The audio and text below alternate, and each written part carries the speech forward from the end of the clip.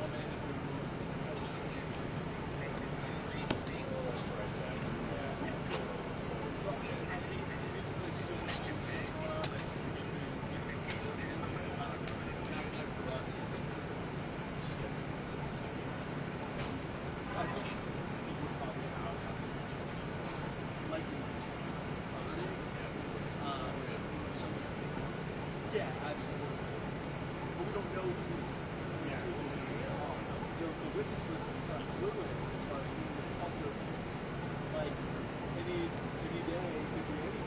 Yeah. I assume. Yeah, exactly. I assume should be. I mean, if he takes the same game, that's going to be a big game. Yeah, I mean, that would be a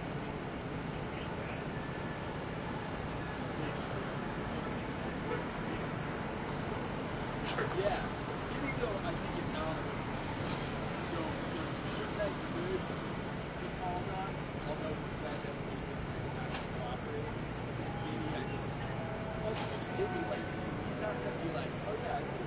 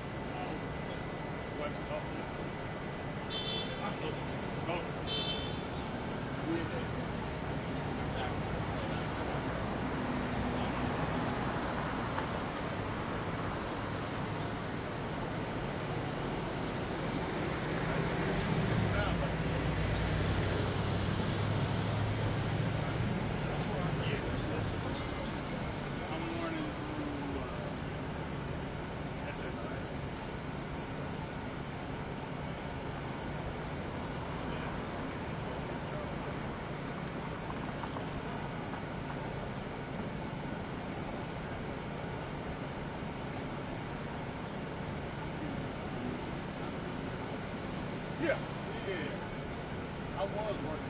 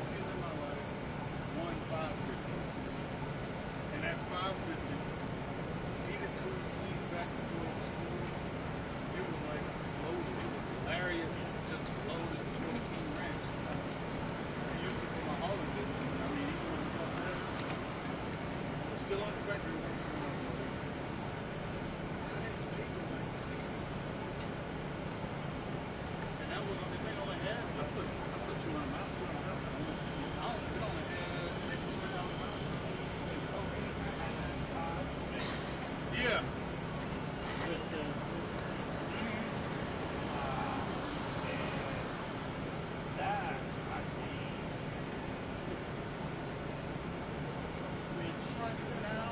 That same truck now is like 80,000 to start. Who knows what the engine is? That's what the issue is.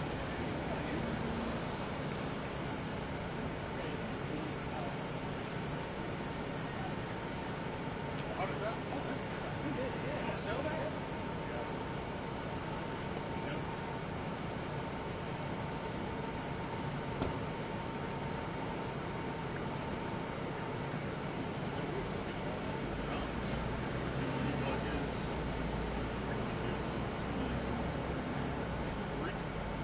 Brand new, straight off the lot. 600 miles. Obviously, this thing's still up there. Right. Deals with the GM. GM puts a refurbished motor in. It wouldn't even give me They put a refurbished in it. Yeah, I think I'm getting rid of this. He couldn't even get good value for it because they downgraded it in the system and everything. It was like, it's a brand new truck. Factory warranty. They give him a rebuild motor. That's what we all thought until he got a rebuilt motor. From the factory, they gave him a rebuilt motor and then downgraded all its value because of it. He hurried up and got rid of it. He still made okay, but he's like, I'm not buying it.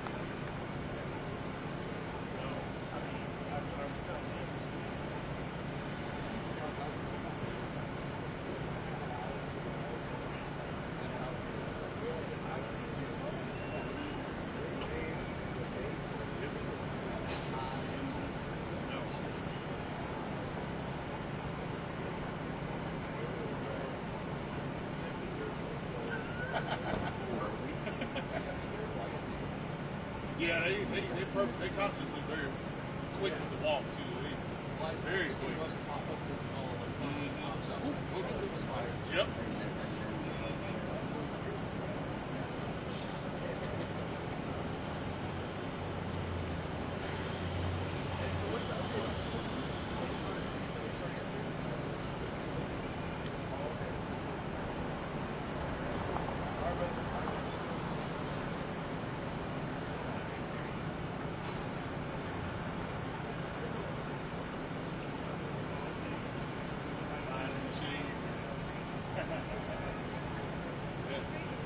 That was one thing.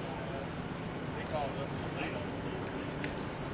Just like trying to figure out everything shows up. Do I really need to be in the suit? Like, yeah, can you please confirm if I really need to be in the suit? I can put you in the suit. But do I need to be in the suit? And then we both got here. We didn't need the suit.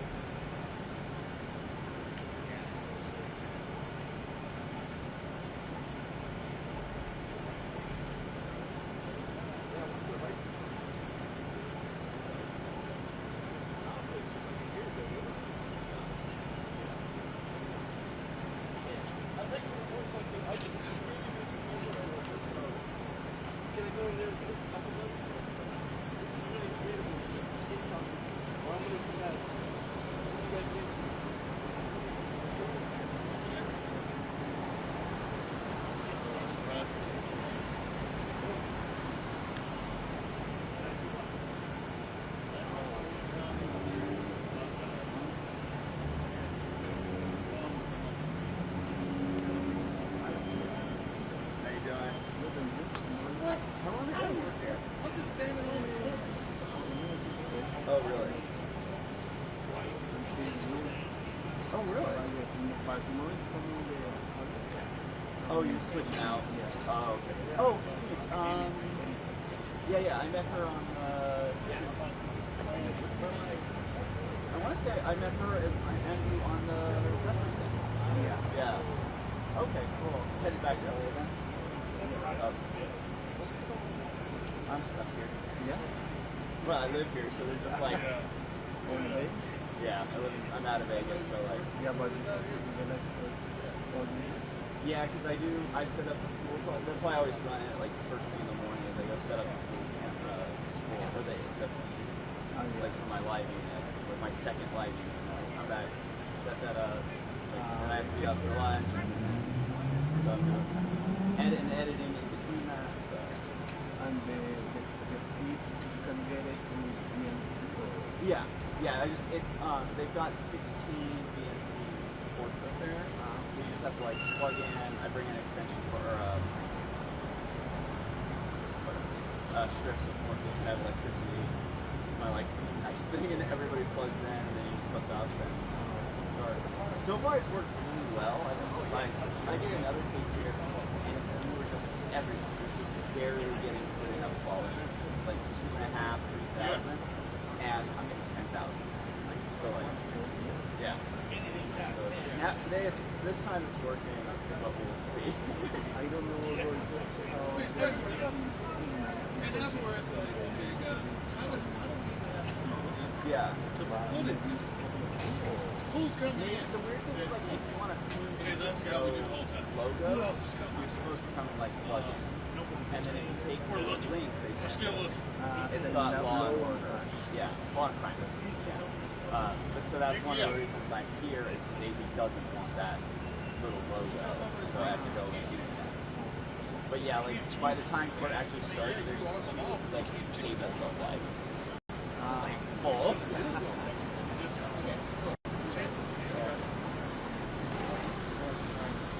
I'm good, gentlemen. How you doing? How are you? Good. Groundhog Day. Yeah.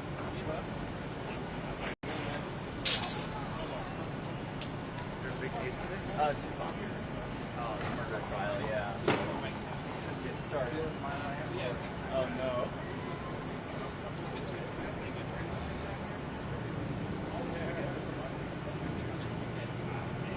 You mean that? I mean it.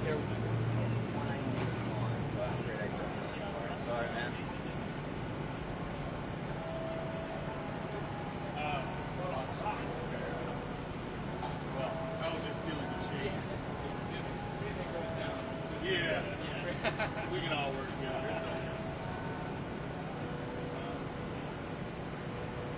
We got enough to work out with us.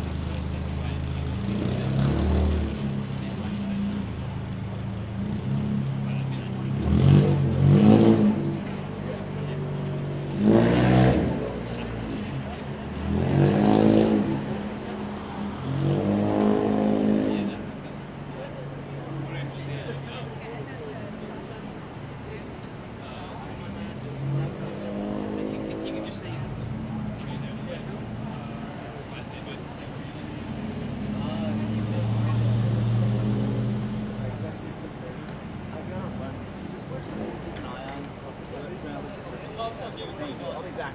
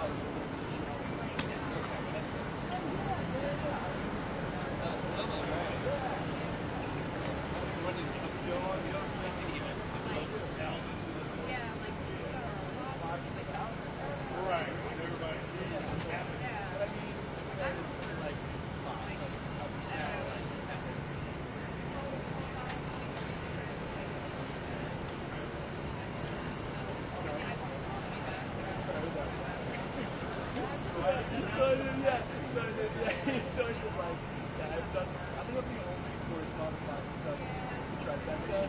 Yeah, I guess I have done box scores. So, yeah, so I would know anything about game score, but yeah, so, all three, definitely good. I would say that it's rather just like, saying what the platform is like, one plus.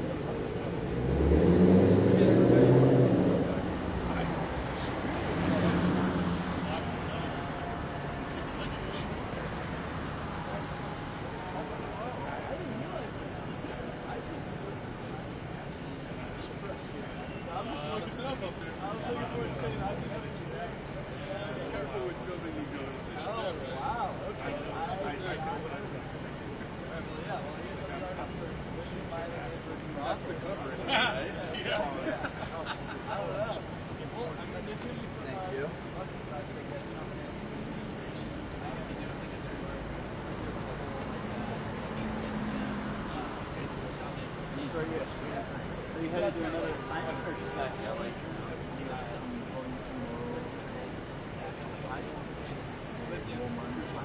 Oh, really? For video or for photo? Really? Yeah. So you get to do sports too. Oh, I've never done. I've never done a sport where I can sing the sport. Like I've done, NHL draft, NFL, like everything, but I've never actually like seen a game.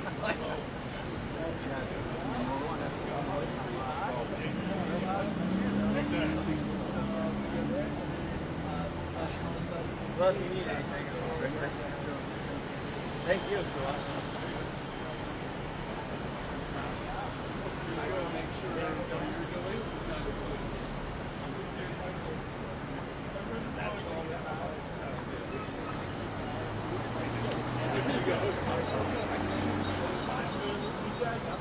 Good morning. I dial it up. That's the job. Exactly. That's the job. On my detail right now. And then, pasta and some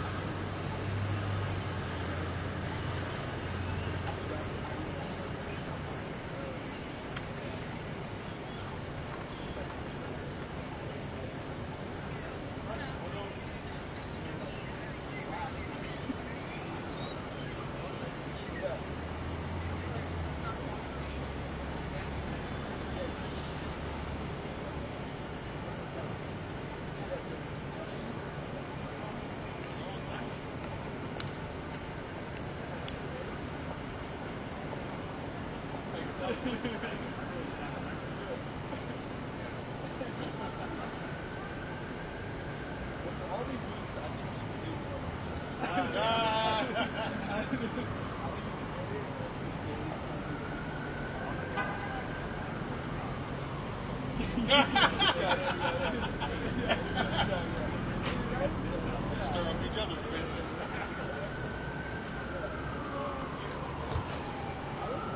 It seems like yesterday, there was a lot of kids showing up. A lot less than these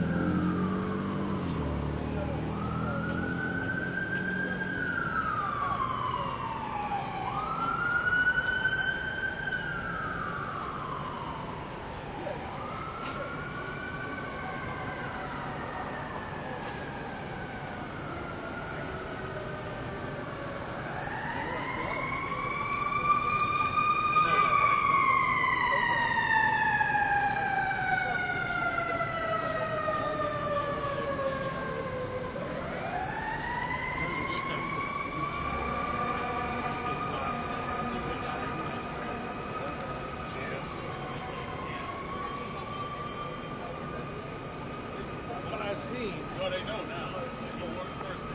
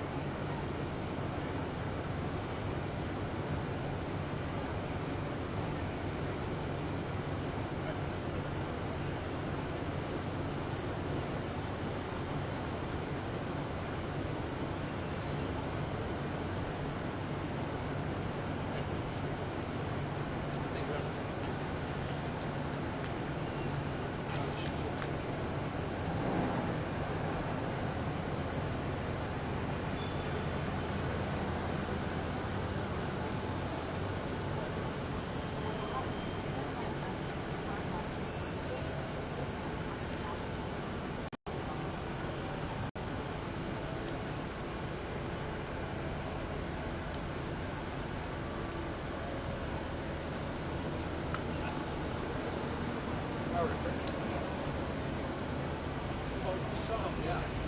Yeah.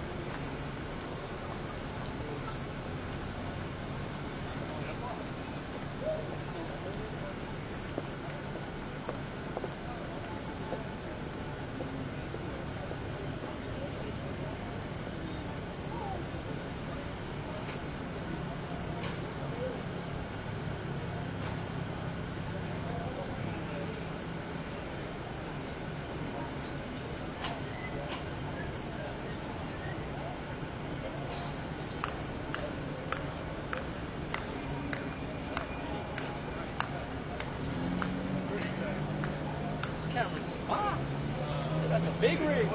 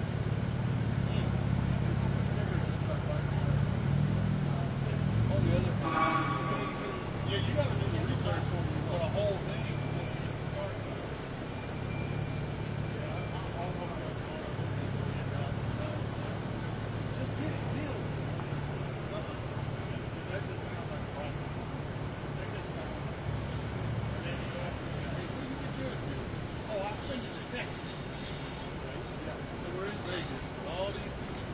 Hey, where did you get yours? Oh, I sent mine to my buddy. Not here? No. Oh. Or did you just buy one online? Oh, no, I don't buy them. I don't know. Should be dealing right here. Okay, so I'm just going to wait. I'm just waiting. So I came out. Factory set up that, you know, MOS. Whatever. Still, but it's factory. I don't know who do I know. There's not. It's not. It's not.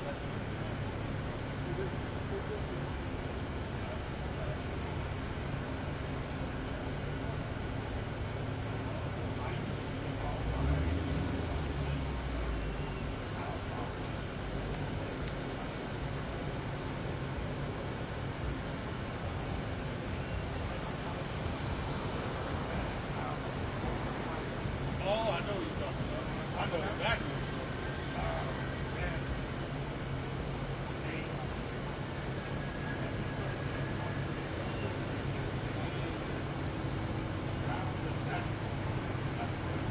Yeah, I know you. I've been in there when I first moved out of school. I just didn't get anything because I'm like, I'm in there. And I was like,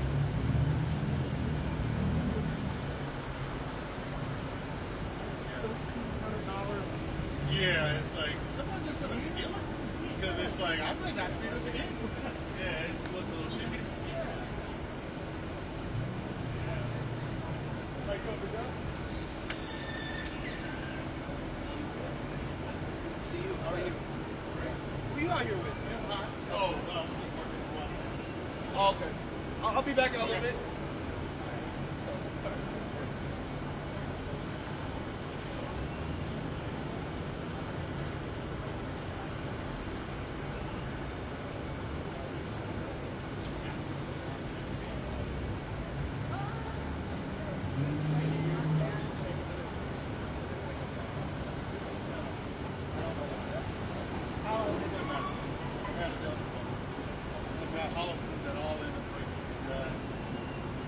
Walking the verdict products, I don't think they're going to get their warranty and everything together. You know, after a while, you just get tired of sending them. You just get tired of sending emails. Brandon and all. I just think, all right, man, have a blessed day. I can shoot them in the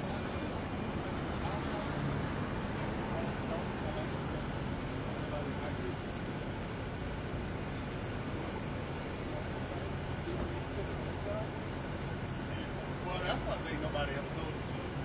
You're talking about a year to 2 years of training curve that nobody tells you. You have to get there. You have to. This is, you have to. You get the red dot and it's like, where is this thing? How do you shoot? You know, it's like, where is it? How do I shoot? Yeah. Well, that's because you're not running out. Now, I've been shooting over 290 on my little and you telling me I've been doing all this long movie when you got guys that can pass at 250 and 230? You telling me I'm the bad person? Man, you hear the stuff and it's just like, look. I did take a couple classes, but I finally got that one guy that's like, look here guys, I'm gonna teach you the exact basics that he was like, some of you will get out of here and just love it. He said, some of you will shoot just fine, hate it. He said, some of you will just don't hate it. But he was really good. He did show me a good bit of it. Yeah, it was exactly how he said it. And some people just hated it, took it off their guns. Like, some loved it, even though they couldn't shoot much crap with it. They still were like, oh, you should. You can't shoot it.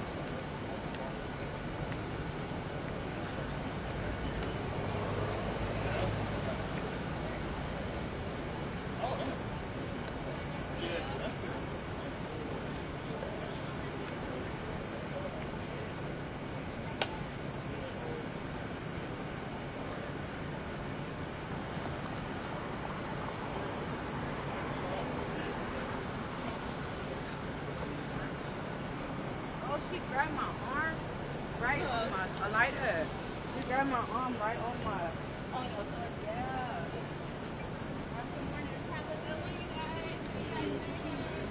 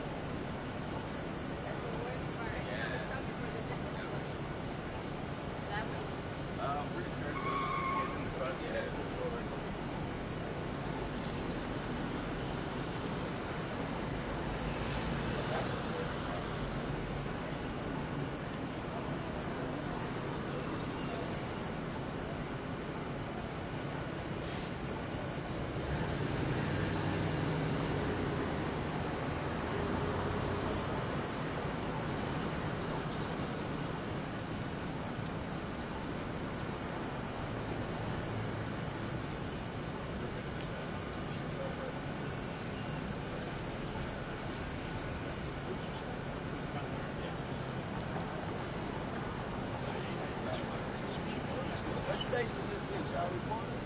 Anybody here? You guys cameramen?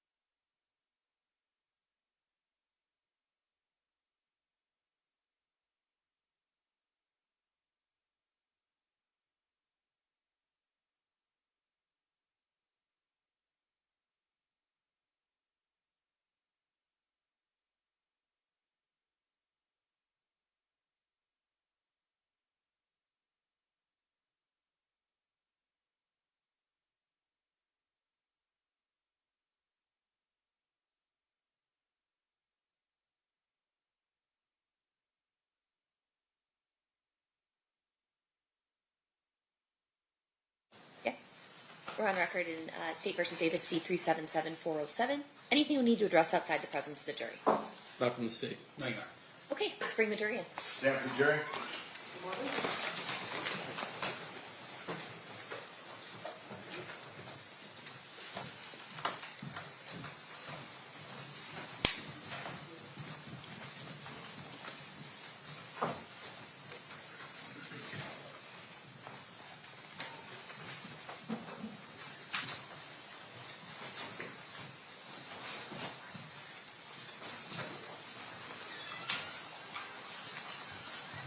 The parties stipulate to the presence of the jury.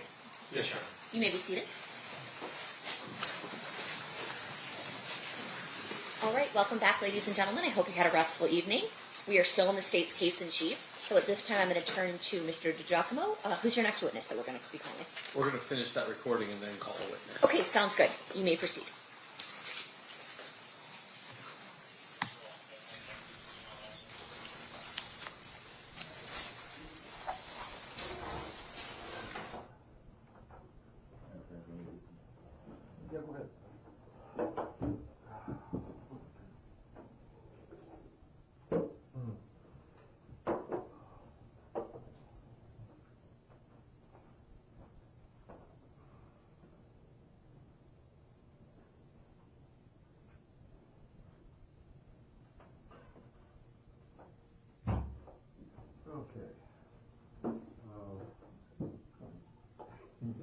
Okay, I'll go back and ask you a question again.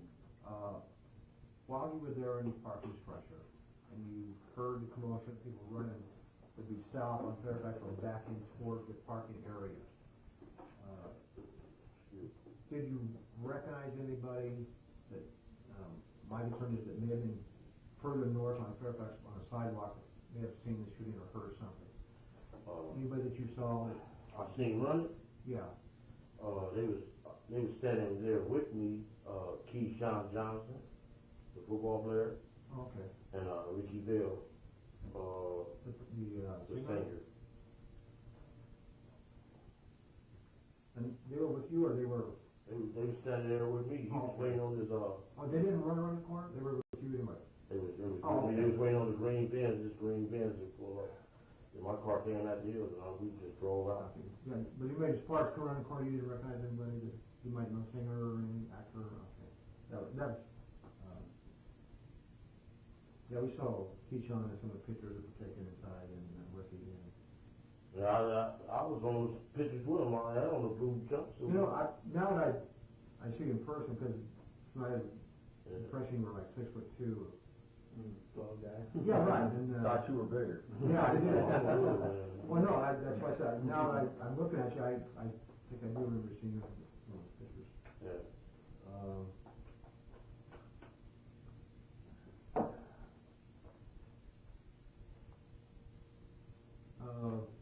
I don't know if we want to answer tonight, and I'll put out. Did you see anybody with the stereotype considered a gangbanger dressed down and like that in the party? Okay. What about outside in the parking lot, where you're either parking your car coming to or going back to your car in the parking store over there? Okay. Not yet.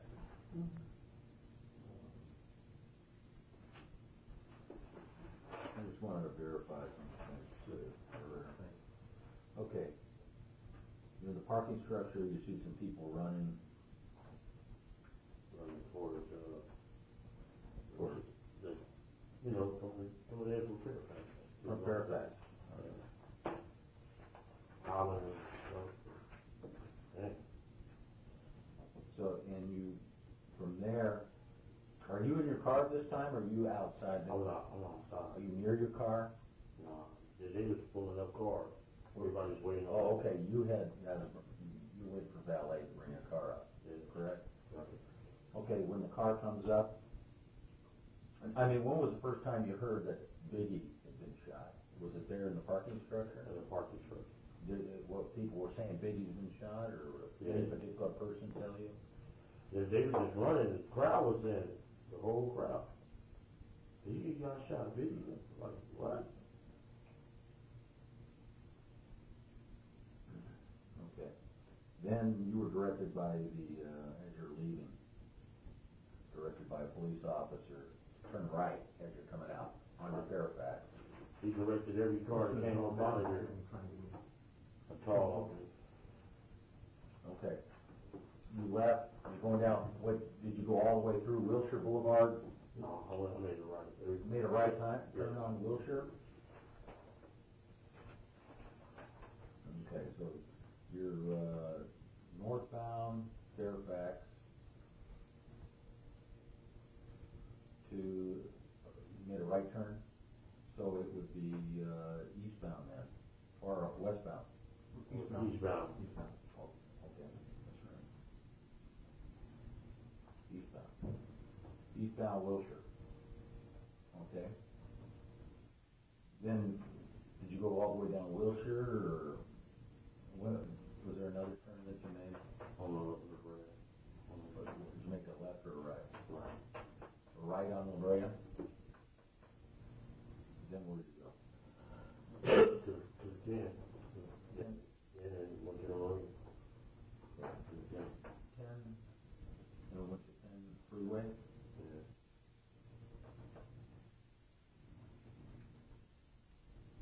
Okay, and you went directly to the marina to go eat? That's you, Wendell, And Wonder Mike. and Wonder Mike. Jerry's Deli. Okay, you were at Jerry's Deli, about what time were you there? Just minutes before. Yeah, down Oh. Compton Court. About, What time did I get there? Yeah. Oh, it was, I was on the, Oh, I'm sorry. I had the Southside Slayer in, Royce Jones was attorney and. Well, you and I were speaking with That's right, defense that's what attorneys, we're- I think, Yeah, Mr. Paul, you were there. Probably so. Fred and I were talking about Yeah. homicide Yes, investigation. yeah. I think you were there. Yeah, I think so. Ragsdale. Yeah. I was researching my mind. And your son went to elementary school with my son when you lived in Phillips Ranch. Oh, yeah? Yeah. How I remember seeing you there. That's true, that's yeah. true. You no longer live in Phillips Ranch. Yeah. That was years ago. That Yeah, was like yeah. 91 or That's 2. quite something right. like that. I still have a house there, though. Oh, you do? Yeah. You rented it out? Or? Yeah, I didn't sell it. I have family members living. Okay, just want, about what time do you think you got to, what time did you leave the parking structure approximately, do you recall? well, I was watching the watch and I was Okay, you said you arrived at the party about 11 or 11:30, you were inside the party for about an hour, and then, about an hour, yeah. okay, so that would either make it 12 or 12:30, and when you left the party, so, and okay, driving time from there to Jerry's Deli, figure right around what, 1? Just about 1. About 1 o'clock, would you say? Yeah. 1 a.m., okay. I say about 1:30. Okay. 1:30. Between 1 a.m. and 1:30? Yeah, about 1:30. 1:30. Okay, and how long were you at Jerry's Deli? No, it's been an hour. Okay.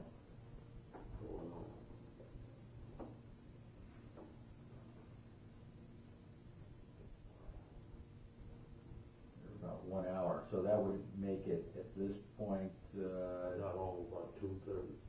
okay, well, that means if you were at the deli about 1 hour, it would be 2 a.m.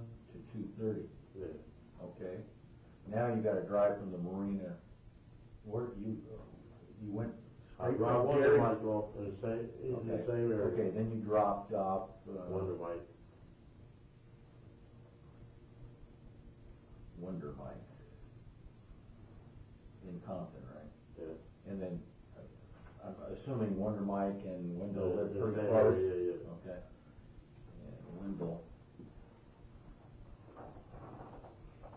in Compton. About what time would you estimate that to be? If you left Jerry's I got home about 2:30. Okay. 2:30. 02:30, arrive approximately 2:30. Yeah, all the I wasn't watching the watch though. all the times are provided. Yeah.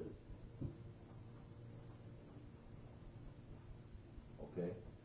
And when you got home, was there anybody up, like your mom or brother or sister or girlfriend or her mom?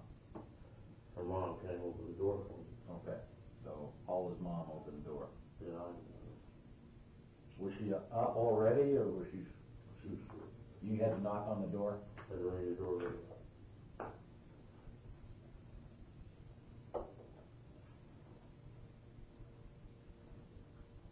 Y'all was I had on blue switch.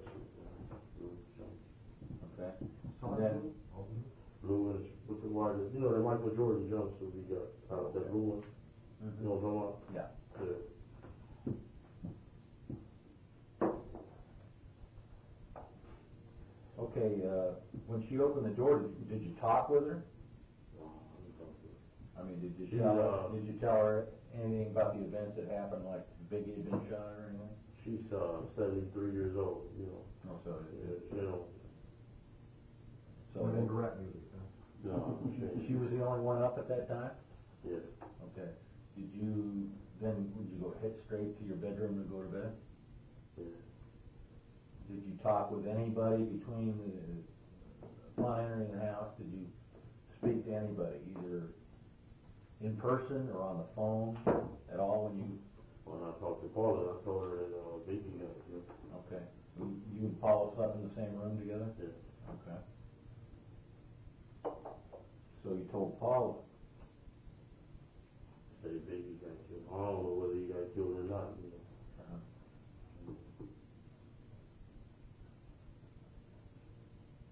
So,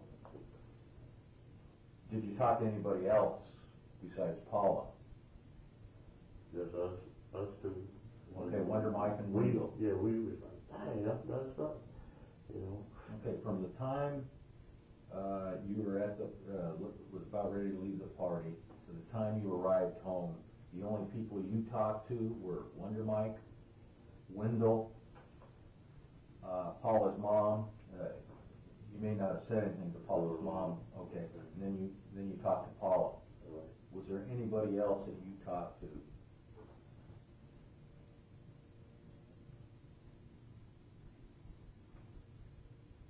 But before we left, Keyshawn said he was going to some other party, and I'm going home. Okay, which party was that? I don't know, you know. I don't know what party that was. Did Keyshawn ask you to go to that, or? No, he just said he was going to the party. And I was like, Which party was that? Was this another after party? Yeah, another after party. Okay, do you know who held that party? Was it a star that had the party, or? I don't know. It's at some mansion or something. I don't know. At a mansion? Yeah. And where at? And up there where the matches be. In Beverly Yeah, Hills? or Hollywood, whatever. I don't know. He just said he's going to a party. Okay, and you had no idea where that party was? No. No, I don't mean to rush, but you know, I do have another appointment downtown at 6. Okay. If we want to talk to Keith in the future, we'll call you. Sure. And also, Yes, sir. I have a key sister-in-law. Her name is Tina Davis. He said that police have been going to her house, knocking at her door, looking for her, and she has nothing to do with this thing. She expressed Yes. she expressed concern about work getting around the street, one and four. So if I told her I'm going to Where does check she with live? you. Let me ask you a question. She lives in Norwalk. Norwalk. No. So I said, Yeah, I was going to check with you guys. If you guys want to Hey, talk to Cooper her, let came me over know. there. If not, Oh, Cooper's over there? Yeah, he's been over windows, he's been everywhere. yeah, so, Oh, Norwalk? yeah, it's in Norwalk. Long Beach or I Norwalk. think that's Norwalk. Have you talked to Detective Cooper? You know. Yeah, I talked to him on the phone, he said, man, we know you ain't did it, but we think you can clear up the air or something. I said, man, I can't do it, you know it. When was that? When did you speak to Detective Cooper? That was, the day that you and him were over our house.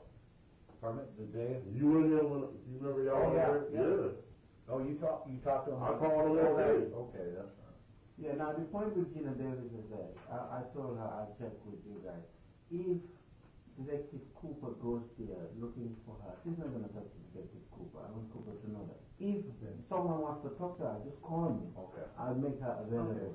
But if someone goes there without, Right. being clear, she's not going to talk to anyone. Okay. Okay, we have Okay. 15 people working on this with us, and I. Yeah, but I was just on the familiar parking with Gina garage, Davis. man. Okay. I didn't see nothing or nothing, all I did was her Okay. ears. Chris, real quick, and we'll get it, it's good.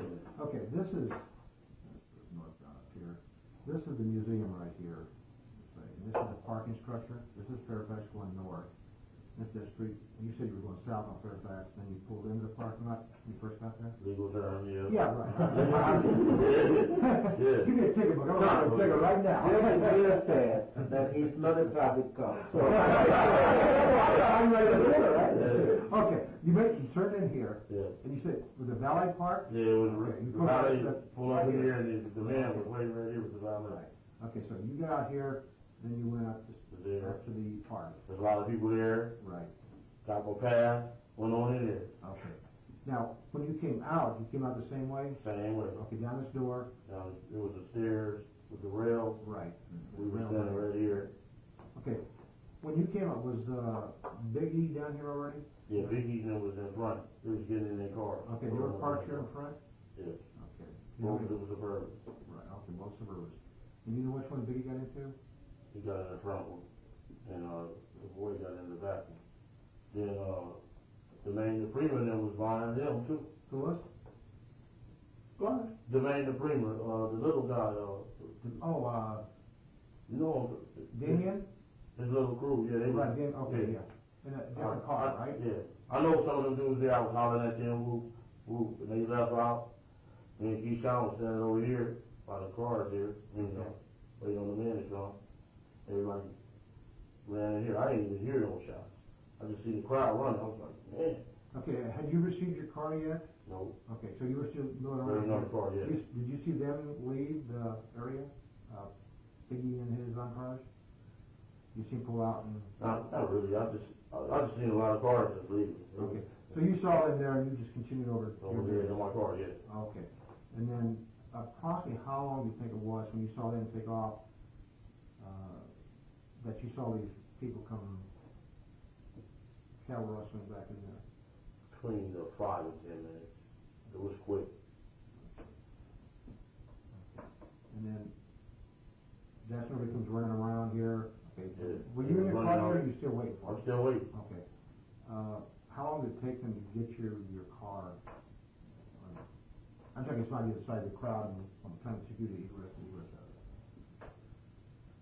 They pulled over Keyshawn's first, then they pulled over mine. Okay. We, like came together really. Okay, so you're inside here, and when you leave, did you go out this way or did you? I went out this way. And Okay, the man was exactly. standing right here, this way he was standing, waving people out. Okay. He was making sure they go right, so, Okay. cause that is an illegal turn, you turn it up. I'm gonna have to go there, Okay, you said this individual was a police officer? Yeah, he was tall, about 6'4", blonde hair, real tall, yeah. And he just waved the cars out. He waved about 50 cars up out of there. Yeah. Did you see any policemen there, in the parking lot, say, as you were leaving the museum, had the shooting already gone down, or was it until you actually walked a little ways inside the parking structure? Yeah, when I was coming down the stairs, Okay. Boom, I was there, seen Biggie now. Okay. Later, you know, they got on. Then I was over here. We was talking about football, you know, Keyshawn. Oh, Keyshawn on the side. And that's right here, waiting for your car? Yeah. Okay. Then, boom, the crowd came around. That was fun. How long were you standing there? When you exited that museum, how long, time span? From the time you, about 10 minutes. 10 minutes when About you 10 saw people rushing in? Yeah, it was about 10 minutes. Okay. Did you see any policemen anywhere around, any LAPD? Uniformed officers. Uniformed officers when you came out? Trying to set a time for you. All I've seen was, that's what I seen right here, the tall guy. And it was more, they was pulling up, it was coming real red, you know, coming in, a whole lot of cops was coming. Okay, people were rushing. Okay, 10 minutes between the time you exited and the time that people were running into the parking structure. Then how long from that time did it take you to finally get into your car and start pulling out? I'll say about 6 to 7 minutes, 6 to 10 minutes? About 6 to 10 minutes, yeah. Okay. And then how long did it take for you to exit the structure? Is that? It was like bumper, you know, bumper. Okay. So you're finally in your car. Yeah, then we leave. I mean, did you have to wait for a long period of time because of the No, not really.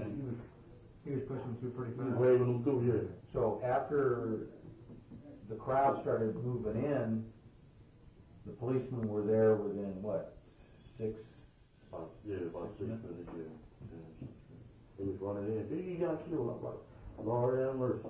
You know, I had been at one of them before, and over there in Inglewood, and they made everybody spend the night at that hotel and interviewed everybody that was there. Which hotel? This is at by the farm. What, that shooting you're talking about? Yeah, it was a shooting in. I was, you know, that was kind of strange for him to be waving people out, so, you know what I'm saying? Okay. I appreciate your time. Yeah, okay, and feel free, again, if you need something, because I'll tell you, when I first got word that you were interested in talking to him, my advice naturally was, don't talk to the police. I told him, I won't hide it, I said don't. But he insisted that he wants to Get this over and with. talk to you. So he's doing this on his own. No, I understand. He wants to talk to you. That's why we had no Yeah. problem with you coming down with him, but it was solved. Yeah, he insisted. I will check on that, here's everything, I don't know who. Yeah, he insisted. When you talk to find out. Yeah, Sean Holmes. Talk to Sean Holmes. What did you talk about? He said the FBI is all over me, man. I don't want you guys catching my heat. Stay away from me. Who said that? Sean. Oh, okay. Really? Yeah. Did you, this little C, did you talk to him? For a few minutes. I mean, that's the person that slid the invitations. Sent me the invitation. Oh, okay, you got the invitation from Little C? Yeah, him and a manager. Manager? Him and a manager. He got a lot of braids. You see him? Oh, yeah. And with a stocky cap. Right. Yeah. Combs said FBI is all over me? Yes. That was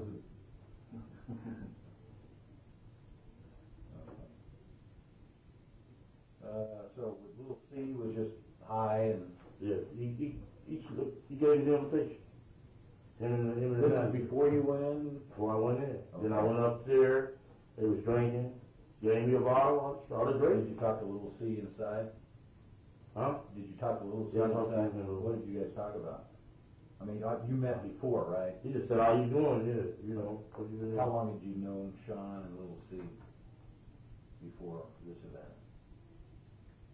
Maybe about a year. A year? Where'd you Couple of meet? years. He had gave an after party at the Soul Train Awards. In what year? That was 96? one night the guy get killed at the El Ray, what year was that? He got beat up. a Clara Hall. Oh, What year was That was 94? That was the year I met him. Okay, so that's 3 years ago. Yeah.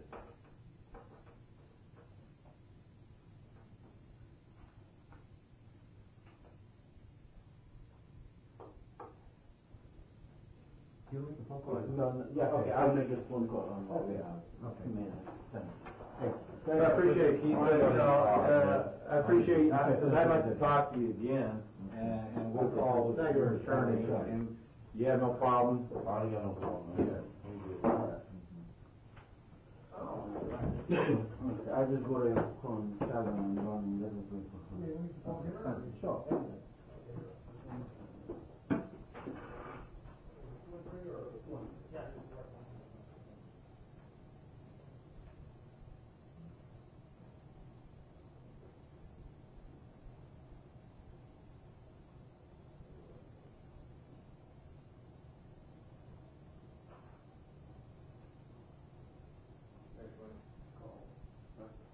Good, thanks, appreciate it.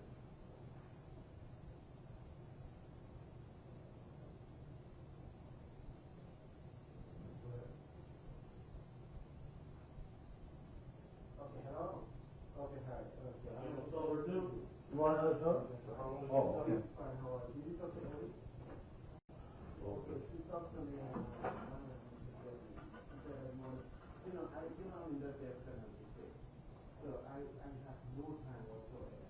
Friday, today, get access for that. Which one? But, I told you, advanced medical. No. Is the only difference that you have. Otherwise, you just forget every one of them.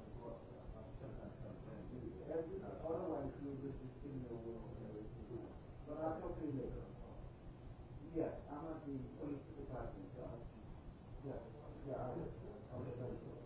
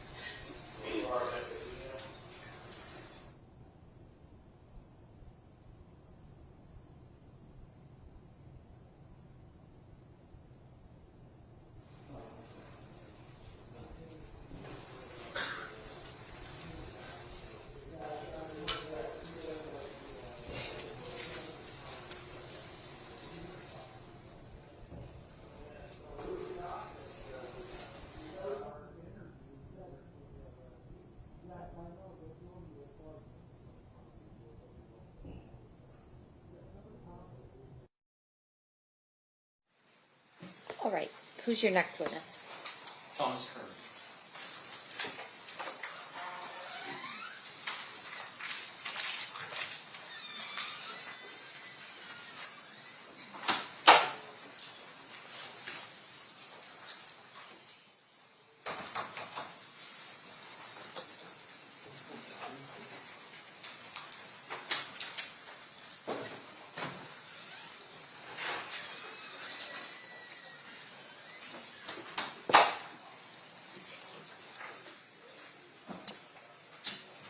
You do solemnly swear the testimony you're about to give in this action shall be the truth, the whole truth, and nothing but the truth, so help you God? I do. You may be seated. May I please have you state and spell your first and last name for the record? First name is Thomas, Thomas. Last name is Kern, Kern. Thank you, sir. Whenever you're ready, Mr. DiGiacomo, you may proceed. Thank you. Sir, how are you currently employed? I work for Customs and Border Protection at the Chicago Laboratory as a leading fingerprint examiner. I'm going to take you back 30 years ago. Okay. 30 years ago, what were you doing for a living? I had just started here as a crime scene analyst. I was in my first year. What does a crime scene analyst for the Las Vegas Metropolitan Police Department do?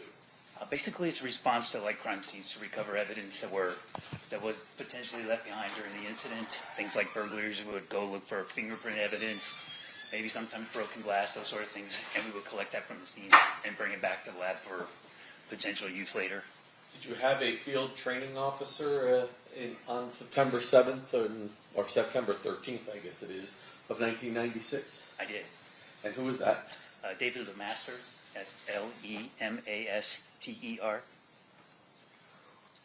Do crime scene analysts respond to the coroner's office for autopsies to document the body and collect any evidence that the doctor pulls out during the course of an autopsy? Yes. And were you present at the autopsy with Dave Lemaster for the autopsy of Tupac Shakur? I was. May I approach, Judge? You may. I'm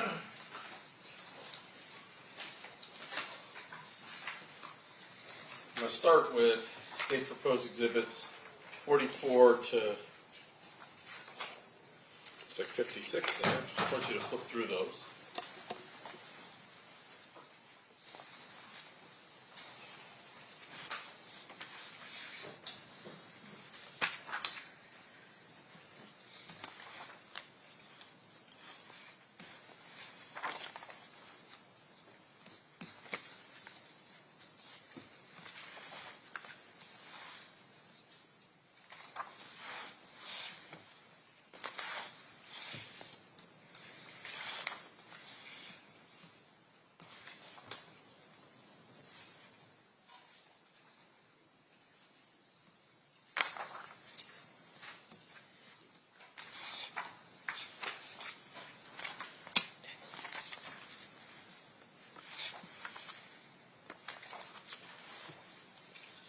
So, I can't remember what my first number was. 44 through 54, are those all depictions of Mr. Shakur, well, his body bag, as well as Mr. Shakur during the course of the autopsy, documenting both tattoos and injuries to Mr. Shakur? Yes, sir.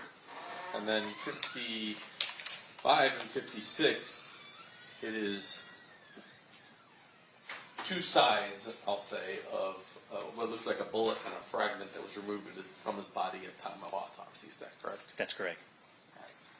Now I'm going to show you what's been marked as State's Proposed Exhibit number 128.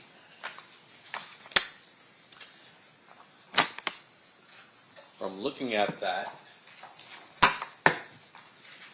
does that appear to be an impound done by Dave Lemaster from the autopsy of Mr. Shakur in September of 1996? It is. And flip it over here. Why don't you explain to ladies and gentlemen of the jury how evidence is collected? So this is a typical evidence collection bag, and on the front there's information that you would complete and fill out that would be relevant to the investigation you're working on. So I know that this is David's paperwork. We are assigned a personnel number when we start the job, and David's personnel number was 4243. That's his first initial, last initial, and that's about here in the center of this information. When we collect the evidence, we're supposed to put a seal on the reverse, and the seal has to remain intact throughout the investigation. So that also has David's initial and personnel number and the date that was collected. And so it appears that nobody's opened this since David impounded it 30 years ago. That's correct. Judge, I offer 44 through 56 and 128. Any objection? They will be admitted. Thank you. I pass the witness. Okay. Cross-examination, Mr. Stamps. Your Honor, I have no cross. Ladies and gentlemen of the jury, any questions for this witness? Seeing none, thank you so much. Have a good day. You are excused, Mr. Clay.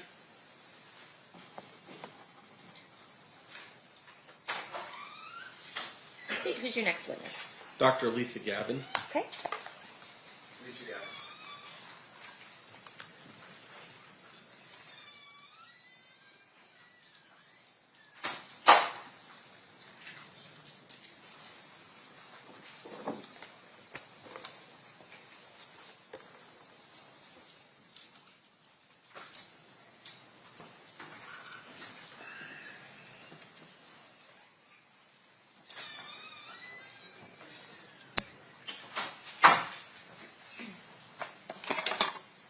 You do solemnly swear the testimony you're about to give in this action shall be the truth, the whole truth, and nothing but the truth, so help you God? I do. You may be seated.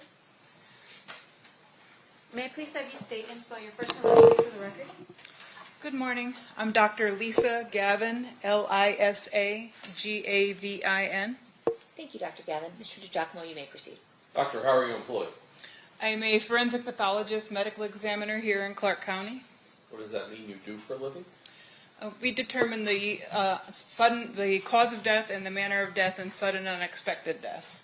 And in order to hold the position that you do with the coroner's office, do you have certain education, training, and background? Yes. And explain that to ladies and gentlemen of the jury. I went to medical school at the University of Connecticut School of Medicine. I did a pathology residency at Hartford Hospital in Connecticut. I did a surgical pathology fellowship at Hartford Hospital in Connecticut. I did a forensic pathology fellowship in the Office of the Medical Investigator in New Mexico, and then I came here to Clark County. I have a medical license to practice here in the state of Nevada, and I'm board certified in anatomic pathology and forensic pathology. How long overall have you been a forensic pathologist? This September it'll be about 17 years practicing here. So I'm going to guess that 30 years ago you were not at the autopsy of Tupac Shakur. No, I was in medical school. Have you in the past had to come in and testify to your opinions as to cause and manner of death in cases where you weren't the actual examiner at the table? Yes. Explain why that would happen. We have people that have retired. We have doctors that have died. We have doctors that have gone to other locations in the country. So when you are asked to review, what is it that you get to review in order to form your opinions and conclusions? Most often it would be the investigation report from our office. It would be the autopsy report from the forensic pathologist that did the case. It could be photographs associated with the case. It could be medical records associated with the case. Could be any consultations or the like associated with the case. In this particular case, do you know who the examiner was? Yes. Who was it? It was Dr. Jordan. And Dr. Jordan is no longer with us, correct? Correct. Dr. Jordan had passed away. In addition to what the medical examiner's office had, did you also get a copy of the photographs taken by crime scene analysts during the course of the autopsy? Yes. And did you utilize those as well to render your opinions? Yes. I'm going to start with what's been previously admitted as State's Exhibit number 44.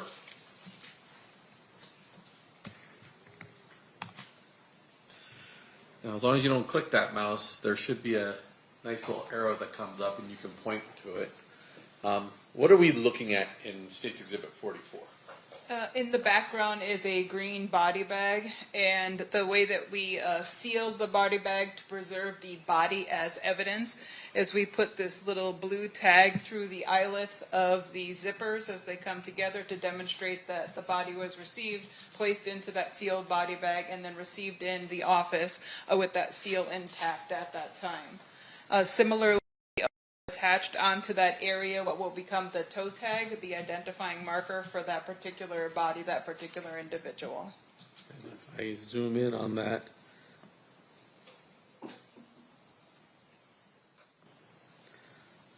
we're able to see that the name was Lassane Crooks, aka Tupac Shakur, date of death 9/13/96 at approximately 1600 or 4 p.m. That's correct.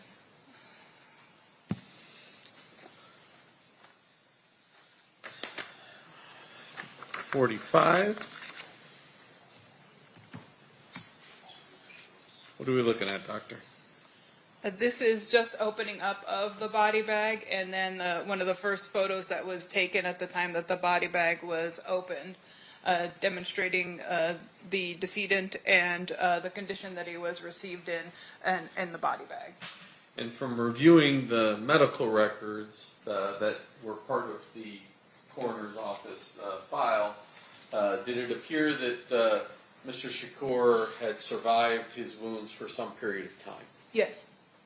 And a lot of what we see on these photographs are evidence of medical intervention? That's correct.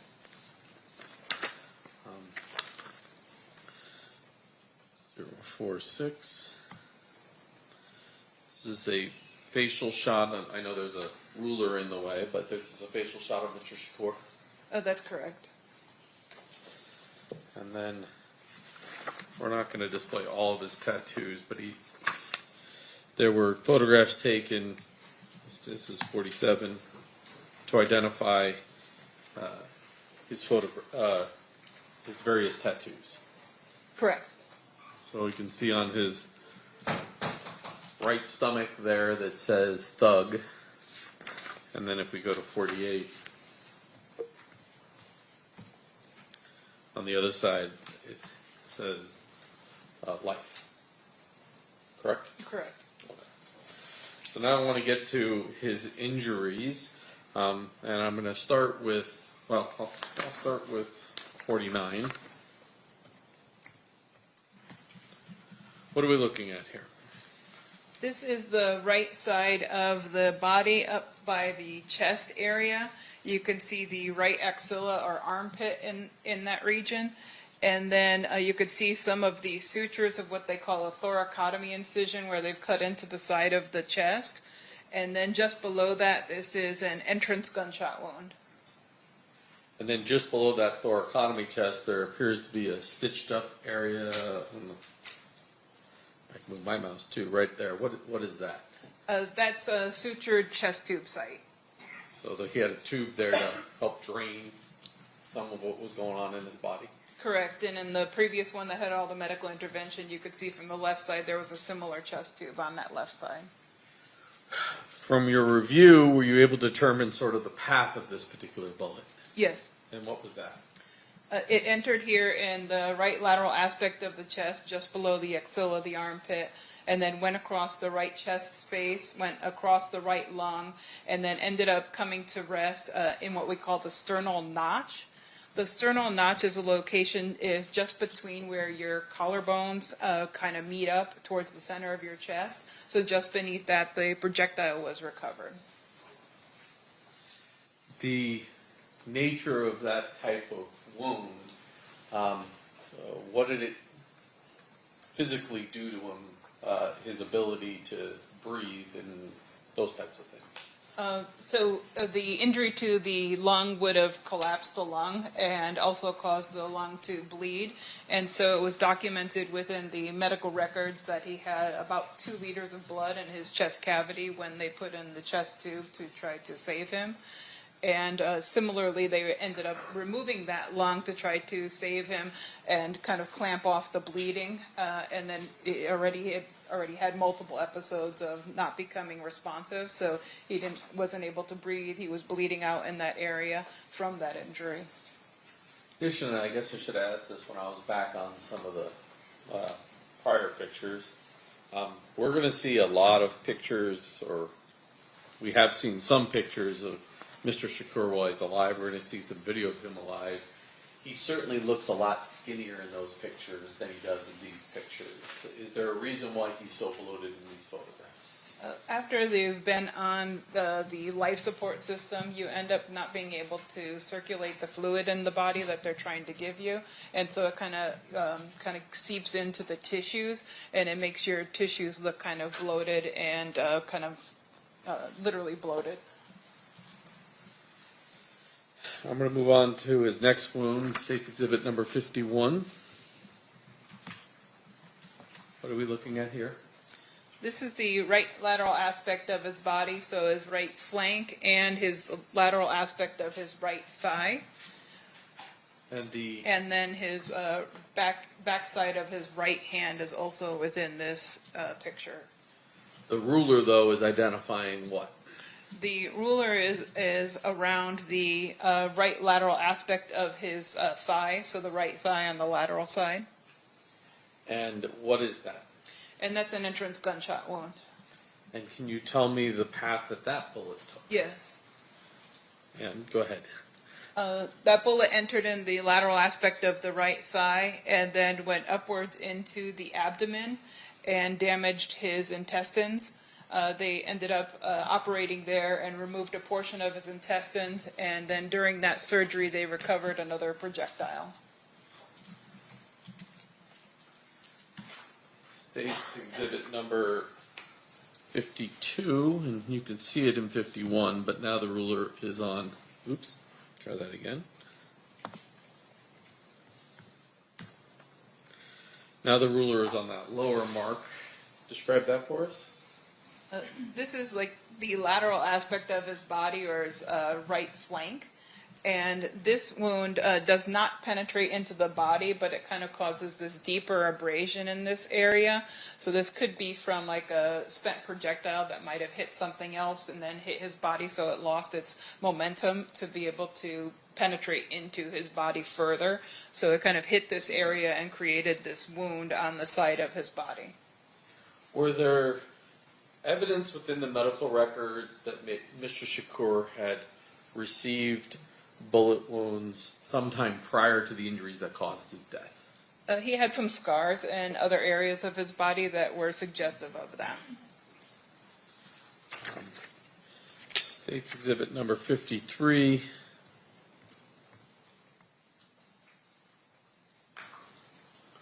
What are we looking at? This is the back of his right hand, and on the ring finger he has an entrance gunshot wound. This path goes through the hand and goes through that finger and then fractures that bone right by the ring finger area. And then 54054. What are we looking at? This is the exit aspect of that wound that we saw the entrance to on the back of the hand, and it kind of exits out the underside and partly in the webbing between those fingers. Now you mentioned that during the surgery, UMC would have recovered one bullet, and then autopsy, another bullet was recovered? That's correct. So, as it relates to the autopsy, showing you State's Exhibit number 55. What are we looking at here? This is the projectile that was recovered during the autopsy. This was the one underneath the sternal notch to which I referred earlier. And just so the jury understands these when they get to the back room, that's the same bullet, it's just taken from the opposite side.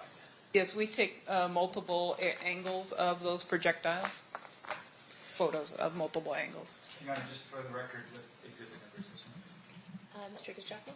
56. Okay. Doctor, in addition to not only the photographs, were there other records identifying Mr. Shakur within the coroner's office records? We have both some medical records and some photographs, as well as the autopsy report, the investigation report, and the toxicology report as well. Did you also have an affidavit from Mr. Shakur's mother indicating that's her son and he's dead? Yes. And were there also post-mortem fingerprints taken to confirm that information? Yes. After reviewing all of those records, do you have an opinion as to the cause of death of Mr. Shakur? Yes. And what is that? He died of gunshot wounds of chest and abdomen. And do you have an opinion as to the manner of death? Yes. And what is that? Homicide. When a medical examiner uses the term homicide, what does that mean? The simplest form is death at the hands of another. Thank you. I pass the witness. Cross-examination, Mr. Sant. Yes, Your Honor, thank you. Dr. Gavin, good morning. Good morning. How are you doing? Good, how are you? Good, thank you. Just a couple questions. Your testimony here today revolves really around your review of the record that was laid out 30 years ago. Yes, that's correct. And so, fair to say, of course, that keeping records would be very important in your line of work. Yes. In the event that in the future, something that you do while you're on vacation somewhere in the Bahamas could be testified to by another doctor. That's correct. Now, with regards to the record you saw here, and is it Dr. Jordan. Was there anything missing in your review of those records in terms of record keeping or anything like that? No, but we only took a few photos at the time of autopsy. At that time, they used Polaroids or they used film and cameras. And so we had few photos of the body itself. And so consequently, the crime scene analyst photos were helpful for being able to come to determination in addition to the reports. Right. So the way we're able to explain it to the jury today is that you reviewed the record as well as any photographs that were taken at the time of the autopsy. That's correct. Okay. And once again, going back again to my original question, though, is that Was there anything at all in review of Dr. Jordan's records or record keeping that would have indicated to you something that should have been done differently with regard to Dr. Jordan's work? No, nothing that I could see in my review. Okay, and fair enough to say, though, there you're not really there to critique his work as much as it is to relay what you read in the record to a jury like the people that we have here today. That's fair. And once again, a critical review of someone's record is a little bit different compared to just reading what was done and then relaying that to a jury. Yes. Okay. What is the difference?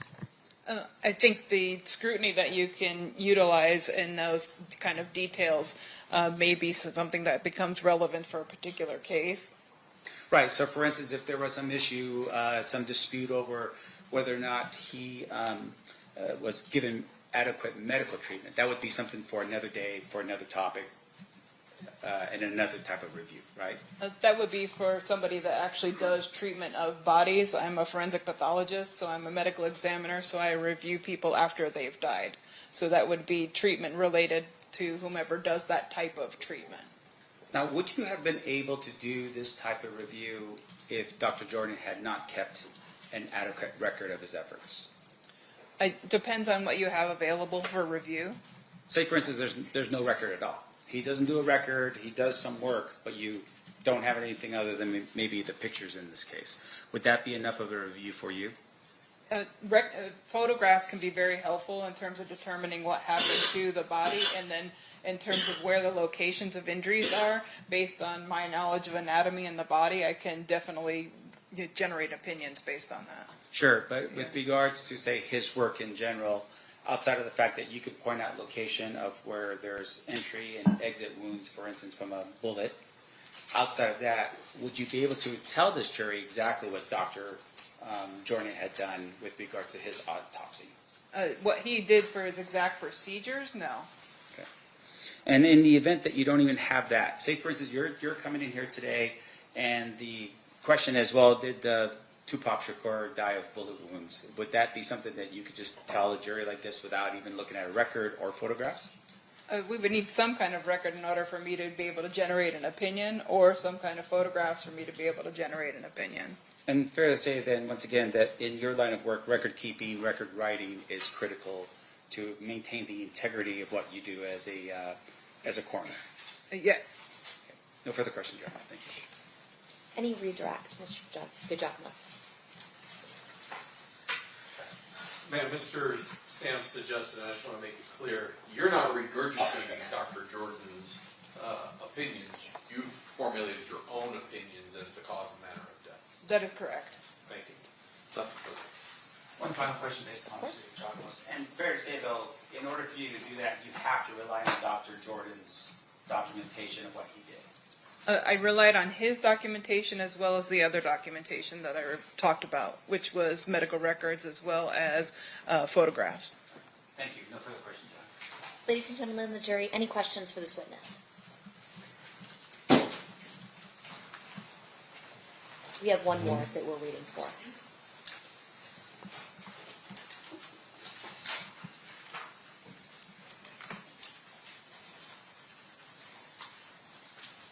Can I have the parties approach?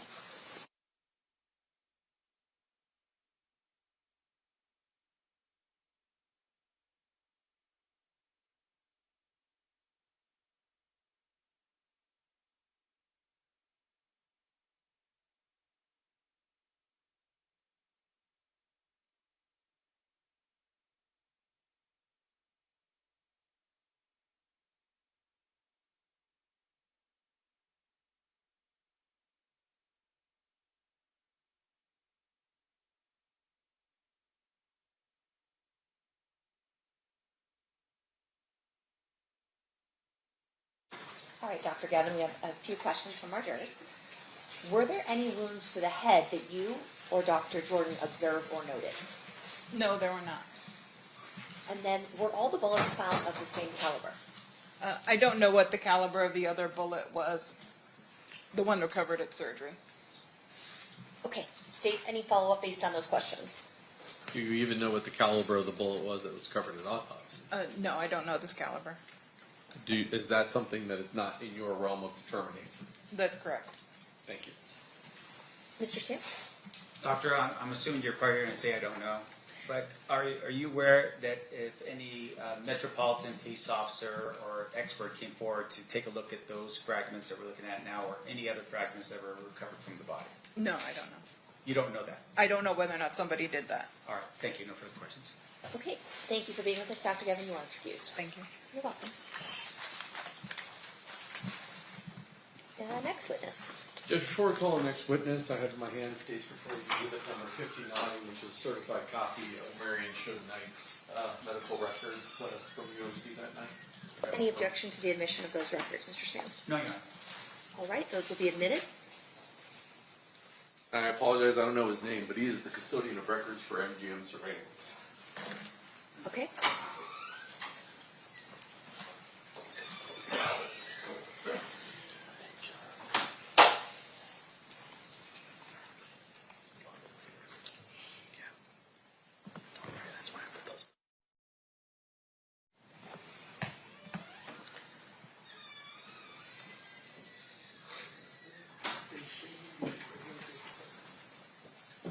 You do solemnly swear the testimony you're about to give in this action shall be the truth, the whole truth, and nothing but the truth, so help you God? I do. You may be seated. May I please have you state and spell your first and last name for the record? Michael Ingram, Michael Ingram. Thank you, Mr. Ingram. Mr. Giacomo, whenever you're ready. Sir, how are you employed? I work as an investigator for MGM Resorts. What area at MGM Resorts do you have a certain job responsibility? I have responsibility over surveillance and security surveillance and investigations. Were you requested to come here to authenticate some video that was collected well back in 1996 from the MGM? Yes, I was. And have you had a chance to see any of that surveillance? Yes, I have. Okay. Did MGM keep a copy as well? Yes, they have. Okay, so you reviewed that. Yes. Judge, I have in my hand State's Proposed Exhibit number 115, which is that video I'd offer. Any objection?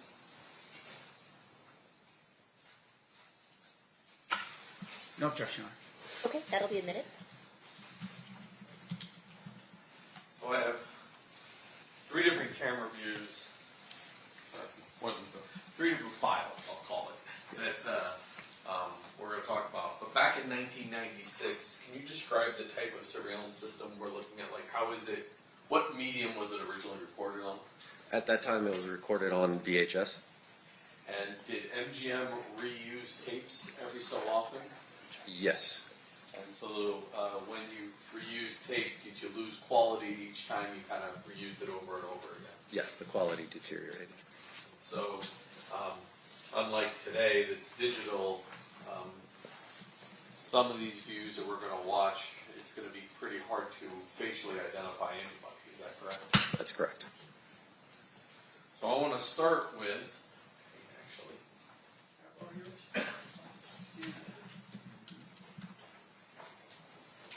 I just mark next in order.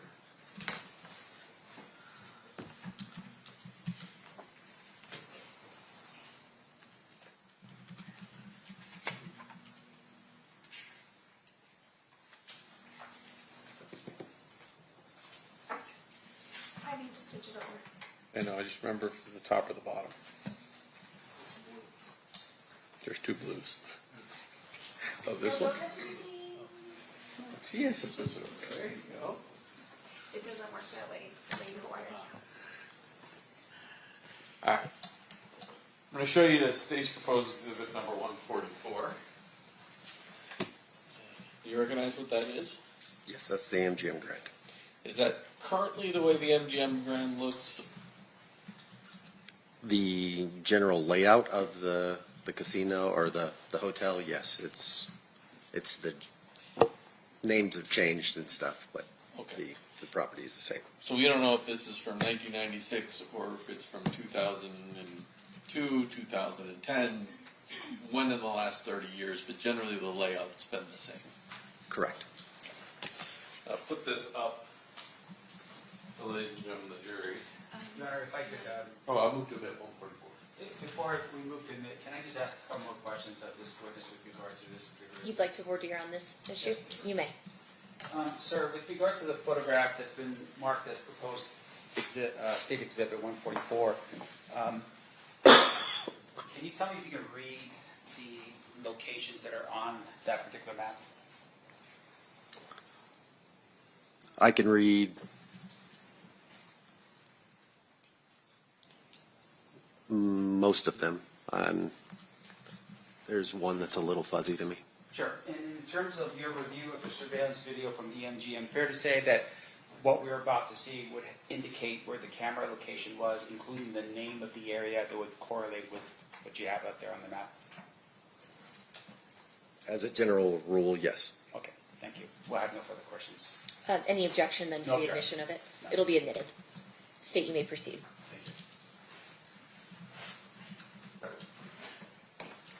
There's two areas of this I want to talk to you about before we show the video.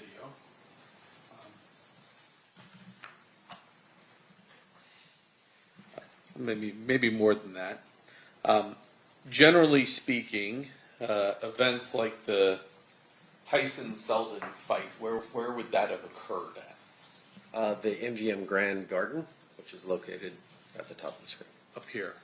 Okay. We have an elevator view that we're going to see. Where is that located on this?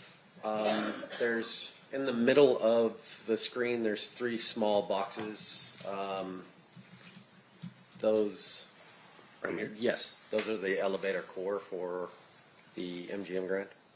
And then if there's a camera that's going to say food court, that's kind of that's looking down a long hallway. Which hallway are we looking at? The white box, yeah, you're going to be following that basically to the Grand Garden Arena. So when you come out of this box, you can either come down here or across the casino, essentially. Correct.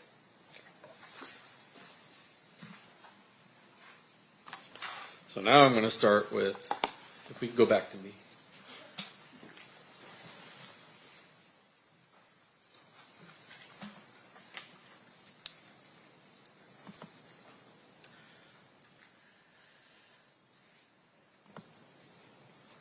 I'll pause it here for just a second. This says food court promenade. So I'm just going to hold it up for the jury. Do you know anywhere where we are along this white corridor? Or could it be anywhere on that white corridor? Specifically, I couldn't tell you exactly where along that corridor you are, but you're along that corridor. Okay.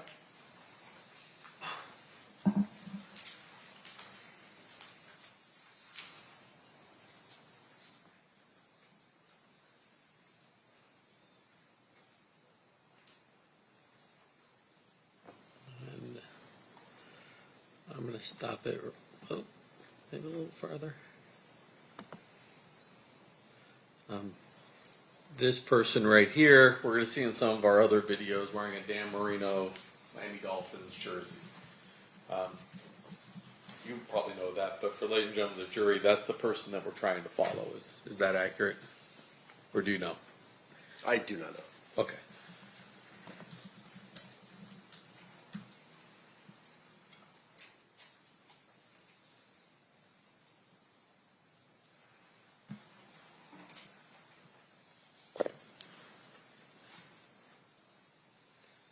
Now we have another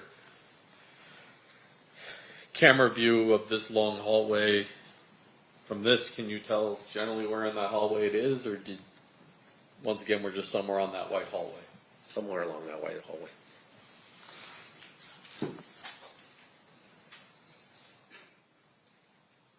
And, well, he just flashed. That. So let me stop it here. On these VHS tapes, cameras would flash between different hallways. That technology was in effect during that time frame. It's called multiplex back in those days. Correct. So sometimes we jump from camera view to camera view, trying to capture what we're trying to capture. Correct.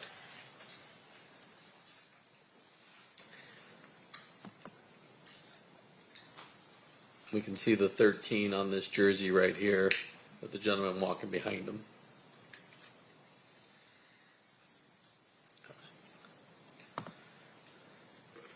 Now I'm going to take you to 115B.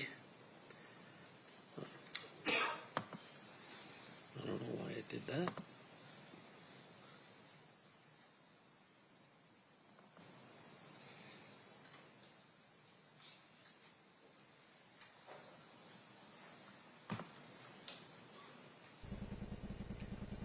All right, we're going to use a different program so we don't watch it sideways.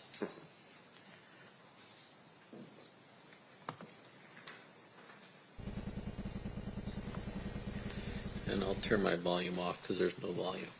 Now this is that elevator core that we saw. We switch over to me for a second. Over to you? You mean the dot cam? Yeah.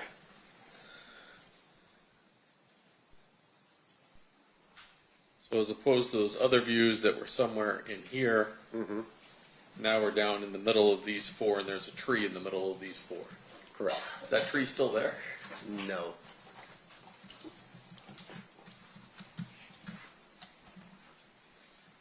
And unlike the other camera, this one is a movable camera that goes back and forth. Correct. Go back to you. Yeah.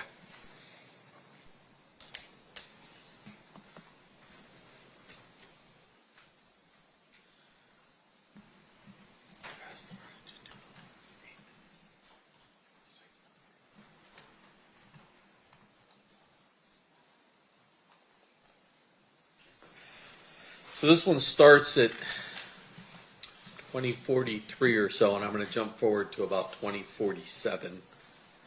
This is just people walking through that elevator area, correct? Correct.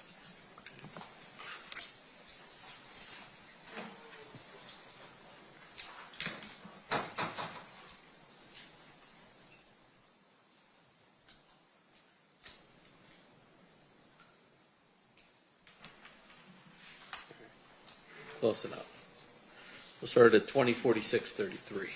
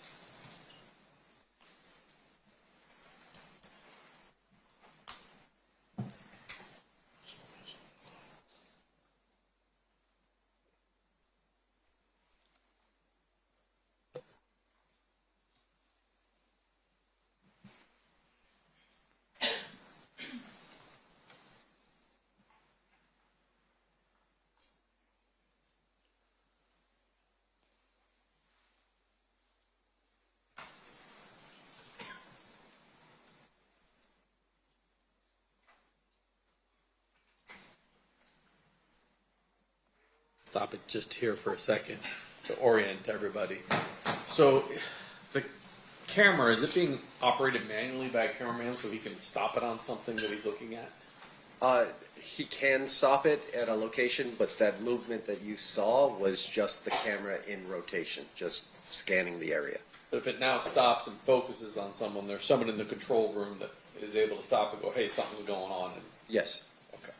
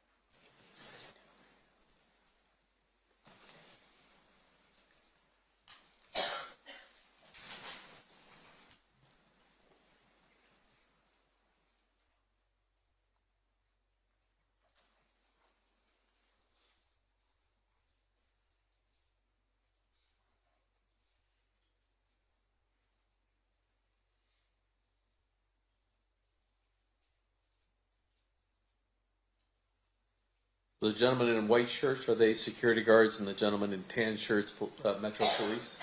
Yes, sir.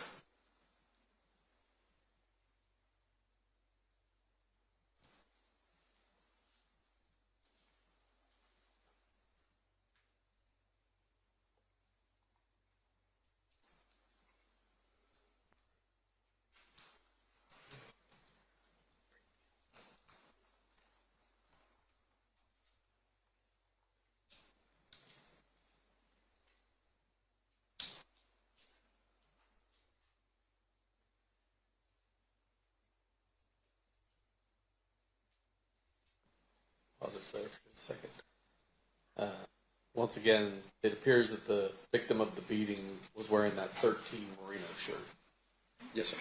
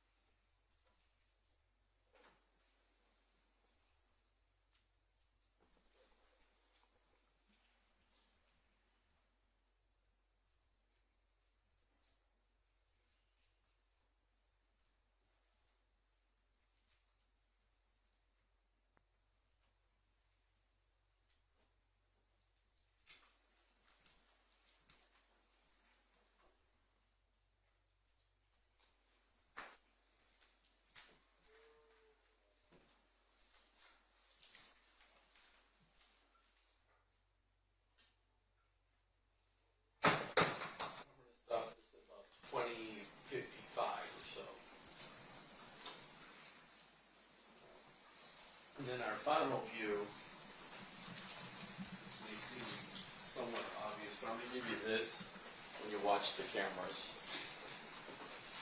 after we're done, I'm going to ask you generally where those people that we see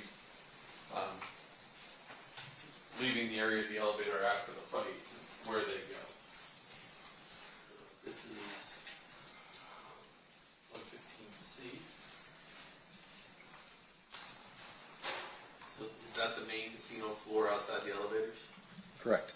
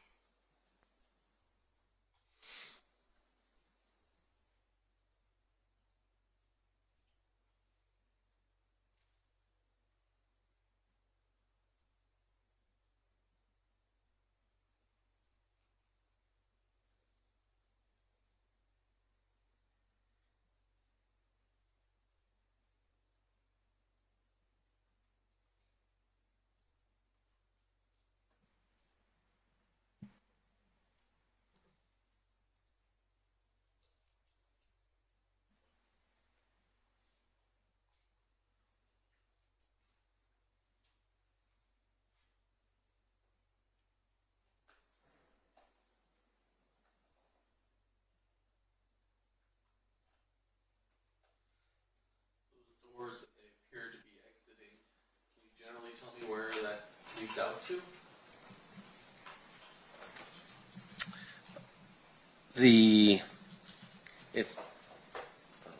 The lion entrance? Right.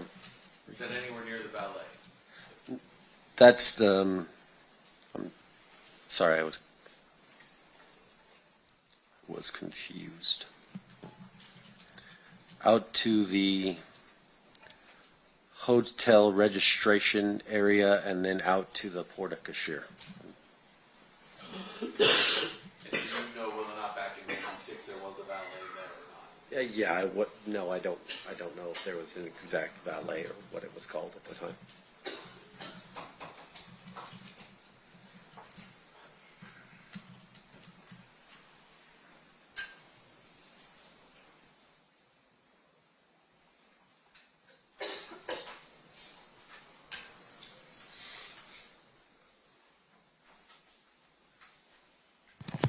Thank you, sir. Judge, I pass the witness. Mr. Sim, cross-examination. Thank you, Honor. Sir, you are an investigator with the MGM, correct? MGM Resorts, the whole company. So it would be MGM as well as the other properties that are on the ship? Correct. Okay. And I'm assuming you're more than just yourself doing the investigations? Correct. Okay. May I have that document? May I approach on it? Yeah. I'm going to publish this again for the jury. State's Exhibit number 44. All right. A couple questions. As the investigator, or a investigator, how long have you been doing that line of work for? 14 years. Did you have any previous law enforcement experience before you became an investigator for MGM? No. And then with regards to your training as an investigator for the MGM, are you trained in how to do an investigation? Yes. Okay. And that would be something that would be not necessarily law enforcement, but it would just be to protect the properties that MGM owns. Yes, sir. Okay. So with regards to the training that you have, is one of the things that you do in terms of training, learning how to write proper reports? Yes. Okay. Can you tell us why that's important? Documentation for future reference. You're time stamping an event in that moment that you are investigating it. And fair to say that with regards to report writing, it helps you later refresh your recollection if you're ever unlucky enough to be sitting in this chair facing towards these people, right? Yes, sir. Okay. In this case, you were asked to retrieve this video that was what we've all seen right now, right? Yes, sir. Did you have to write a report for that? No. Now, you had shared with us earlier that you had reviewed the videos. Anything about the review of the videos that would have required you to put it into a report? No. Okay. And you were going to, I must have cut you off. You were going to say something. Did you want to finish? I did not, like you said that I provided this video. Yes. I did not provide this video. Okay, so, and once again, we want to make sure that we're accurate, right? So what is your role in this whole thing and what you did here? The video that we all reviewed, to be able to say that it's MGM Grand's video, that's MGM Grand's location, and whatever you guys want to talk about inside of the video. Right. So in terms of you verifying it, was it just you looking at the video and saying, yes, that's the casino floor of the MGM? Yes. In terms of the date and time, for instance, you're just relying on what's date stamped and timed on the actual video that you watched, right? Yes. I mean, you don't have any other way of verifying any of the time and date in this case outside of what's time stamped on the video, correct? Correct. Okay. And that's not a trick question. I just want to make sure it's clear. Yeah, you're good. But in terms of the case itself, was there an internal number that was assigned by the MGM property specifically as to this event in September of 2000 or 1996?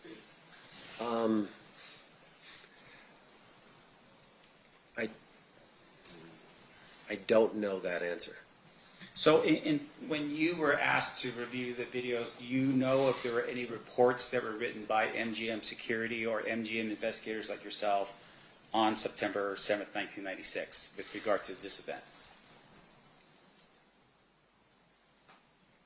I don't know that answer. Now, in addition to that, you were asked to look through the video. Were you ever asked to locate anyone based upon the video that you saw in this case? No. All right. And the way the surveillance worked back then, right? I'm assuming you weren't. That was 14 years ago, so that would have been. You were there in 2012. Technically, I got hired in 2010. 2010. All right. So this is another. Take a step back. Another 14 years prior to you working there. We heard testimony that the recording system was all VHS based. Yes. If you could describe for the jury, right? So you have a control room, I'm assuming, with all these monitors that are on there. Yes, sir. And there's multiple people that are probably looking at different quadrants or areas of the casino. They're looking at different monitors, yes, sir. Okay, and some of them are concerned with, like, say, cheating on the tables and that kind of thing, right? That is a different team altogether. I see. You have your security team and you have your gaming surveillance team. I see. So as a security team, you're just tasked with safety on the premises. Correct. Okay. And so in this case, when those cameras are going around, they're going around automatically until such time as somebody in the control room looks and says, "Oh, there's something going on right here," and then manually focuses the camera over there. Some of the cameras, yes. Okay.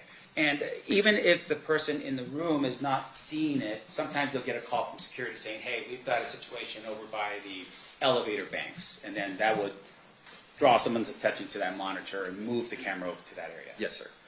Now, is the person that's operating the camera at that point in direct contact with the security team that is down below, like in this case, in the elevator area. Yes, sir.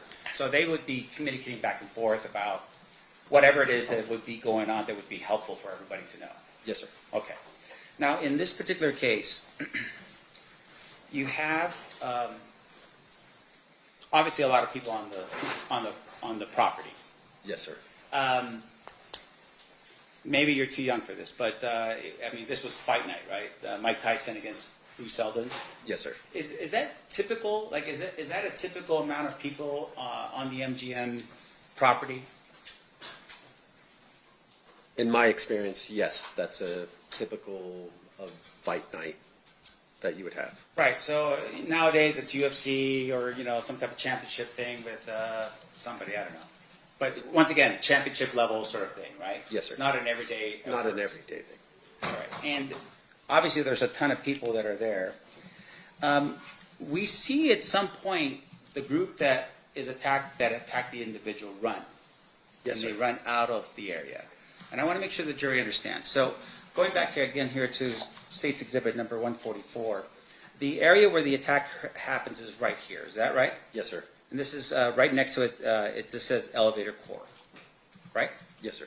Now we talked a little bit about where they exited, and you had mentioned somewhere, but I just want to make sure I'm clear as to where that would have been. Can you tell the jury where they exited? From what I observed, it. Sir, just to let you know, you could actually take that mouse that's right there and just move it around. Can't when he's on the dock cam. They Right, Donna pointed out. Usually they can, but All right. Just go ahead and just describe it, and I'll just put it down. He appears to have traveled initially after the altercation. He appears to travel north up into the casino area, around that area, and then from the description, it looks like he comes back south and then turns to the Approach that screen and point. Oh, thank you, Madam Clerk. Yes, please. Could you just Talk louder while you're over there. yeah, you can get up and just point it out on that big screen if you want. Sorry about that. I should have done that.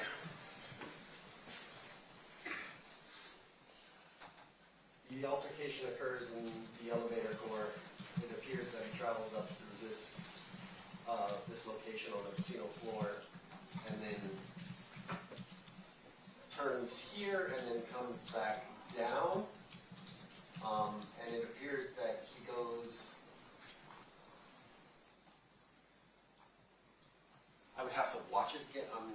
I'm a little confused on the exact route. There's only two routes. You either went out the Port of Brochure or went out the Lion entrance. But I'd have to watch it one more time to be able to confirm it. If we could ask the state to be so kind as to replay that particular video back for the witness. She needs to put it back on me.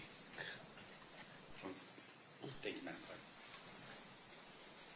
And once again, this would be 115C as in Charlie.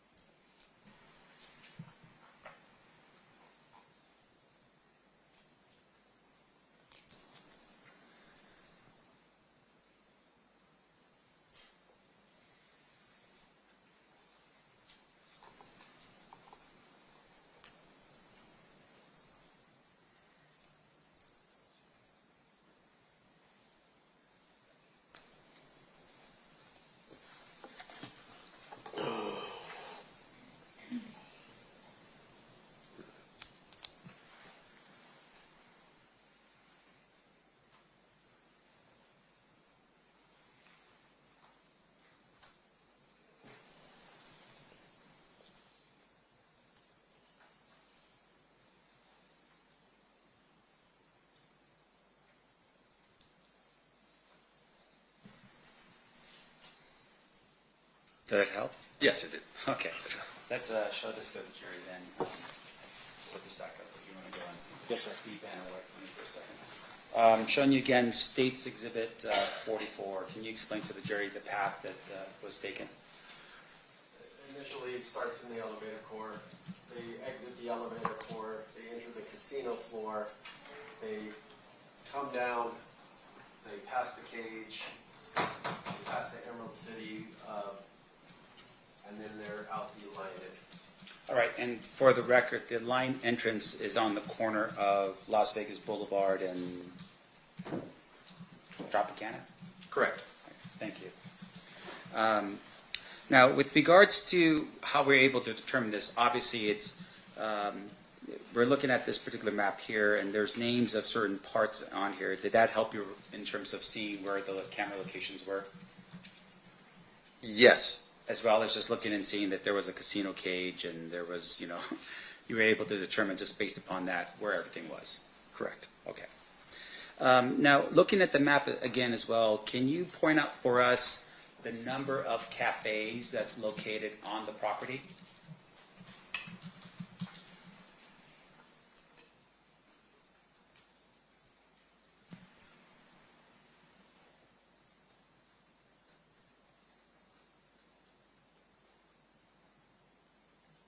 Would reading the actual thing help you? Yes, I think it would have. You want the number of cafes, sir? Yeah, just tell me how many cafes are on the map.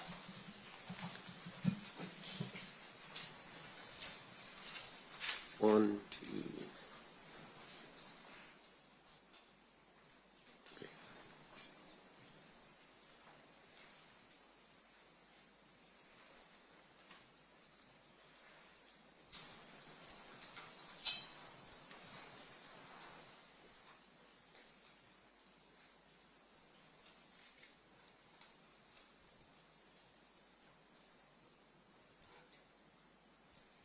Three? All right. Thank you. I'm sorry, I'm the coach. Oh, of course. You may move freely. Thank you. Showing you again for the jury 144. If you can just get up and point to the map in terms of where the cafes are on property in 1996 for us, please.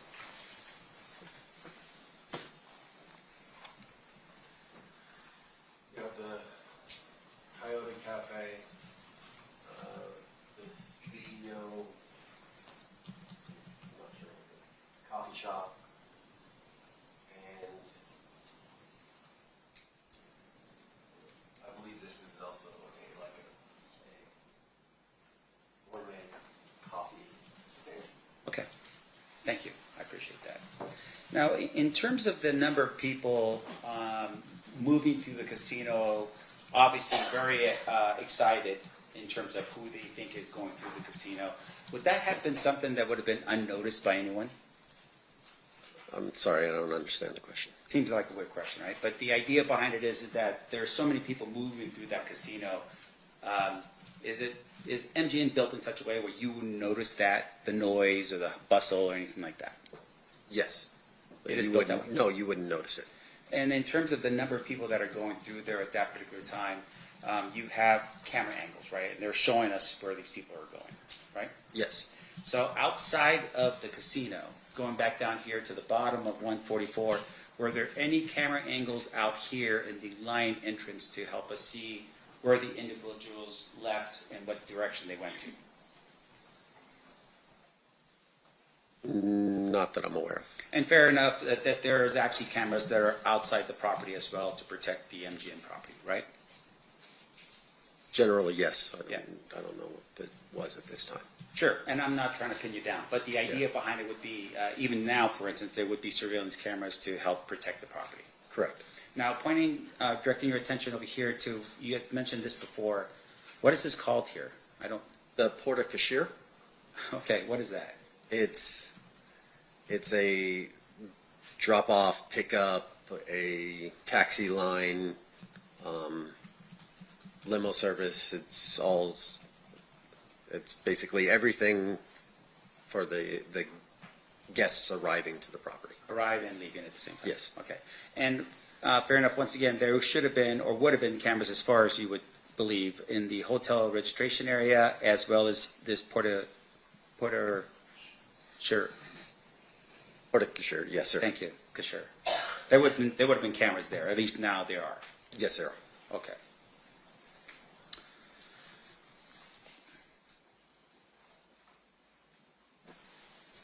Now, do you know what MGM's policy is with regards to events that occur on property where police officers request video surveillance to be captured? Yes, I know the policy. Okay, what is the policy?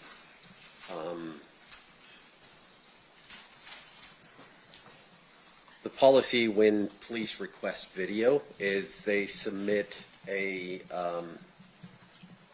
what we call an admin subpoena with the date, time, and kind of information that they're requesting, and then a member of either security surveillance or gaming surveillance will put that video onto a portable drive of some sort and provide it to the police. Right. And with regards to that video surveillance, is it the entire property? No. Okay.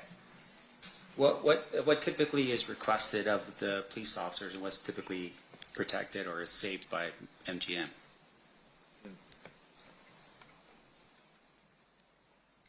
Situations dictate, but whatever they're initially requesting, if they're looking for a physical altercation, that's what they're going to get, is the physical altercation. We don't provide, a 24-hour movement of the persons. It depends on what they're requesting. Right. So in this particular regard, you have an individual dressed in a Dan Marino jersey that at some point leaves the elevator area. Recall that? Yes. Now, do you know if there was ever a request to follow that individual through the casino and maybe off the casino premises just because he had been involved in an altercation with some other people? I'm not aware of any request.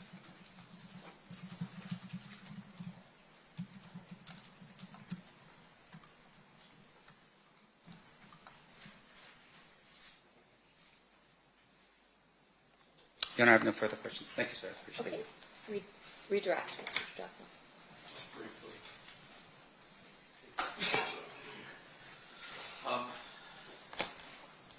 You mentioned one, you didn't know if this was 1996 or not, correct? Correct. You also said you weren't sure whether or not there was a report written by security. Correct. Let me show you.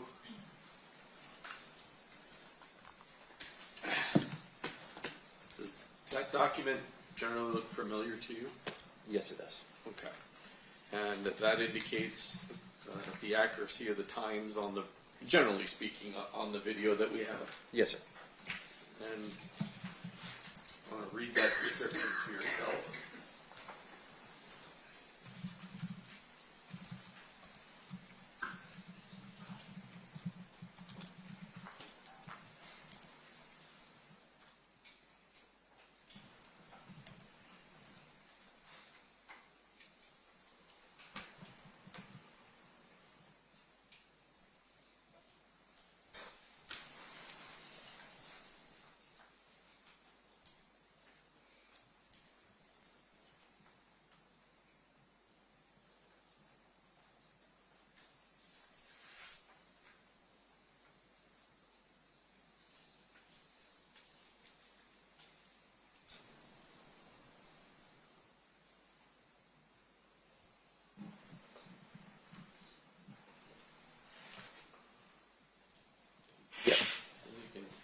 And there's more. But, yes, sir. Based upon reading that, are you comfortable that the Coyote Cafe was present in 1996? Yes. And the report, does it indicate that Orlando Anderson was trying to, this person in the 13 was attempting to push past security into this cafe when he was attacked? Yes, sir. Nothing further. Any recross based on that, Mr. Sandwich? And I'm sorry, sir, I forgot your last name. Ingram. Ingram. Mr. Ingram, the report that you just read, did you author that report? No. Now, in terms of the report, fair to say the report is basically reflecting what's found on the videos that's been provided by the state. I'm sorry, I lost track. What? The videos that we watched earlier, is that what's in the report? Yes. So, in essence, the jury can see the report for them, or see the videos for themselves to determine what was happening in terms of actions and what people were doing, right? I don't know if that's completely accurate. There's things that are in report that are written by like eyewitness that you can't see on video. Sure. Now, the report itself, do you know who wrote it? I do not. Do you know if that person had the same training and experience that you have here today talking to this jury? I do not. And in terms of the report itself, is it a standard report that would have been drafted back in those days? Yes, sir. All right. And there would have been somebody who would have supervised that report, I would assume, and reviewed it? Yes, sir. Do you know who it is in this document? Who the supervisor? The supervisor is. I don't know who the manager at the time was. All right. Once again, not you. You were 12, right? Okay. Young, yes. I have no further questions. Thank you. Just briefly. Mr. Sam said that only what was seen on the video is in this report, but there's actually a description of what what the person in number 13 was doing before we could see it in video, if you read the first. Yes, he...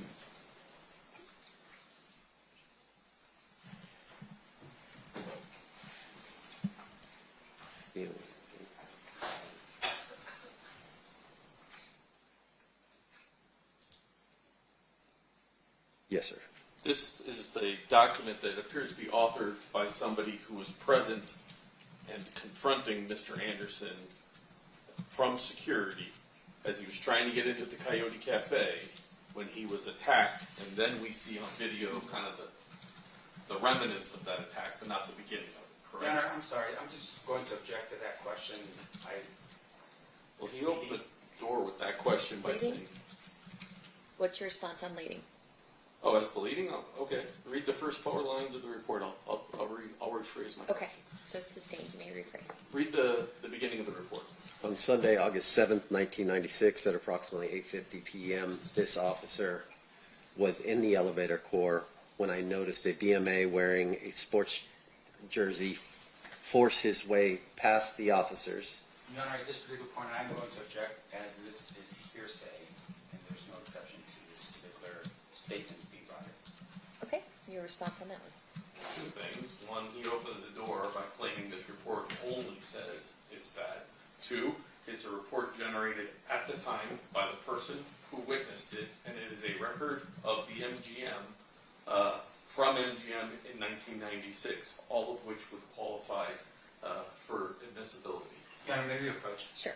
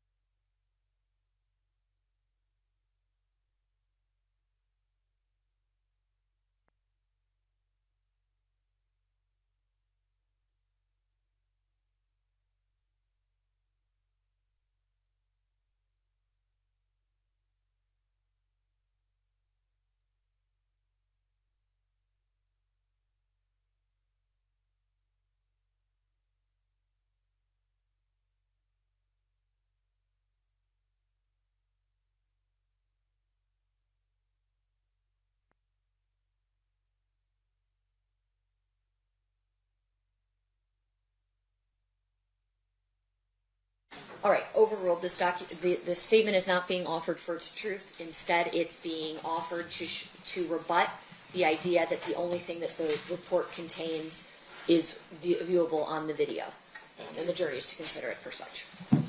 If you could just, I guess, start over. Start at the beginning there and stop at the point you get to this person in the jersey getting attacked.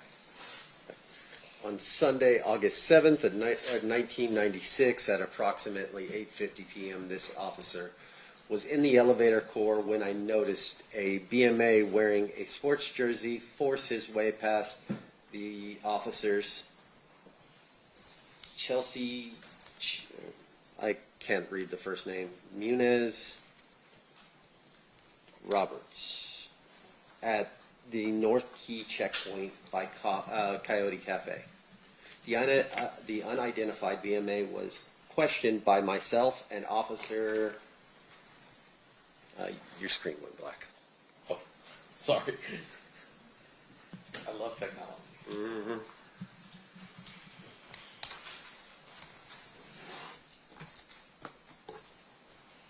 Your Honor, maybe approach again while Mr. Giacomo is working on technology. With Mr. Clark? Okay. Yes.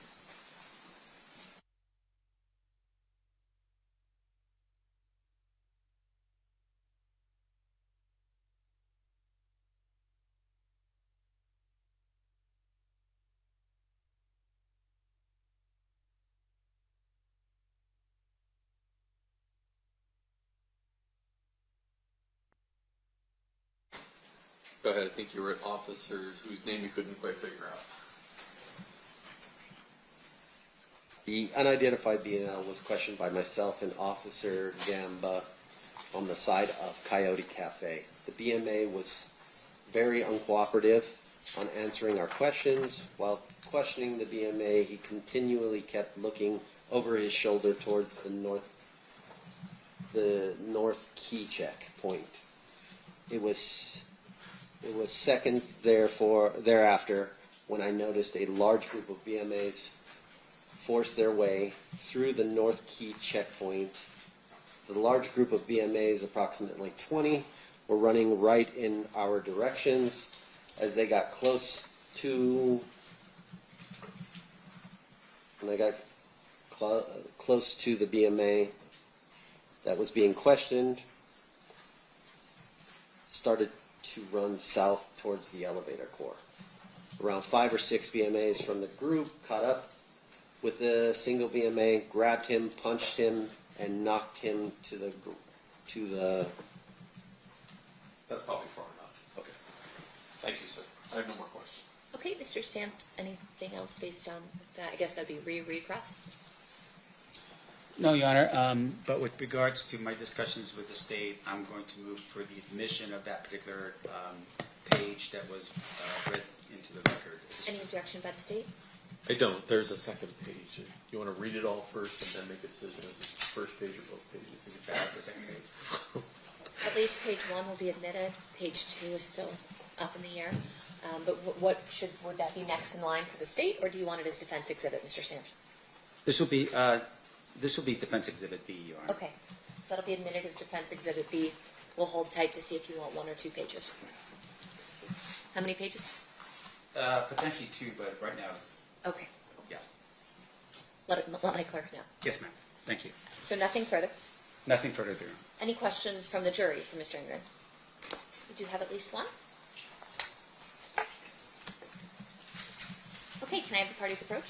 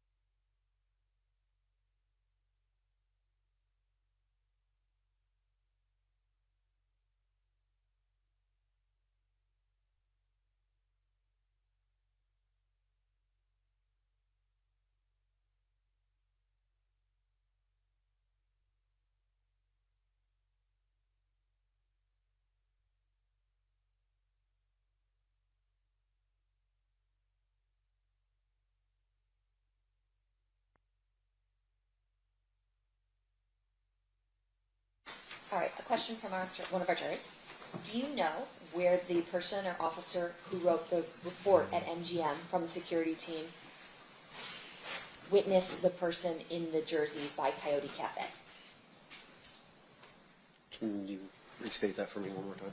I can try, or I can read it again. Yes, ma'am.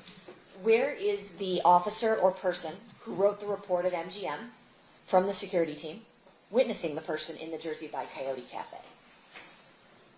Oh, on the map, it's located, the entrance, the specific entrance, whether it's, You think maybe you should stand up and do it on the big ones? Yes, so you ma'am. can understand that.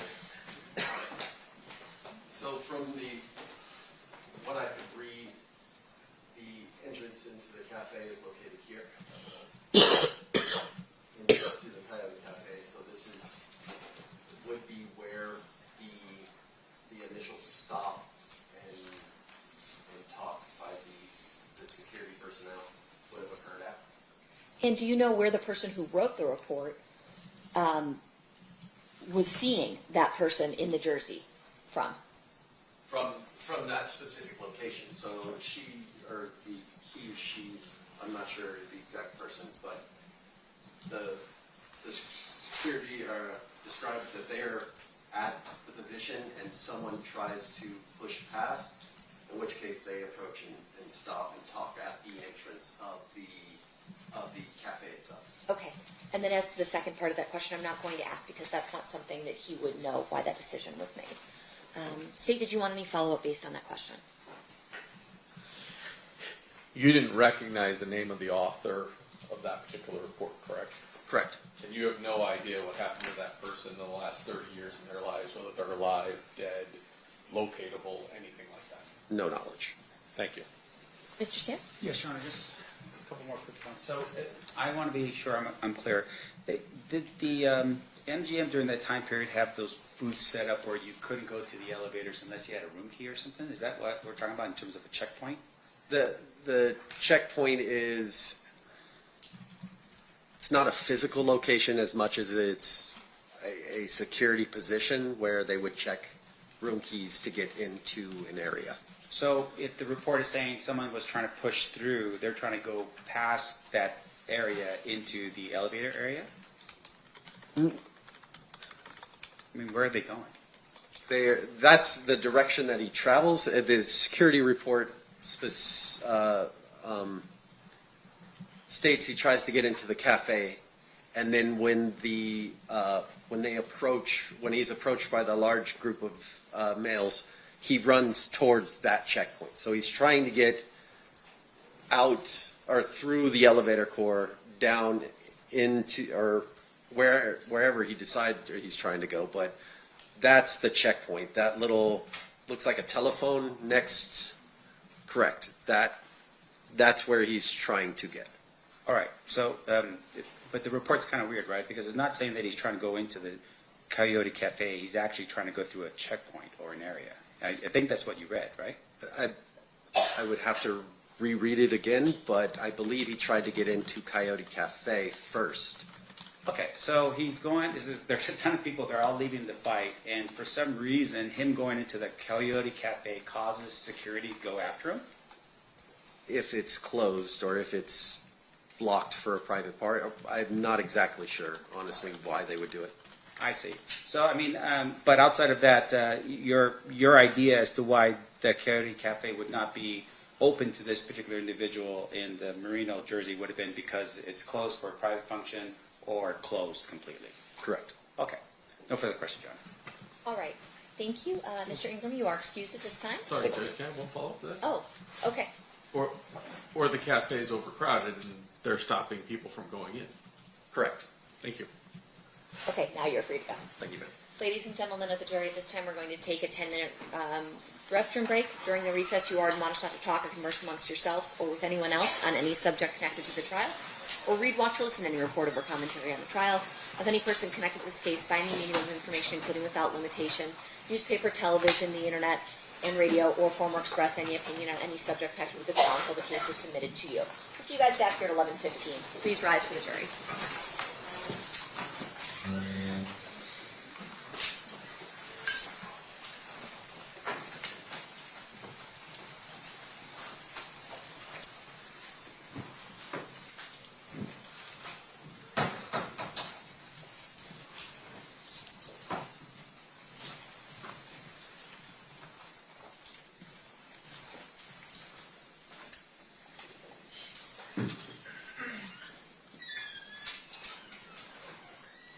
jury is exited the room. Anything we need to address outside the presence?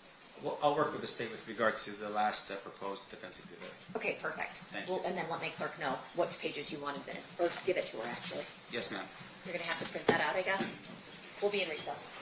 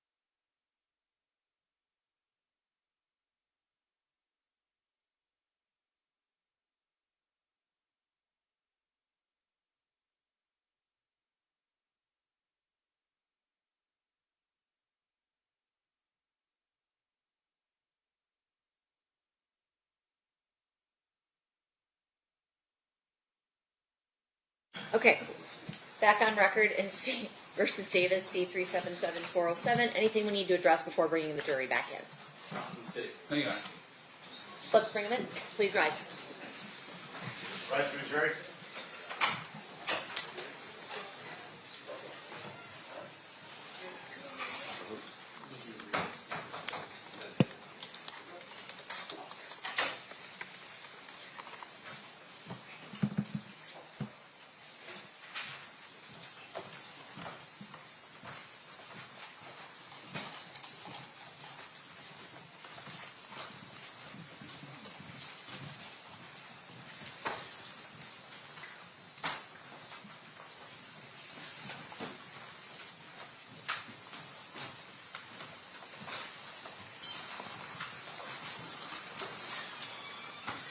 Do the parties stipulate to the presence of the jury? Yes, sure.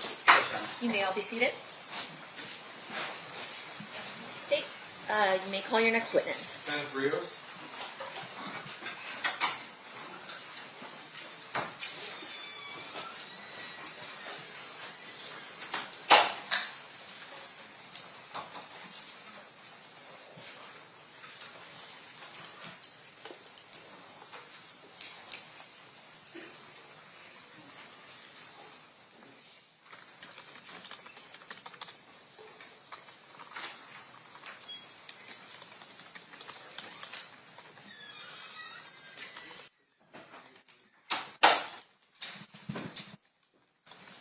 Good morning, sir. Good morning.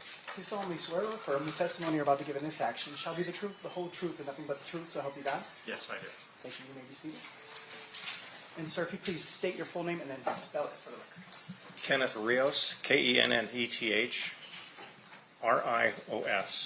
Thank you, Mr. Rios. Mr. DiGiacomo, you may proceed whenever you're ready. Thank you. Sir, how did you used to be employed? I was employed as I retired as a Las Vegas sergeant for Las Vegas Metro Police. And how long were you with Metro? 28 years. And when did you start? April 17th, 1990. You direct your attention to September 7th of 1996 at about 9 p.m.-ish in that area. Where were you working? I was working as uniform patrol at the MGM Hotel. At that time, did you learn of a situation that occurred in the elevator section of the MGM? Yes, I did. And did you respond over to that location? Yes, I did. And did you have contact with an individual wearing a Dan Marino number 13 jersey? Yes, I did. I'm going to play a little video for you. Can we go back, Tommy?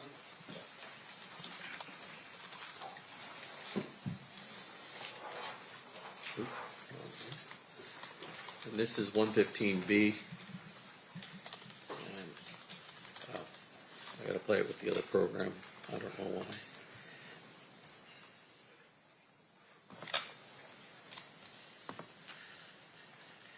I'm going to back up just a little bit here.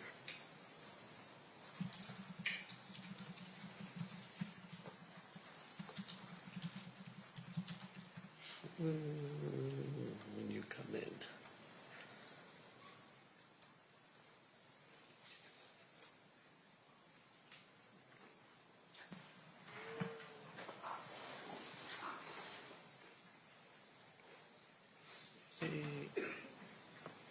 Start it right about here.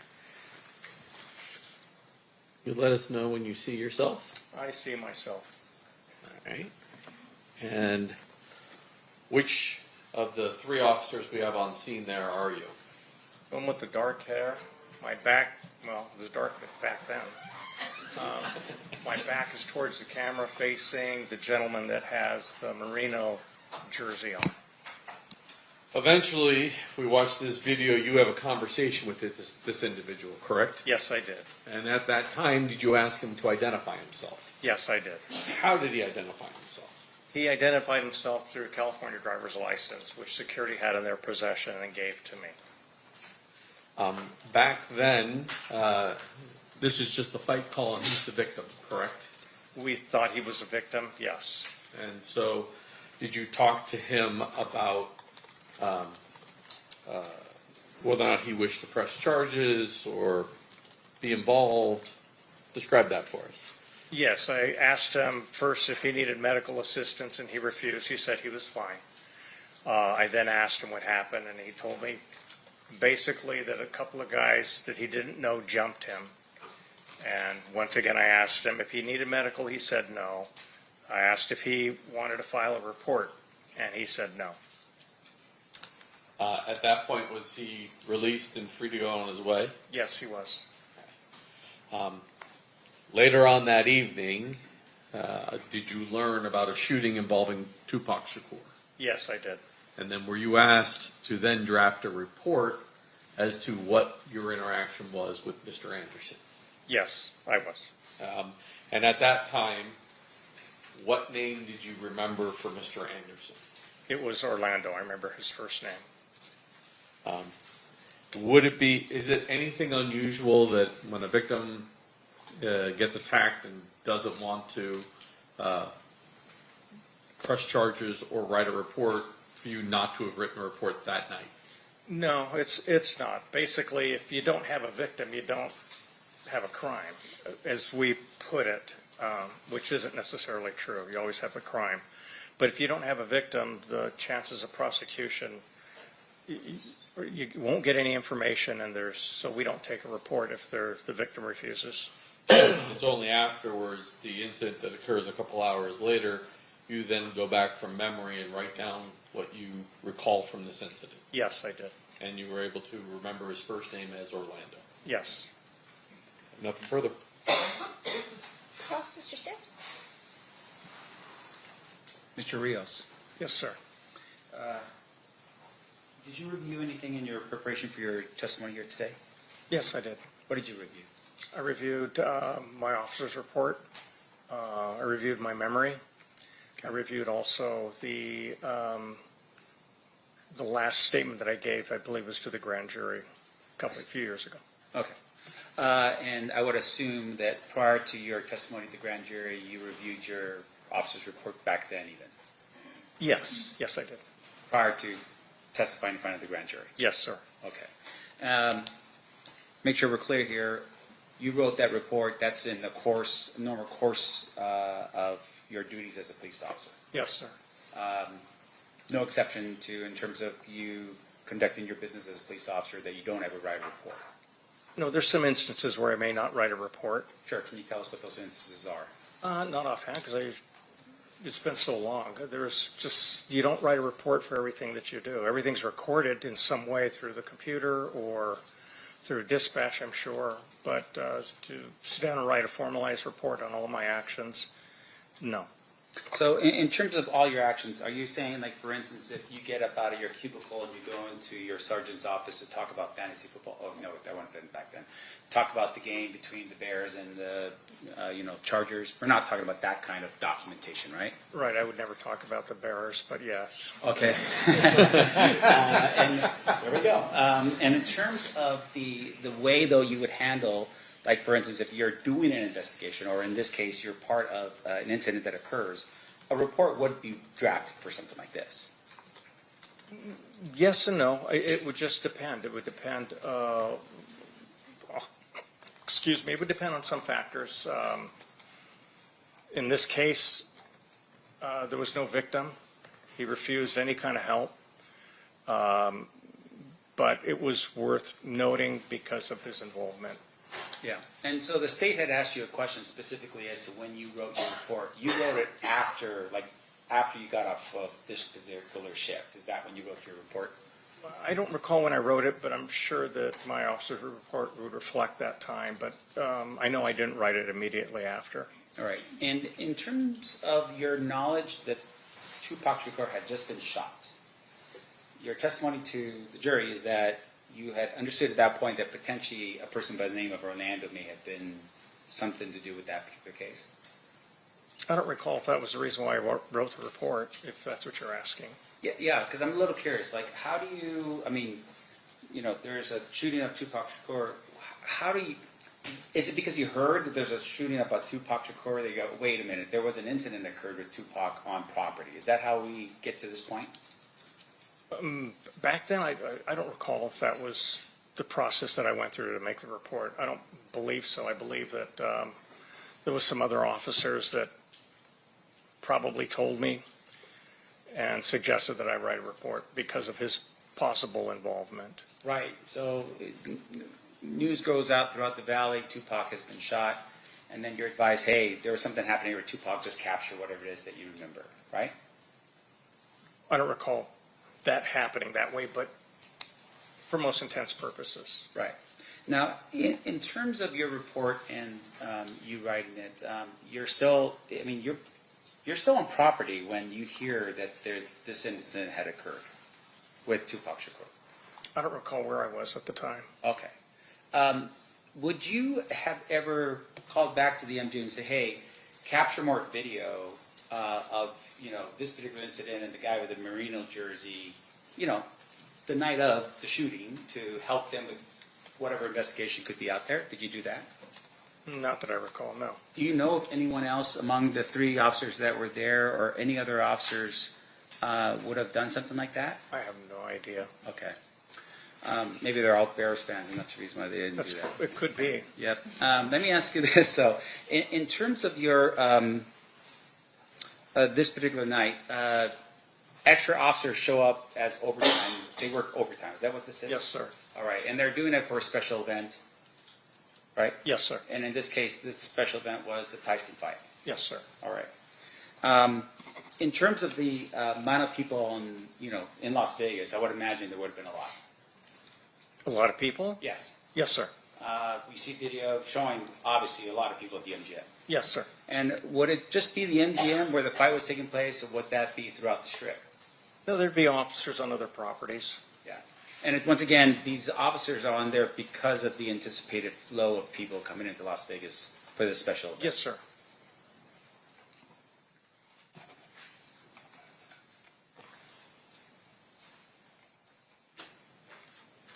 Sir, I have no further questions for you. Thank you. Thank you, sir. Thank you. Anything further, Mr. Jacqueline? No. Ladies and gentlemen of the jury, any questions for this witness? We have at least one.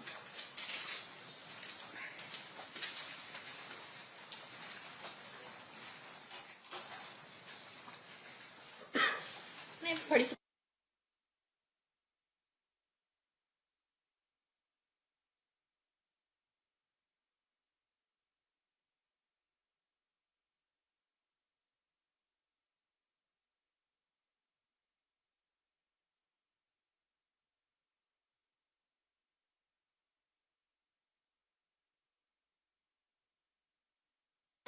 All right, a question from one of our jurors. After an incident like that, is it customary to not follow the people who did the assault? Is it common for everyone to stay with who you thought was the victim? My position at that time, yes, it would be to stay with the victim because we had already radioed 2 other officers that were on scene. Okay. And as well as the MGM security had radioed to their officers up front. So it would have been my responsibility to stay with the victim to make sure that he wasn't in dire need of medical assistance or still wanted to file a report. Okay. Any follow-up based on that, Mr. DiGiacomo? No. Mr. Sanft? No, Your Honor. Okay, perfect. With that, you are free to go, Mr. Rios. Thank you. All right. State, who's your next witness? William Hedemeyer? William Hedemeyer. William.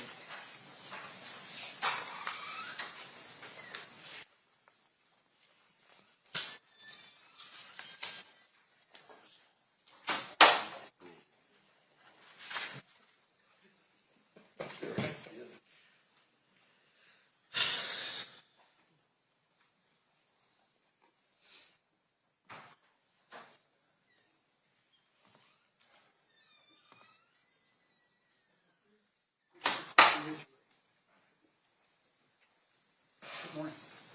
You solemnly swear or affirm the testimony you're about to give in this action shall be the truth, the whole truth, and nothing but the truth, so help you God? I do. Thank you, may I have a seat. Thank you.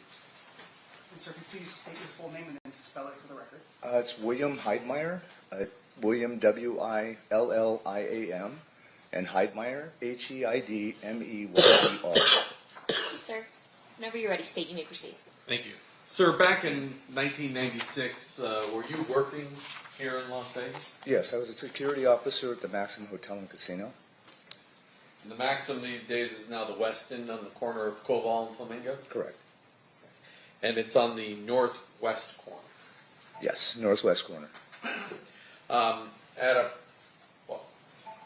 sometime prior to 11:17 p.m., were you engaged in an investigation with some Metro officers? Yes, I had 2 Metro officers with me, and we were looking for stolen vehicles. There were 5 or 6 Dodge Caravans that were stolen out of our parking garage that night. And where were you located when something unusual did happen? Well, I was on the ramp of the 3rd floor of the parking garage on the southeast side of the property. And while you were there, describe what you hear. Well, the 2 officers, another security officer and I were standing around one Dodge Caravan, and we just suddenly heard a lot of gunfire. And we ran to the barrier wall that was overlooking Koval Boulevard, not Koval, Flamingo Boulevard, and that's when I witnessed what I saw. So you hear a bunch of shots. Do you have any idea how many you heard? It sounded like a lot. 1 volley, 2 volleys? 3 volleys. 3 volleys. Yes. Heard. And when you say a lot, I mean, to some people, can you put any sort of number on it? I had 3 to 4, maybe even 5 each volley. It was a series of pops. Somewhere between 9 and 15 shots in a series. Something like that. You said after the shots fired, you guys ran to the retaining wall. Yes. I assume you ducked for cover at first. No, because I was armed, so I was leaning over the retaining wall to see what I could see. And when you look over the wall, what do you see? I see a line of vehicles in the left straight lane on Flamingo heading east, and there's several vehicles. There was a white Dodge Stratus at the front, a black BMW behind it, another dark car, and I believe another car, and then there was a white Chevy Suburban behind that, and several more cars. Do you see anybody outside of those vehicles? Yeah, there were a number of people standing outside of the vehicles in the traffic lanes. And do you see any of them armed? One gentleman was armed, one black male adult, very young, well-dressed. He was wearing a very bright white 3/4 sleeve shirt, black pants, and a black dress vest. And at the time that you see him, is he firing his weapon? No, he's not, but he does have the weapon in his hand. It was an automatic weapon, automatic pistol. Semi-automatic pistol? Yes. And is he holding it down? Is he pointing it in a direction? He wasn't pointing it in any direction. It was kind of just off to his side. What do you see this caravan of cars do? Well, I looked back because the Metro officers jumped in their cars to pursue, and then when I turned around, everyone was back in their cars again, and they made a U-turn heading west on Flamingo towards Las Vegas Boulevard. All of the cars in the caravan? Yes. And so you see them make a U-turn at Koval and head back towards Las Vegas Boulevard. Correct. And those vehicles, you saw the 2 Metro officers you were with jump in their vehicle to give chase to that caravan. Correct. At the time that you're out there and you see somebody with a gun, you've just heard shots fired, is it the conclusion you originally drew that that person was your suspect? Yes, yeah, that's what I deduced at the time. And based upon the officers following that caravan, that's a reasonable assumption that they deduced that as well. Right. They asked me what direction they were going. They rolled down their windows and were asking me what direction everybody went, and so I pointed to make a right and head towards Las Vegas Boulevard. And those officers then went after the caravan. Correct. Objection as to speculation. What's your response? Well, he watched them do it. He didn't. Did he testify that? Did you watch Lay the some more officers? foundation. Did you watch the officers go after that caravan? Yes. Okay. Thank you, sir. I pass the witness. Okay. Any questions, Mr. Stamp? Yes, Your Honor. Mr. Heidmeyer, I'm going to show you it's been marked and admitted as State's Exhibit number 1? 1? No. Yes. You want 1? You want 2? I need both. Thank you. Closer name, more modern. You were right. All right. I'll show you State's Exhibit number 1 here. You recognize this photograph? Yes. Okay. Just to get to the point, this is Las Vegas. Yes. All right, and I'm just more concerned right now about the actual streets themselves. Can you just show us? Actually, you know what? If you could step down out of the witness chair and just go to that screen, I'm going to have you point out for the jury where everything's at. Okay. Okay. All right. Can you point and show us where the Maxim Hotel is? The Maxim Hotel, this is Cobol and that's Flamingo, would be right about here. Let me help you out. Yeah, right about here. Okay, and just for the record, it looks like you're pointing in this area right here. Well, this would be the hotel, and this would be where the parking garage was, and there was parking in front of the parking garage as well. All right, and just for the record, I'm pointing to the north part of, this would be Flamingo that I'm pointing at, is that correct? Correct. And that's on the north side of Flamingo, in between, what's the main streets that are in between where the property sits? It sits on Cobol and Flamingo. The entrance to the parking garage was over here. All right, and so that area is where the Maxim Hotel was located. Right, but adjacent to the parking garage. Right, and the parking garage, once again, for my edification, is where exactly, if you could just point that out for us. Right here. All right, so that would be on the north side of the property? Yes. So would that be behind where the hotel is? No, it's beside the hotel. Beside the hotel, okay. And that's where you were located with the 2 police officers? Correct. Now, you were investigating at that particular time stolen vehicles out of that garage. Did you write a report on your own with regards to what you were doing that night with the stolen vehicles? And Actually, no, I turned that report over to my other co-officers at the security because I was tied up with this incident. Okay. I'm going to zoom in a little bit better for you here, sir, if I could. Going back again. That's hopefully more helpful. All right. So when you said that you looked over and you saw, can you explain for us again sort of where the vehicles were that you saw? Well, the vehicles were on Flamingo heading east, and they were in, you have a left turn lane, 2 forward lanes, and a right turn lane, and the vehicles were in the farthest left center lane. Farthest left center lane. Correct. Meaning that they were intending on going forward. Correct. They're not making that left. No, but they ended up making a U-turn. Sure. And once again, for our edification, this is 30 years ago, right? So you've got 3 lanes going directly east. And is that a yes? Yes, okay. I'm sorry. And then you have, is it 2 lanes that are actually turn lanes to turn onto Cobol? Or is it just Actually, one? I believe it was 2 lanes. So it would be from the facing east. It would have been the 3rd lane that they were in. There's 2 turn lanes, 2 straight lanes, and then a right turn lane. All right.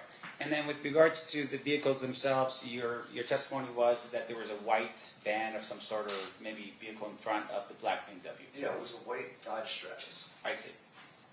Is that a van? No, that's a car. It's a 2-door sedan. Okay. And then behind it is the BMW. Yes.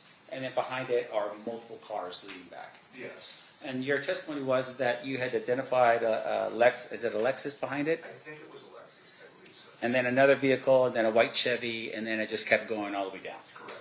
So even though we're identifying these vehicles, you don't know how many vehicles were in the procession or the. It was several. I didn't count them at the time, but it was a good 10 vehicles. Okay. And all those vehicles are now making a U-turn and heading back towards Las Vegas Boulevard. Correct. You don't see the actual shots being, someone actually pointing a gun at something and shooting something. No, I did not. You just heard it. Yes. The individual that you had identified as the person with the gun. Yes. Did you see that individual shoot his weapon? No. All right, but you saw him dressed up in a relatively nice-looking sort of presentation, black pants. Yes, he was well dressed. Okay, vest and a white shirt.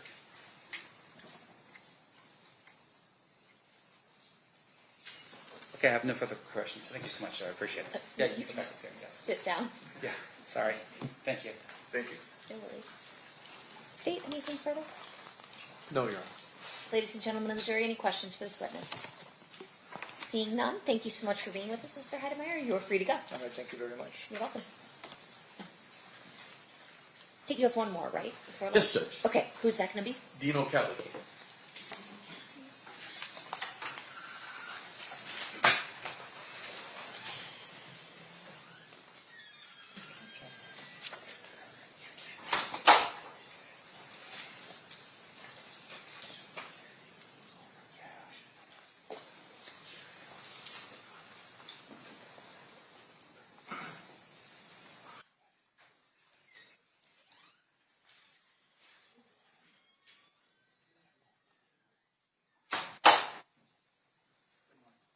You solemnly swear or affirm testimony about the witness action shall be the truth, the whole truth, and nothing but the truth, so help you God? I do. You may have a seat. And if you please state your full name and then spell it for the record. It's Dean O'Kelly, and it's DEAN O''K''Elley. Thank you, Mr. O'Kelly. You may proceed, Mr. DeJarno. Sir, how are you currently employed? I'm a deputy marshal in district court with Judge Erica Mendoza. Prior to become a deputy marshal, well, I guess you've had multiple hats. At some point, were you a Metro police officer? Yes, I was for 20 plus years. And approximately what year did you start? September of 1991. And when did you retire as a Metro officer? July 12th of 2012. And after July 12th of 2012, did you do something else with Metro? I did for about almost 8.5 years. I was a cold case homicide investigator. Now, well, let me ask you this. When did you first go to homicide? In 2003, in July. So on September 7th of 1996, what was your assignment? I was a detective in the gang unit on one of the enforcement teams. What does that mean you did for Metro? What's an enforcement team? So the enforcement teams are dressed in greens, and we usually have 5 or 6 detectives together, and we would patrol known gang areas and come in contact with gatherings that involved gang members. And then after enforcement, I did 2 years in investigation where I investigated gang-related crimes. Before I get to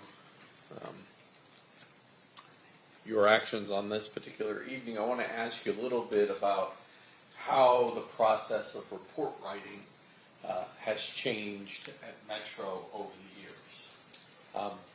You have handled your own cases since the early 2000s, but you also were a cold case investigator, which I assume that means you also have experience with years and years and years before you ever even became a police officer. Certainly. Was there a particular way that cases were documented up until the early to mid 2000s? I mean, I think there's been some changes over time just because of the digital age. And, when I first went to homicide, we were still using typewriters that had the little spinning ball on there and actually typing in triplicate, those types of things. Keeping our notes, handwritten in our notebook. And then it kind of changed over time. Everything went digital, and we started keeping things on the computer. And so when we're talking 96, there was multiple reports written by officers as they did things because there wasn't the same computerized systems we have today. That's correct. Modern day, is there something called a main case report or a main officer's report related to homicides? Yes, there is. Explain that to ladies and gentlemen. So what we normally do, and it kind of depends on the detective themselves. I mean, you probably worked with people that have Post-its all over their desk, and it's a total wreck, and you have no idea what you're looking at, but they know where everything is, and they know how it's organized. We had detectives that were like that. Me personally, I would keep everything on what's called a case management form. So from the very beginning, from the very start of when we got a call, and we're keeping notes in a notebook, all that information go into a case management form. So I wouldn't be initially concerned with an officer's report getting started at any point, because I was using that management form each and every time we did something investigatively. If we took a phone call from, a witness, then I would document that on that form. And at some point, especially if you had somebody that was in custody, you would transfer all that information over into an organized officer's report, which would then have the title at the top. It would have the date and time and location of when the incident occurred, who's involved, who are the suspects, who are the victims, who are the witnesses, and it would be in a chronological order in an investigation. But initially, everything's kept just basically in the management form.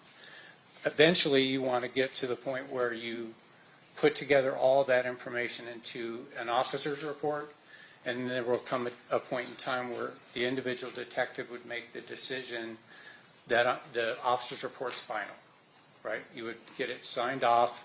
It would be signed off by your sergeant. It would go into the case file, and then from that point, you would just basically be filing addendums as new information came in.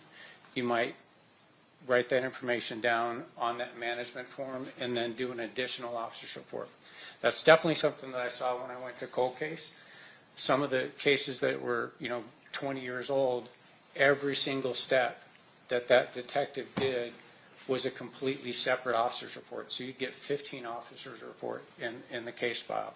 It definitely made a lot more sense to finally get to one point where we had just one officer's report covering the case. And in your experience, is it unusual for an officer's report to be the very last thing that's generated by the detective assigned to the particular case? No, that's not unusual at all. I want to direct your attention back to September of 1997, and I'm going to put up really two aerials for you first of all, but I'm going to start with State's Exhibit number 1. Can we go back to me?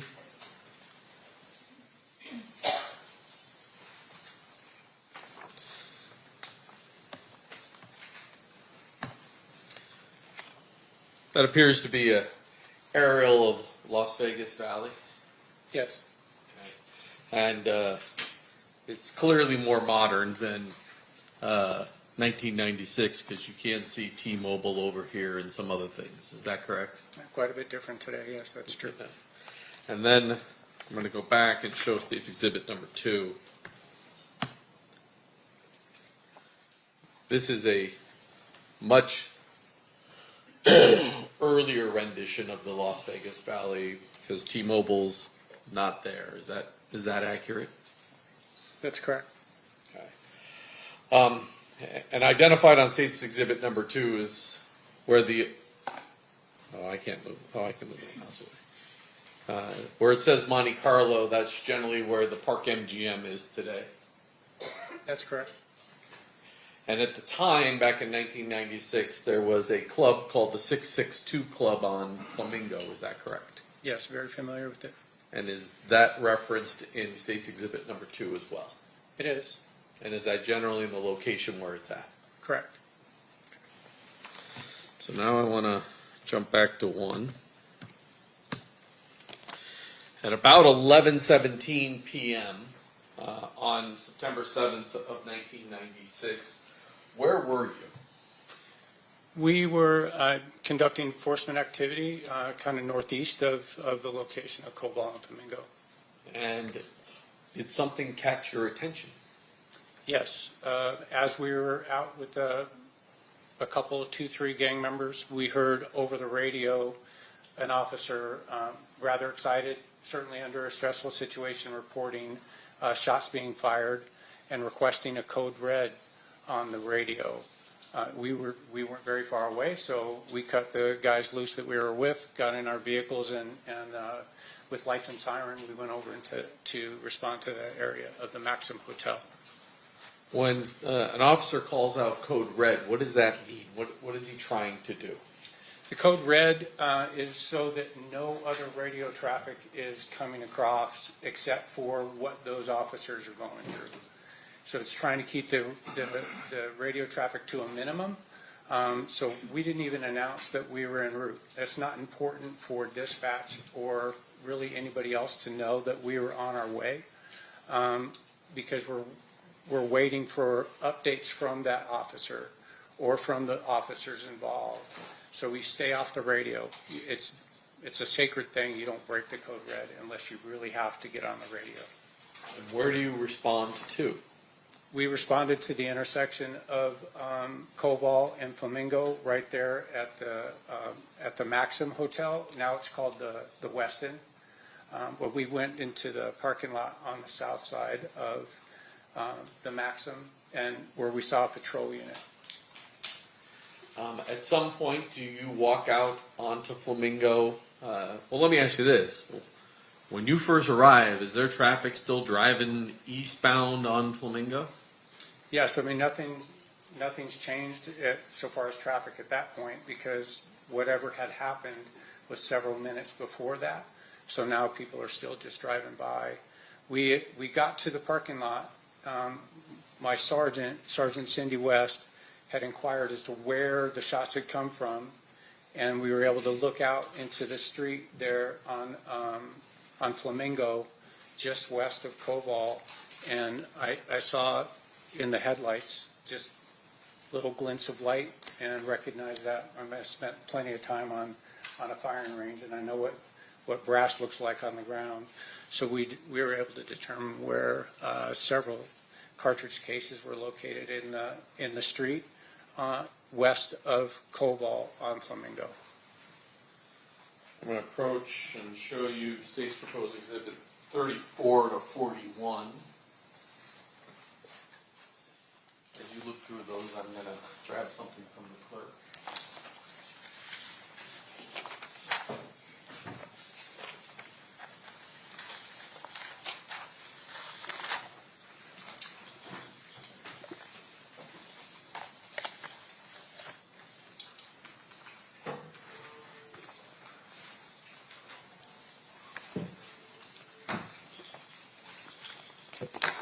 Do you recognize those? I do.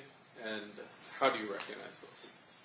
When we spotted the cartridge cases in the street, at the time my enforcement vehicle was in a Chevy van, and we had a whole bunch of cones. So as we located the cartridge cases there on the roadway, we took a bunch of cones out of my vehicle and actually placed them, in the photographs you'll see it a little bit different, but we placed the cones on top of or over the cartridge cases, so the cones protected where they were located. Because you could even see there was at least, I know one for sure, maybe more, that had already been run over by traffic, so it was a little bit mangled. So we protected the crime scene, and we also popped a couple of flares on the north side of the number 3 travel lane where the cartridge cases are located. And this fairly, State's Exhibits 34 through 41 fairly and accurately represent that situation. Yes, it is. Move to admit. No objection, Your Honor. So admit it. So I'm going to put up 34. And can you just describe for us what we're looking at? So you can see the cartridge cases are kind of straddling the two lanes. I'll stop you for a second, Mr. O'Kelly. Yes. There's a mouse sitting right there. Don't click it. Just it'll freeze up the whole system, but you can use it as a pointer. Exactly. So these two cones that we set up here were more or less to protect where the cartridge cases were located. These other cones are covering the actual cartridge cases in the roadway. The one that's closest to us in this picture is a bullet fragment. It was the furthest away from Koval. And then the other cones are all spent cartridge cases, Winchester, Smith & Wesson 40 caliber cartridge cases. Do you know a person by the name of Dan Ford? Yes, I do. How do you know Dan? Dan Ford is a senior crime scene analyst that I worked with quite a bit. We started on the department right around the same time. And ran into him several times on cases that I worked with in the gang unit investigations. We also utilized him on the RICO task force that I was on for a couple of years. And then he responded countless homicide investigations during my career. Eventually, does Mr. Ford leave the crime scene that was at Harmon and Las Vegas Boulevard and come, and is he the person that takes these pictures and winds up collecting these items? Yes, he is. Fortunately, Dan was already dispatched to the area of the Maxim for the patrol units that had called out on the radio the shots that were fired. They were taking a report for damaged vehicles that were there, and Dan had already been dispatched to that. So he wasn't far away when the shots rang out, and he was requested to come to that scene. Sitting there in front of you is state's proposed exhibit 129. Looking at state's proposed exhibit number 129, do you recognize what that item is? Yes, I do. I've seen and reviewed the handwritten evidence inventory that was authored by Dan Ford. I can see that that's his handwriting. It's also his initials and P number that are on the package for the Winchester cartridge cases. And then there's a red seal on the back of here. That would have been placed on by Mr. Ford, correct? The red seal is not, so it's, oh, it is marked up here at the top for his P number. This doesn't look, I don't know, oh, that he wrote the date on that. So 9/7 of 96. So he initialed it in the top corner and then put the date down in the bottom corner, yes. And all these blue seals are the times that the forensic lab has opened this package in order to look at these items and potentially do some testing. That's correct. But I do remember from the evidence inventory that that Dan had indicated that these cartridge cases were checked for fingerprints at the time with negative results. So I'm going to have, well, I guess I'll move to admit 129, Judge. No objection. Okay, so admitted. I'm going to have you cut this not along a seal if there's a place left to do Is there a it. place? I think if we cut right on there, we can pull those items out. Oh, yeah, down here at the bottom I can. I don't think we have to go too far. Let's do that. And we just pull those items out.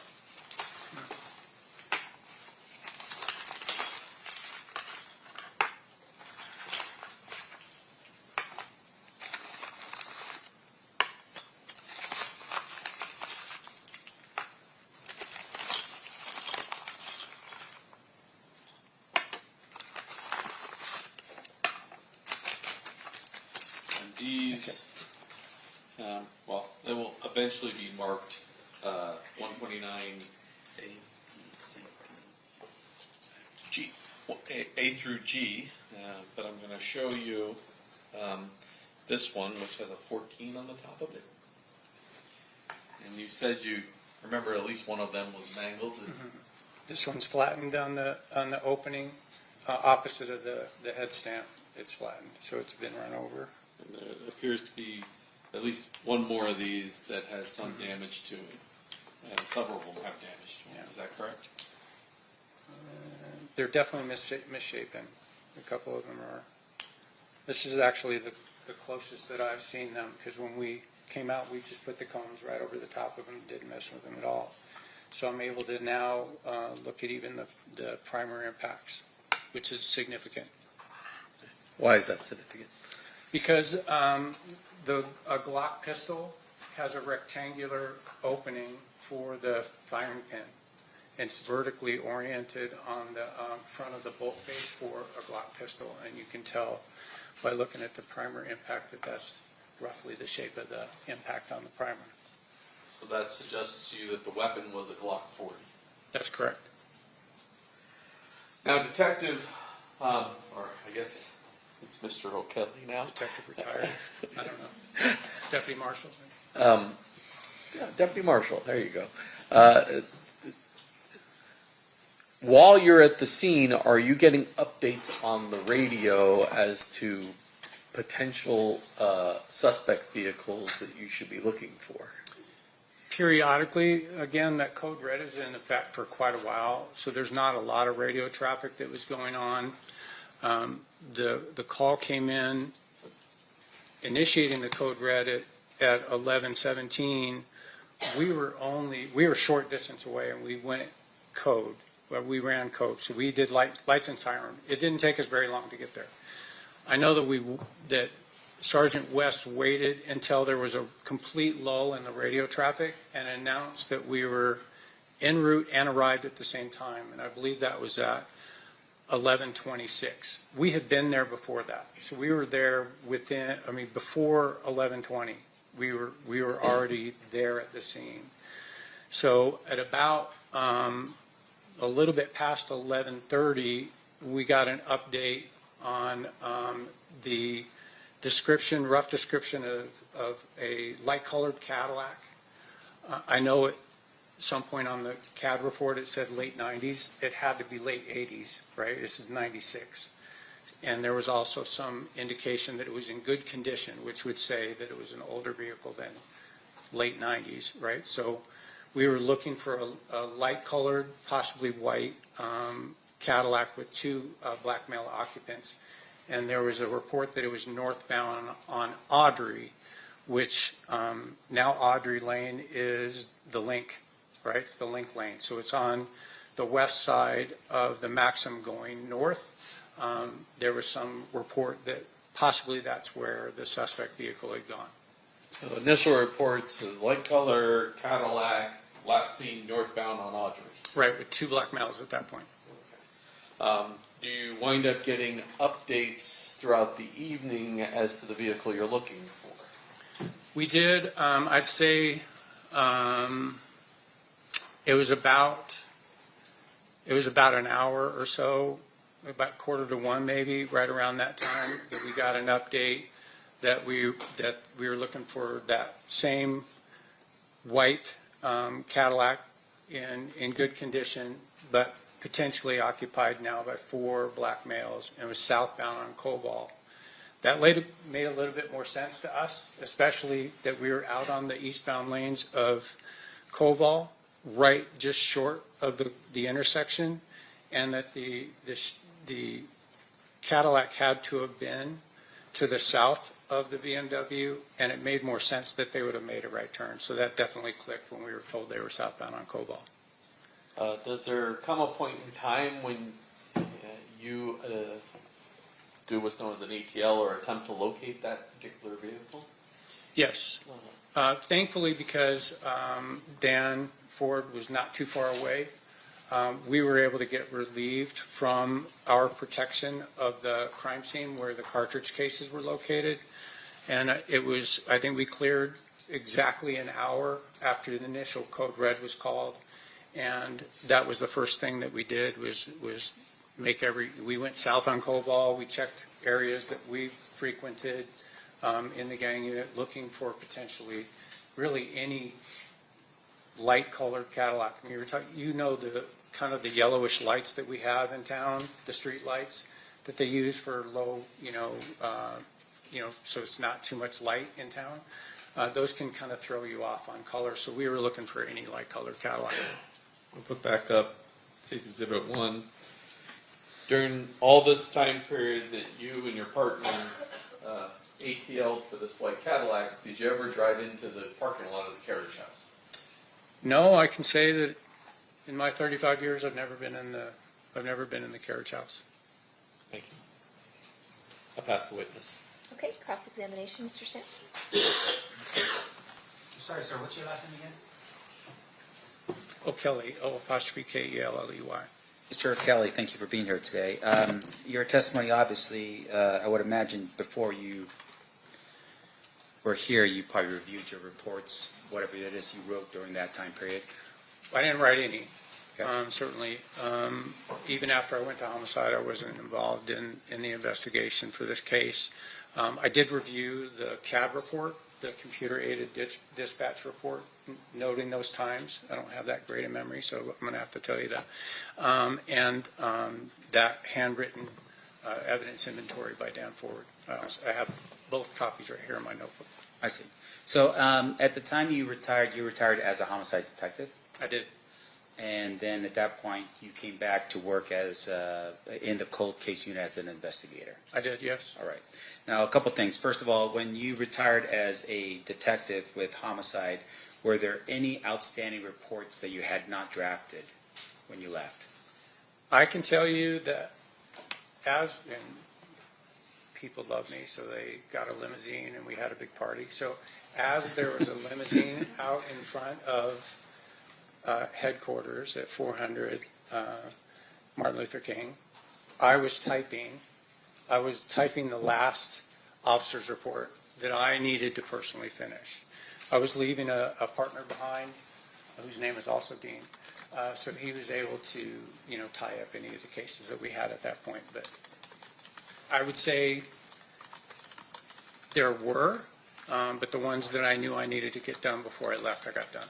And the reason why you prioritized those ones is because I would imagine they're still open investigations and you're handing it off to the next person to continue with your work. That's correct. It makes it easier for them if it's tied up as best we can. Right. Did you take any of those cases with you when you went over to the cold case unit?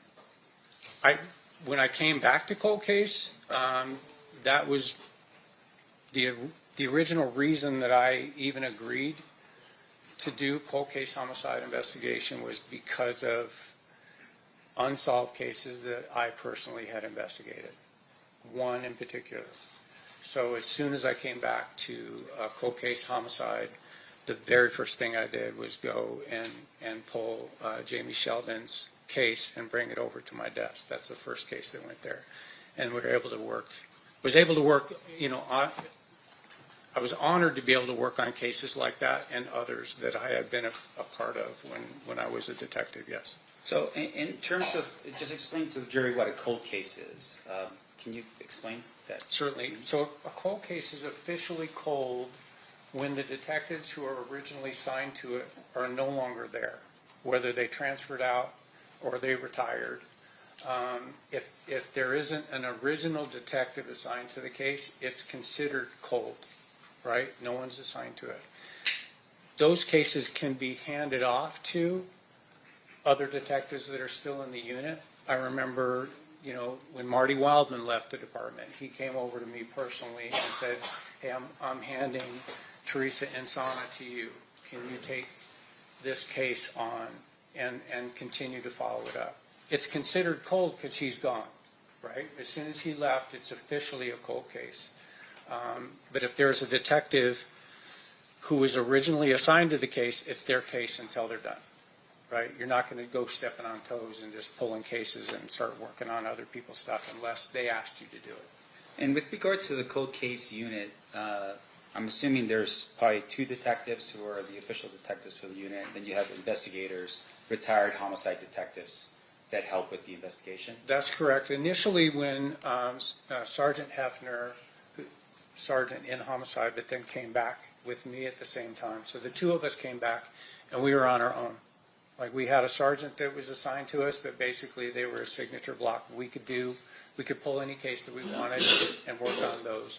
The department saw, thankfully, a lot to do with the work that we were getting accomplished, where we solved 20, 25-year-old cases, and the department's able to go to the media and say, look, we're not giving up after all these years. We're going to continue to follow these cases and solve them.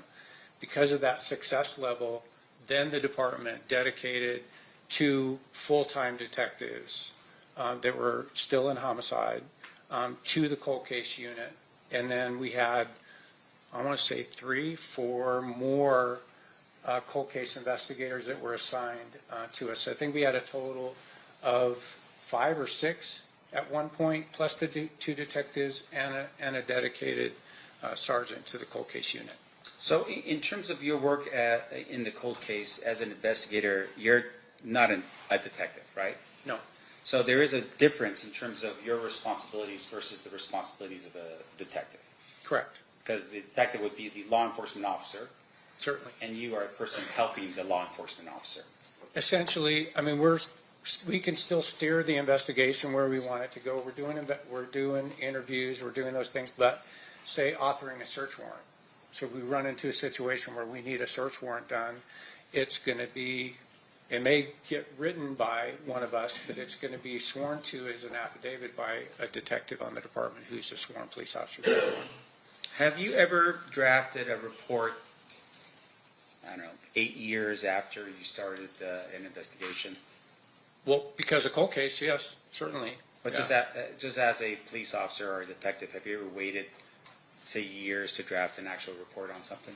I don't know what would be my record-breaking delay in authoring a report, but I'd say, you know, if you're dealing with a case where there's nobody in custody, like you haven't arrested anybody, I mean, it probably pushing 2 years before I finally said, you know, and even reluctantly said, all right, I'm gonna close this officer's report. It's signed off because we've run out of investigative leads. We're to that point. There's really nothing else coming in, and now that's officially done. Then there could be maybe somebody calling up, or we could have somebody that gets in a jam, right, where they're now looking at serious time. This has happened to us in cold case, where now that person says, hey, I have information on a murder. So now it's completely open. Now the case is back up and running, and there would be a new officer's report started at that point in time to complete that investigation. I know where the gun is, I know who did the shooting, and now we've got a solved case after 15, 20 years. Now, have you ever delayed writing an officer's report after going to the grand jury and presenting evidence on that same case? Yeah, I would say that I've gone to grand jury before officers' reports are done. I would say that I've gone to grand jury before I've started an officer's report. Again, because for me personally, and for a lot of the guys that I work with, I'm not completely OCD, but I mean, certainly there's things that I need to get done, or I'm not going to be able to sleep, that kind of thing. You may feel that way. But I always get the case management form started and maintained up to date. It's going to be up to date. If you make a phone call to me, I'm going to document a date, time, phone call, right? That may not go into the ultimate officer's report because it's superfluous information, didn't mean anything, but I'm going to keep that record in the CMF. I might not even start the officer's report for months, and grand jury may have already happened. Now, I feel now some pressure to get that done, right? Because if I'm going to grand jury, more than likely we have somebody in custody, and I want the district attorney's office to have the benefit of a completed officer's report, although it's not necessary. Right. And so if you had submitted it to the grand jury or done your grand jury, you're telling us at some point you could delay finalizing your officer's report. Yes. Okay. Now, would you delay that officer's report until after you retire? Well, because I still have a partner that hasn't retired, I can have confidence in doing that. You know, we definitely did have that happen. I recall specifically a double murder that was not, the officer's report wasn't done when I left, because I knew Dean was going to be, Detective Rates was going to be continuing on with it. Right, so you knew that the other detective would still be the detective handling the case through because you are now retired. No question. But what if you didn't have that detective there, that you're a partner? Would you have delayed after you retired to draft your officer's report? I would not. How about? I mean, I wouldn't be able to do it, right? I mean, I just know that I wouldn't be able to do it. That's why when, you know, the limo's out in front of headquarters, I'm typing an officer's report. I literally I got the officer's report done and then went downstairs. I was done. I was retired. Now, can you explain to us, I'm sorry for interrupting, but can you explain for us a little bit about why reports are so important to you in your line of work as a homicide detective? Reports document everything, right? I mean, you need to document your observations. You need to document evidence. And for us, in homicide and even in the gang unit before that, we did that with officers' reports. Officers' reports don't become evidence, right? Officers' reports are so anybody picking up that case file can walk through the investigation from beginning to the last part of an officer's report is conclusion, right? So it may be a conclusion as to what you believe happened and you don't have somebody in custody. it can be a completed officer's report where the case isn't solved. It's still open, right? But you can, it's, at that point, when you're doing the conclusion, it's more or less your opinion. This is what we believe based on everything else that precedes it in the officer's report. Okay. And that would, of course, help you later if you ever recalled to testify in front of a jury to recall what happened. Oh, absolutely. That's the go-to document for somebody who's preparing for trial is that officer's report. I mean, it can be lengthy. I've written officer's reports that are 70 pages long. And with regard to those reports and being 70 pages long, fair to say that details are super important when you're doing this kind of investigation. They are. And that would be helpful for you to remember details in the future, right, to write a good report.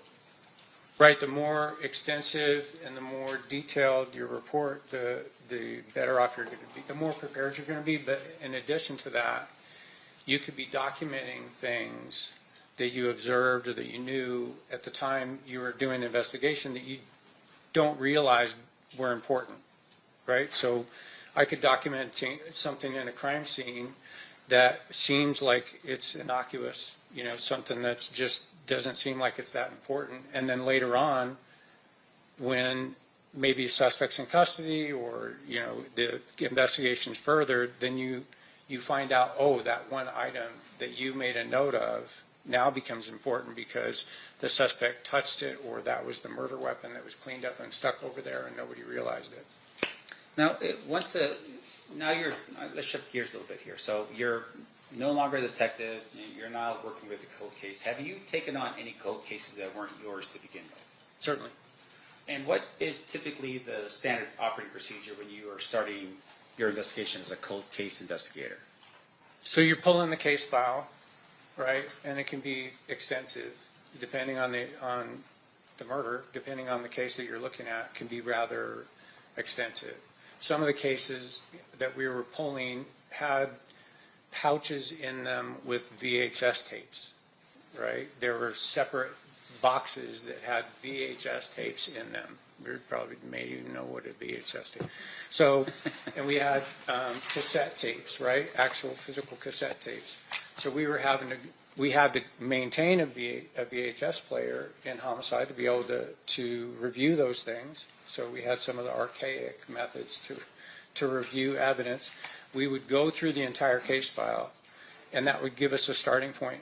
As you might imagine, what we're looking for in cold case, because of the advances in technology, is do we have any trace evidence that wasn't analyzed? Do we have any fingerprints that weren't analyzed? Do we have any DNA that maybe, you know, this precedes DNA? We looked at some cases that were before I was born. Okay, it's my 65th lap around the sun. We were looking at cases before I was even on this planet. So you go through the entire thing and you try and make his heads or tails of where the detective took that investigation to that point. Sometimes that could be difficult, especially if you're dealing with one of those Post-it people, right? You're dealing with one of the ones that were writing notes on cocktail napkins and stuff and keeping them in the case file. We'd pull little notes that were like, I have no clue how this relates to the investigation at all. Don't know if they talked to this person, didn't talk to this person. Was this a witness? Was this a secondary victim? You know, we didn't know. So we'd have to try and track those down. And some of the cases were so old that, you know, people that we were dealing with, they were deceased. Did you have any success with what you did on the cold case unit? Oh, certainly, yeah. We had closed quite a few. So when you say closed, meaning that you were able to find out basically the information you needed, you know, the suspect or whatever the case was? Yes, absolutely. All the way through to an arrest and prosecution and conviction, yes. And with regard to the success you had on the cold case, did any of those cases not involve some type of technological thing like either a trace, DNA, or fingerprints? I think I'd say there was none come to my mind that we didn't have something that was redone and reviewed and then came to a conclusion or pointed to a specific person that we were then able to go and interview. We had one where we flew to Toledo and we got a confession on a murder that happened here in Las Vegas, because that person was already doing life without there for another murder that he had committed. I don't recall that we had any physical evidence in there that we needed. He confessed to it basically. What do I have to lose? I'm already doing life without. So he basically was in custody ready for a murder in another state and basically Columbus, confessed and said, hey, I'm confessing to this murder in Nevada. Correct. So it wasn't like you found, We did. I mean, you look at some of these case files, and they're definitely pointing towards a specific person, right?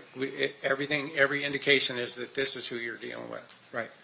And that it just didn't, you couldn't get it across the finish line, right? And like Jamie Sheldon, I brought up earlier, I know who did that murder, but it's whether or not there's enough to get across the finish line with that piece of evidence that's going to be where the district attorneys are willing to take that case to trial. And you're waiting for that one more thing, right? So it just stays there waiting for that one more piece of evidence to come in. And that happened with some of the cold cases where it's like, hey, we knew who this person was. I remember one specifically where we had a guy where we knew in the gang unit who we were looking for. And then I got to homicide and then looked up case files and saw that that person had never been charged. I'm like, how did he never get charged? We knew who it was.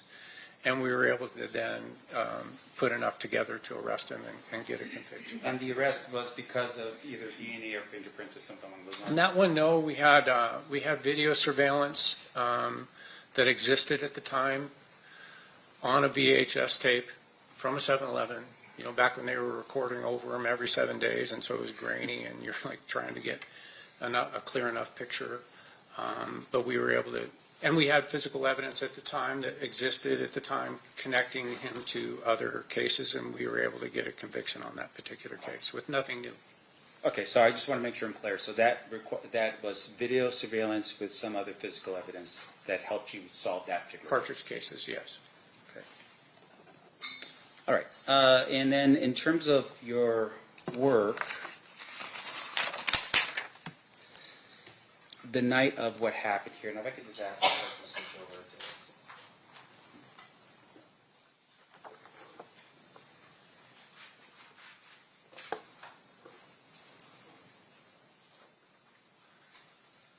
Are you, does this help a little bit here about just zoning into what's, zooming into where this thing happened?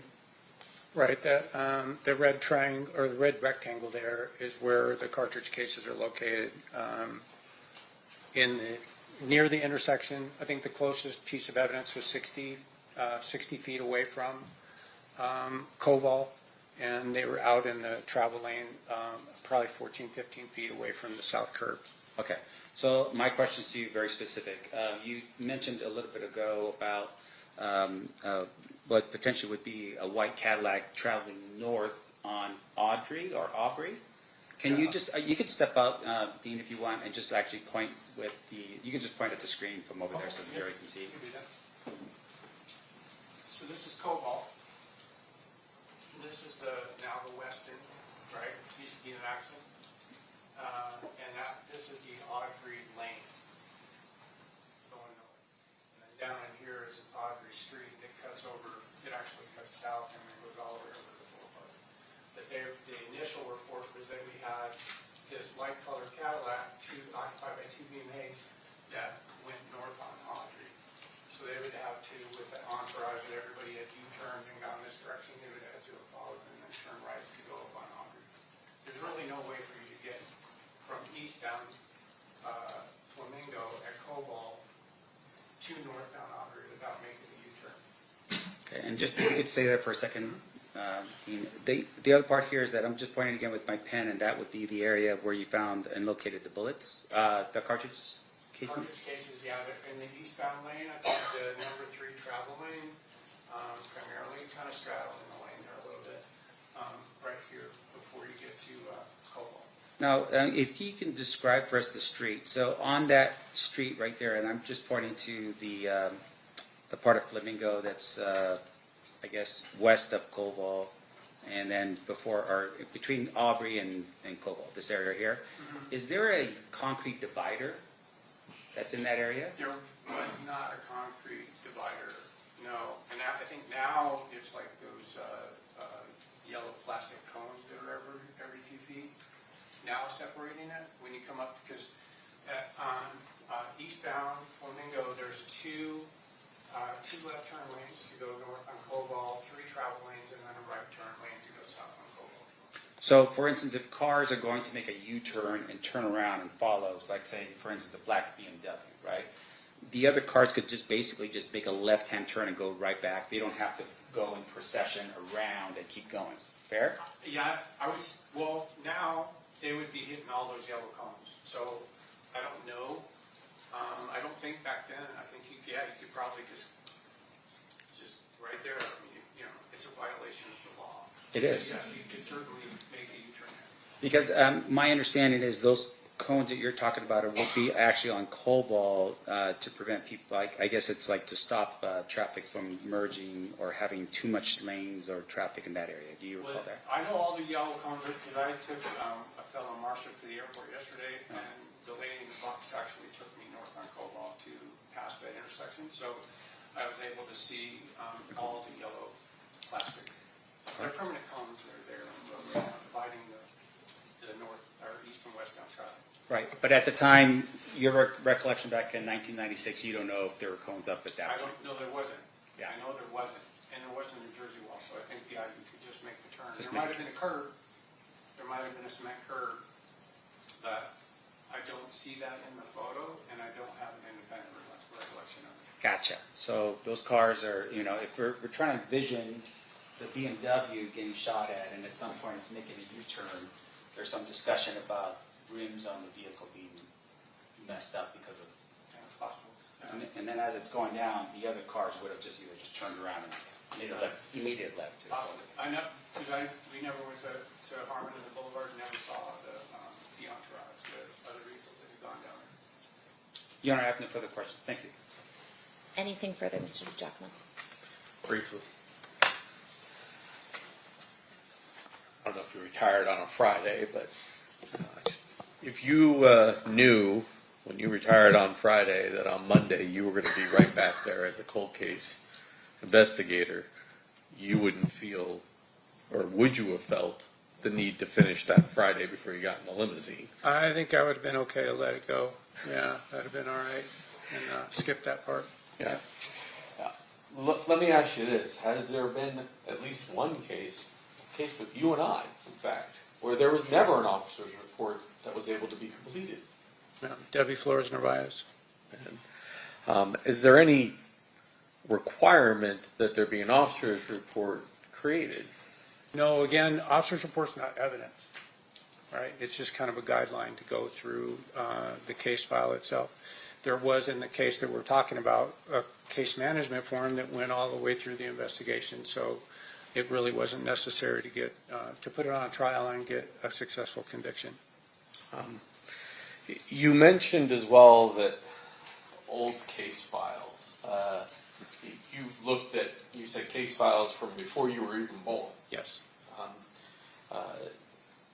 You don't know if all of the reports that were ever generated were in that file or not in that file when you get the case, correct? I could say that there were some case files that we pulled that they weren't even in 3-ring binders anymore. They were in accordion files, and there were definitely things missing, right, over time.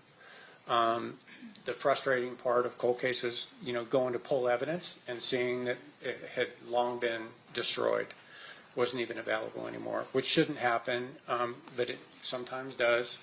And so, you're trying to piece together the case even without some pieces of evidence that you think is crucial.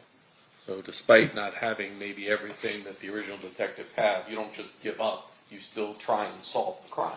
Exactly. Well, you go redo it, right? I mean, if there's indication, like again, if you got a cocktail napkin with a name and a date of birth on there, but you don't know how that was involved, then if that person's still around, you go interview them. And, we ended up doing it in cold case. We ended up doing a bunch of traveling to where we would go do those interviews and sit down with people, and, they have, being a witness to or being involved or even connecting remotely to a violent incident like that or a murder, That's called a significant emotional event, right? You're going to remember very specific details. I'm sure in your own life you've had that, where something really significant hits, and you can remember what you were wearing, you can remember the smell, you can remember where people are standing. So we're able to just go back and redo that interview and then put that into the case file, even though it was missing. And you sort of said this, but in a lot of those case files, law enforcement knows what they believe to be the story. They just don't have the witnesses to present in a courtroom to establish the crime beyond a reasonable doubt. No question. I would say, especially during 2 years of investigation in the gang unit, also the 2 years on the RICO task force that we were involved in, we were dealing with gang-related crimes, and there were many cases where we had something happen with, we knew 50 people around, right? There were 50 people there, and you start talking to witnesses, and everybody has the same statement. I heard shots, I ran, and the police stopped me for no reason, right? So you don't get that level of cooperation because people are afraid, right? People maybe think because they think gangs might be involved, they don't want to say anything, they keep it to themselves, and they live with the fact that they didn't help, right? But then with cold case, we were able to come back to some of these older cases where now that young gang member that might have had 7% body fat back then and was, in his prime and was scary is now an older toothless, bulldog, that's resting in the shade. So people are not afraid to now come forward and say, yeah, I was there, I saw it, I know exactly who did it, and I can prove it. So we were able to solve some cases like that, which was good. And you even mentioned a situation where you read through the file, you're like, I know who did it. You flew to Toledo, and he confessed. Correct. And that can happen in cold cases as well. Yes, it does, thankfully. Nothing further. Mr. DeGiacomo, are you moving to admit Exhibits 129A through G? I was going to have her mark them first before I offer. Okay. Was there an objection to the admission of them? No, Your Honor. Okay. They will be admitted, and you may mark them. Jessica. And Mr. Sam, further questions? Okay. Sorry, I thought I was done with you before. No worries. So with regards to the this incident, I want to make sure I'm clear here. You thought you had a suspect. What did you do? Send him a letter and say you need to confess to this crime? I mean, how did that work out with the thing that happened in Toledo? Oh, in Toledo? Yeah. We had put together enough of the case to know, with every bit of confidence that it was him, even to the point where we were able to author an arrest warrant for him.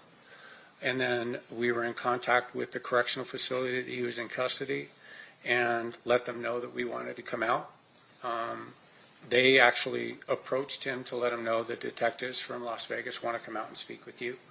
And he agreed, right? And he's sitting in custody for, serving life without for actually killing two people, a child and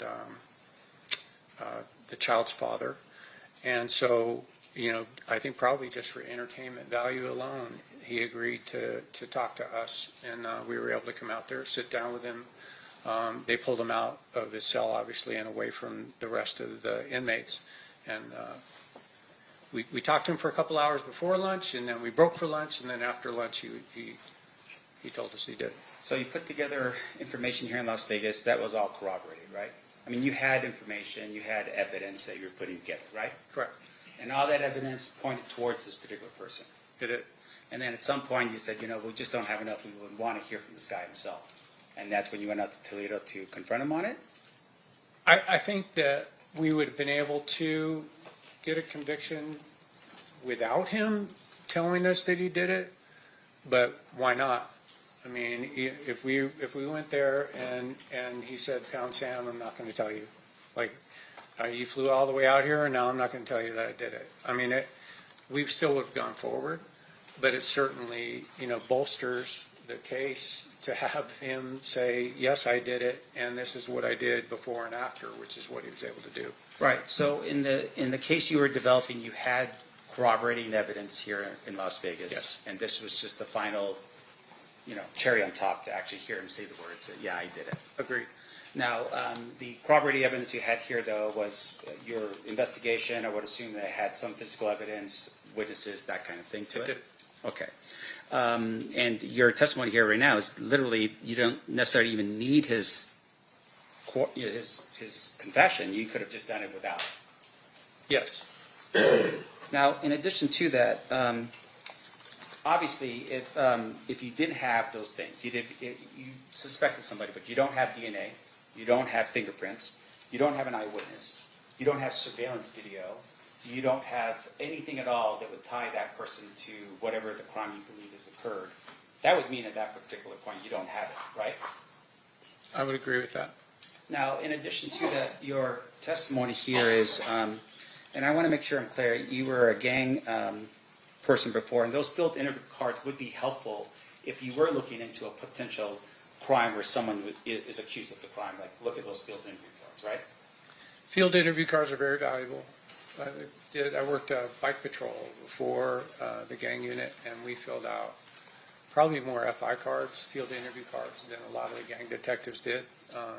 That got me voluntold to test for gangs. And so, yeah, field interview cards are very, very valuable piece of information because you're contacting somebody in a non-threatening, non-arrest, non-custodial environment, and they're telling you, they're giving you information that you're able to document. And if you can explain to the jury a little bit what a field interview card is. So that, like I was talking about that stop that we were on before the code red was called. So we were talking to some gang members that were gathered out in a neighborhood that we were familiar with gang members that we were familiar with.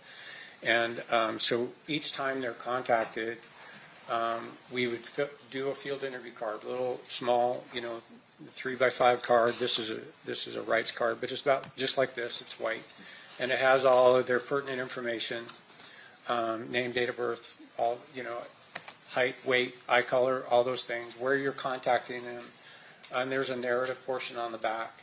And, most of the gang members in that type of environment would say, yeah, hey, I'm 18th Street. I'm like, whatever, for life. I'm 18th Street for life. So you document that. That's 18th Street for life. Because that's maintained in what you've heard, the gang file for a period of time until that person says, no, I'm not, I don't affiliate with them, I'm not doing that anymore, I'm away from it, and then if that stays consistent for a certain amount of time, then that person's no longer in the gang file. Is it every time that person comes in contact with law enforcement that a new card is generated because it's a physical thing? A new card is I always did. It documented my stop. It documented my activity. It documented our work. It documented, plus it starts the time clock every time, right? So every time that person admits, every time that person's in the company of other known gang members, and then it starts that time clock so that they stay in the gang file until that time expires. So you want the clock to continue to start over. Okay, and just one last question, and I hate hammering the heck out of this report stuff, but in terms of the example that was given you by the state, they said, well, if you retire and then you go into cold case, you can continue on with the investigation if it's a cold case, right? I would, yeah, okay. Definitely. How about the district attorney's office? You're an investigator at the district attorney's office. Does the district attorney's office have a cold case team? We didn't have anybody assigned to us. At the time, because I left in January of 23, at the time we didn't have anybody that was catching our cold cases specifically, so I couldn't tell you one way or the other. Right, so you are testifying that Metro has a cold case unit to which if you're a detective with homicide and you want to take a case with you, you could have done that, right? Certainly. But with regards to taking your case as a homicide detective and now working for the district attorney's office, that's not how that typically works, right? I wouldn't know how they function with it, because I know, we put a case file together and we submit that case, it gets approved by the DA's office, and that the district attorney may recognize certain things that need to be cleaned up or need to be followed up on that maybe wouldn't come back to the detective in homicide. Because keep in mind, if we're working a big case, we're still catching new cases. You don't catch a big case and then all of a sudden, time out, and I get to do this, work this case. You're still catching new cases. We worked one weekend in 2003 where we had 6 murders in one weekend. So you're up going into the weekend and up on rotation coming out of the weekend because all the teams caught a case. And so, just for the jury so they understand, Metro is the police department, they do investigations. Correct. Once you're done with the investigation, you develop a suspect, you then submit that request to the DA's office and the district attorney's office for prosecution. Correct. The district attorney's office, on the other hand, do not have investigators that initiate cases to be charged, right? I don't know how the DA's investigators run I know I had contact with them multiple times over the years because now we've involved the DA's office in what we've produced because we seek the truth. DA's office seeks justice, right? So but I know there may be some incidental things that come up that an investigator will handle rather than taking it back to the homicide detective for follow-up. In your experience throughout law enforcement, even up to currently, have you ever seen an investigator or the Clark County District Attorney's Office be the primary officer on a case? No. No further questions. Thank you, Your Honor. Anything further, Mr. DiGiacomo? No. Any questions from the jury? We do have at least one. Can I have the parties approach? Except we only have one.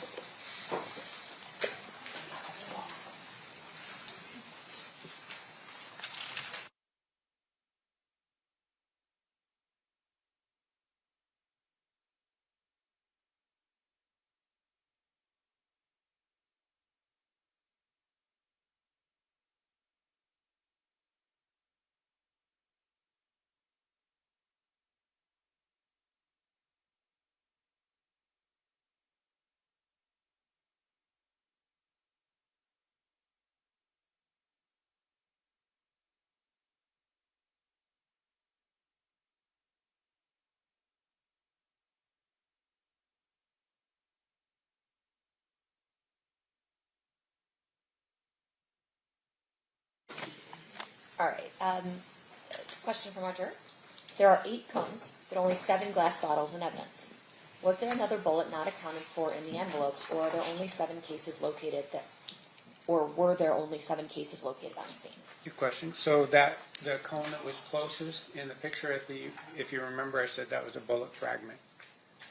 So underneath that cone was just a piece of a bullet, mostly just the lead. And so the bullet fragment plus the 7 cases. Any follow-up questions based on that, Mr. DiGiacomo? Detective, you opened the 7 casings, correct? Yes. Showing you with the marked estates proposed exhibit number 130.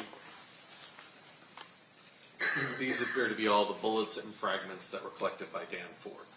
That's correct. They were also listed on the evidence inventory that I've seen a copy of. I recognize the handwriting and initial and P number for Dan Ford. As once again, there's also a blue stripe on here. I'm not going to open this one. There's also a blue stripe on here indicating that they were forensically tested as well. Yes.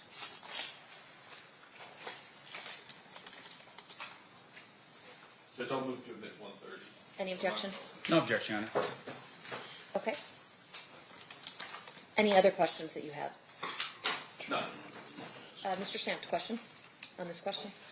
Essentially? No, Your Honor. Okay, perfect. All right. You are free to go. Thank you, Your Honor. Ladies and gentlemen of the jury, at this time we are going to take our lunch break. During this recess, you are admonished not to talk or converse amongst yourselves or with anyone else on any subject connected to the trial, or read, watch, or listen to any report or commentary on the trial of any person connected to this case by any medium of information, including without limitation, newspaper, television, the internet, and radio, or form or express any opinion on any subject connected with the trial until the case is submitted to you. We'll be in recess until 1:45. Please rise for the jury. So 1:45, guys.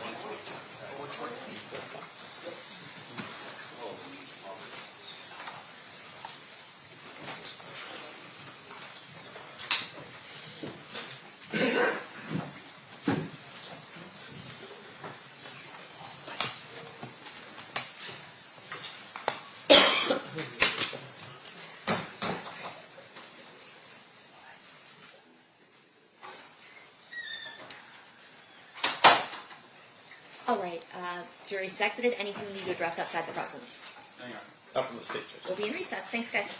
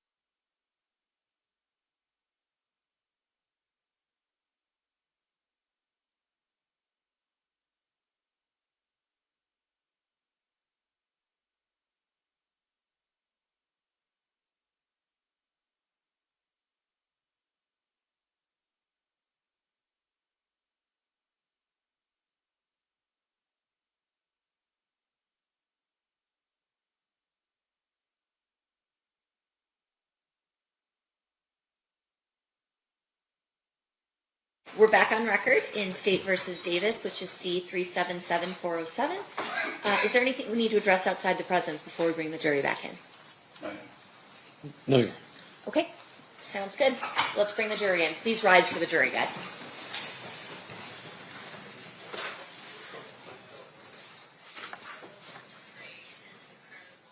Okay, the funny thing is, if you stand up with one of these screens on, you can't read.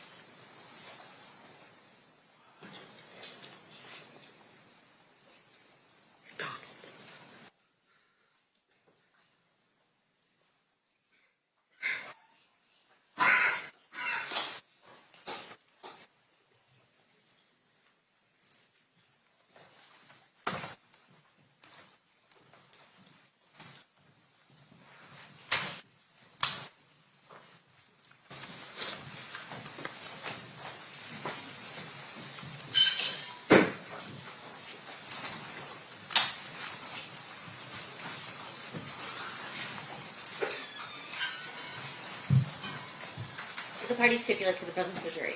Yes, sir. Yes, Your Honor. You may be seated. All right, welcome back from lunch, ladies and gentlemen. We're still on the state's case in chief. State, who's your next witness? James McDonald. McDonald or McConnell? McDonald.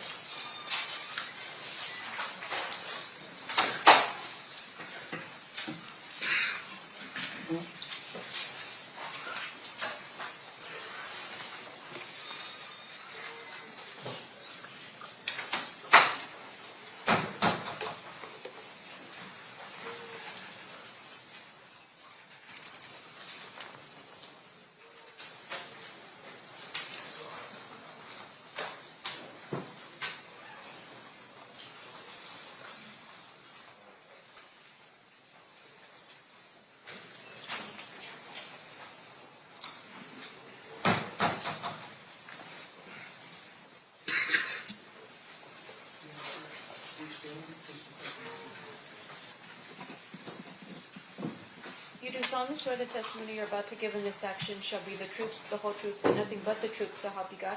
Yes. You may be seated.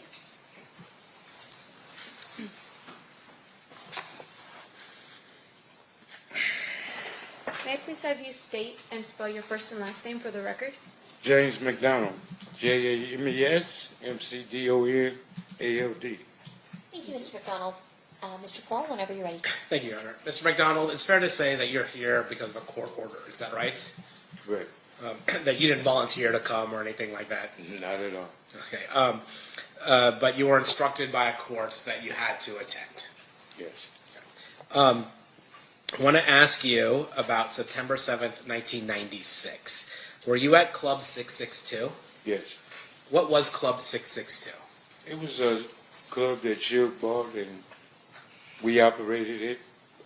When he opened, I was head of security through the neighborhood.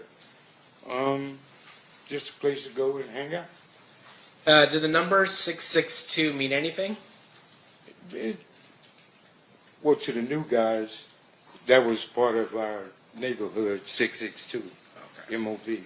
Okay, MOB. And when you say MOB, there used to be before Apple iPhones and those types of things, when you had to have landlines and you pressed numbers, 662, there would be letters under those numbers, and M and O would be under 6. Is that right? Correct. And B would be under 2? Yes. So 662 would be M-O-B. Yes. When you talk about Suge, are you talking about Suge Knight? Yes, sir. How did you know Suge? He lived in my neighborhood. And is that in Compton? Yes. When you were at Club 662, you said you were head of security. Yes. Was somebody by the name of Reggie Wright Jr. there with you? Not at that time. No? No. When was he with you? I got out of prison in 1988. Suge came and got me in 1988, like 4 days from coming home. Started another company, Burn Hill Records, then Death Row Records came. Soon as Death Row was launched, Reggie came a few months after that. Okay, so we're talking about the start of Death Row Records. Reggie wasn't part of Death Row Records initially, but you were. Yes. And then Suge Knight, was he the boss of Death Row Records? Yes. Okay. Was Suge from the same neighborhood? From the mob? Yeah. I wouldn't say Suge was, he was guilty by association. Okay. He wasn't from the neighborhood. He lived in the neighborhood. We looked at him as somebody from the neighborhood. When he started Death Row and started to recruit us, then yes, he's from the hood. So I guess there's a difference between living on a certain street versus being from the hood. Yeah. And how would you describe that difference? I look at it, you have three different type of friends in the neighborhood. You got gang members, you got gang bangers, and you got men that just guilty by association from living in that area. Okay. And can you tell me what the difference between a gang member and a gang banger is? A gang member hangs out. A gang banger handles his business, put in work, do what the gang do. And what was your role with Death Row? I was the guy that if something happened, Suge would have you take care of that. Like Snoop Dogg trial, there was issues up there. I was sent up there to make sure those problems didn't happen again. And are those problems, and I'm not asking you to get into specifics, but are those problems meaning issues with other people who might be gangbanging or might be trying to threaten folks? Correct, yes. And you were somebody that Suge relied on to be able to protect his roster of music artists and other things like that. Correct. And after you were asked to help out with Snoop, did Snoop have any other problems? No, we didn't have one issue at court. Now, I'm going to ask you, fast forward a little bit, to, were you familiar with the Southside Compton Crips? Yes. Would you say they were somebody you were in alliance with or a rivalry with? Rival. Okay. And would sometimes that rivalry get violent? Anytime you're dealing with the gang life, it's going to be violent at any given time. Are you familiar with somebody by the name of Tupac Shakur? Yes. How are you familiar with Tupac? He was assigned to Death Row. And when he was signed with Death Row, would he also hang out with you guys? He hung with my brother now. Yeah. Not me. Who is your brother? Alton McDonald, Buntry Ave. He went by Buntry? Yeah. Okay. Now, during this time, is it fair to say that Mr. Shakur had an issue with rappers from the East Coast? I think Tupac inherited the beef between Suge Knight and Puffy. Okay, that was your perspective of it. That's all it was. Yeah. And we all fell,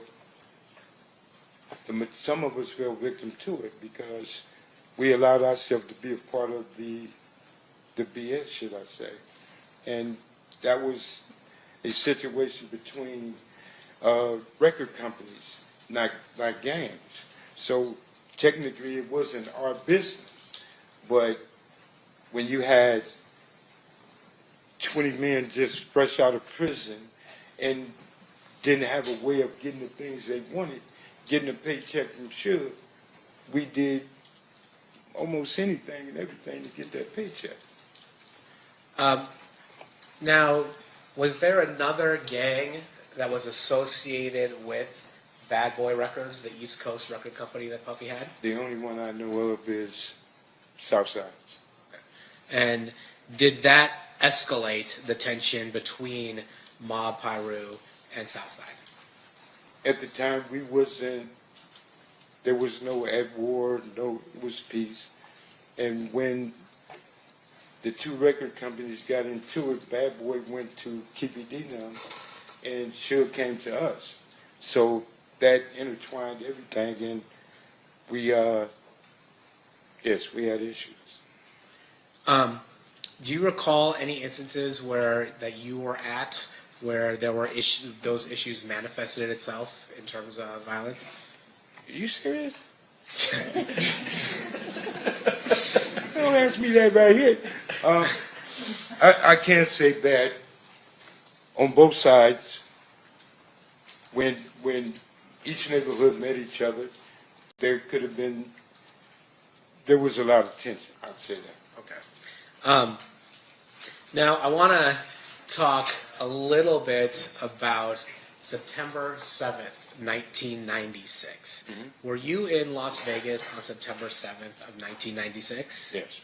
Why were you in Las Vegas? To run the security at 662.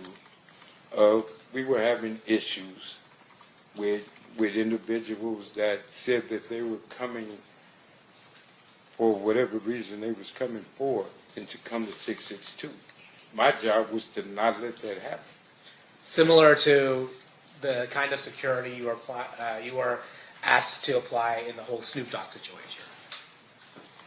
It didn't have nothing to do with Snoop Dogg. It was, everybody came, well, Suge and Bunch of them, his entourage, everybody went for the fight.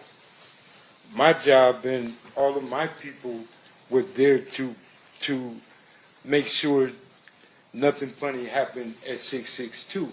So we were the fall guys. So if something happened, we was the one that's going to go to jail for it. Prepared to do that. So nobody else was going to come up there and disrupt it in that manner. But if anybody remember that night, there was so many Metro and everybody there. No, neither side could have did anything. So it was calm, it was peaceful. So when you say there's so much Metro there, you're talking about so much Metro at Club 662? It was police all over the place. Now you said you were there to be on the lookout for something. What were you? You said I was on the lookout for nothing. I apologize. You were there. You were there in order to ensure there weren't any problems. Is that fair? To make sure everything was good. And because you had heard there might be some issues. Correct. And what were the issues that you were concerned about? Individuals coming up there creating an issue we was having with different sides of from with Crips, period. Yeah. So you were worried about Crips. Not worried, so I'm sorry. You were there providing security to ensure that Crips did not initiate any violence at Club 662. Not just Crips, that nothing would happen. Okay. Period. Okay. And then when you were there, was Reggie Wright Jr. with you that night at September 7th, 1996 at Club 662? Yes. What was Reggie doing there? Reggie's job was to watch me and make sure I don't get in trouble. Everybody knew how I was. So Reggie, everybody else went to the fights. Reggie was there to watch me with the people that was there. And I'm guessing that you were not the only person there making sure there wasn't any problems at Club 662? I'm positive it was 30, 40 Pyrus there. And again, that was to make sure that there wasn't any violence that occurred at Club 662. Right. When at some point that night, do you learn that Tupac or Suge had been shot? That night, yes. Can you tell me how you learned about that? Well, people was coming back and was explaining that Tupac and Suge just got shot. Everybody was in a uproar. A lot of people started leaving, trying to get over there on Cobalt. We couldn't leave because we didn't pay to do this here. It wasn't too long after people started coming back, like Haron came back and went to the hospital. The majority of the people was leaving and then coming back because that night they said Tupac was going to be all right. And even Suge came back with a little bandage on his head. And we thought everything was good. People kept partying. So, and when Suge came back, you said he had a bandage on his head, but Yeah, the dude said he got shot, but he was grazed, a little scar, but nothing penetrated. some people would describe being shot in the head even slightly. You described it as that, I mean, Yeah. you're wrong. All right. So when you find out, well, let me ask you this: was Reggie with you when you found out that Tupac and Suge were shot? Yes. And did it appear to you in any way that Reggie Wright Jr. was coordinating the murder of Tupac Shakur? Impossible. I mean, and I say this because you're aware that there have been some conspiracy theories that Reggie Wright Jr. is responsible for the murder of Tupac. And it's so not true. His father was implicated, and his father had something to do with it. Reggie Wright used to be a police officer. And here again, I've been knowing Reggie Wright over 50 years. His daddy, as a police officer, patrolling my neighborhood. He done took me to jail many times when I messed up. If Reggie killed Tupac, then death row is over with. Tupac was the money source. Tupac was that guy at death row. So Reggie would have had a problem if he would have did that. And Suge, I truly believe Suge would have opened his mouth if Reggie betrayed him like that. So people say what they want to say. After that night, do you stick around in Las Vegas or do you go back to Compton? Well, I stayed in Vegas and we left that morning because we knew we was going to have neighborhood issues, and everybody left and went back to Compton. Why were you thinking you might have neighborhood issues? Well, you asking me some.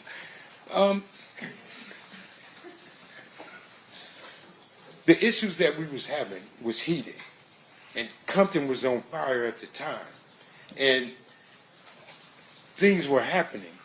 And me personally, staying in Vegas wasn't worth it. That man in the hospital, it's time to go and protect your home front and be prepared for whatever happened there. You know what I'm saying? Like the other side was being prepared and was prepared to do things because Orlando got beat up in there. And that's something you don't tolerate. So you was going to get some repercussion from that and everything else that was going on. So living this life, you got to be ready. If you not, you might as well just lay down. Now, you weren't there for the beating of Orlando Anderson at the MGM, were you? No, I was. Yeah, like we talked earlier, you were at 662. Yeah. But are you aware of why Orlando was targeted?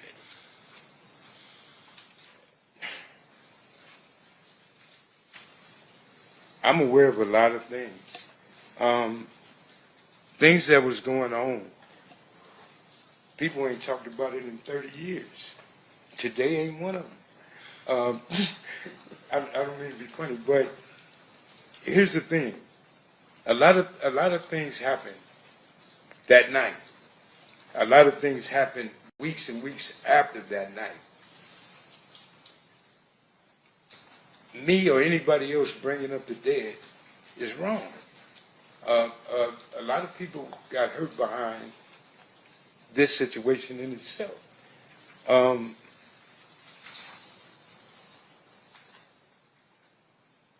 Living the life and how we lived in Compton is one thing. You bring back all of the guys that made it, like me, I'm 61 years old now, to rehash and relive this situation again.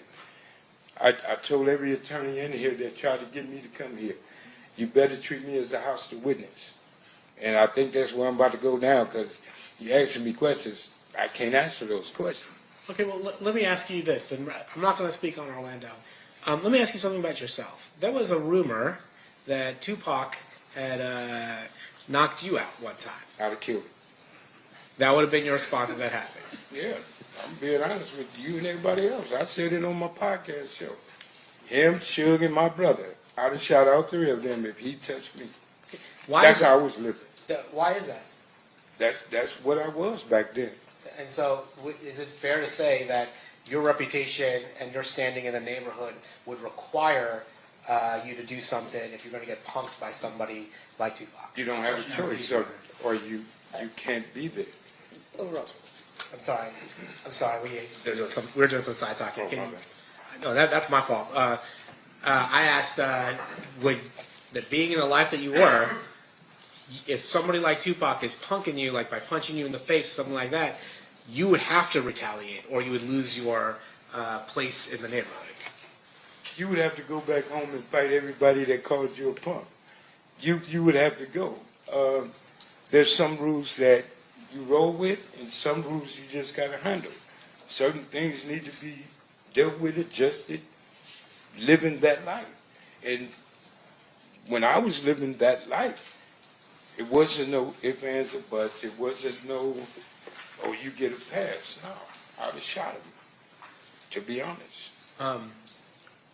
So then you had mentioned, I'm not going to ask you to go into any specifics, but you had mentioned that after what happened here in Las Vegas, there were issues between the neighborhoods. How long did that last? Was it like, all right, one day we're good, everything's done, or did it last for longer than that? No, it was tension in the air for quite a long time, until I guess both sides, and he might agree, just said, let that shit go. Because it really wasn't our beef. This was between Suge Knight and Keepy D. And people put themselves in situations, like myself. I'm guilty as everybody else. Like myself, I put myself in a situation to protect something and somebody that didn't have nothing to do with me. I did it for a paycheck. I did it on some just because. I'm older now. I get it. But we did things for all the wrong reasons at that time, in them days.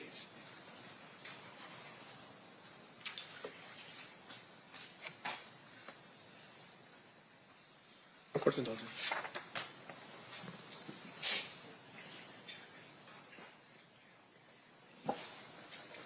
Your Honor, Steve will pass a witness. Okay.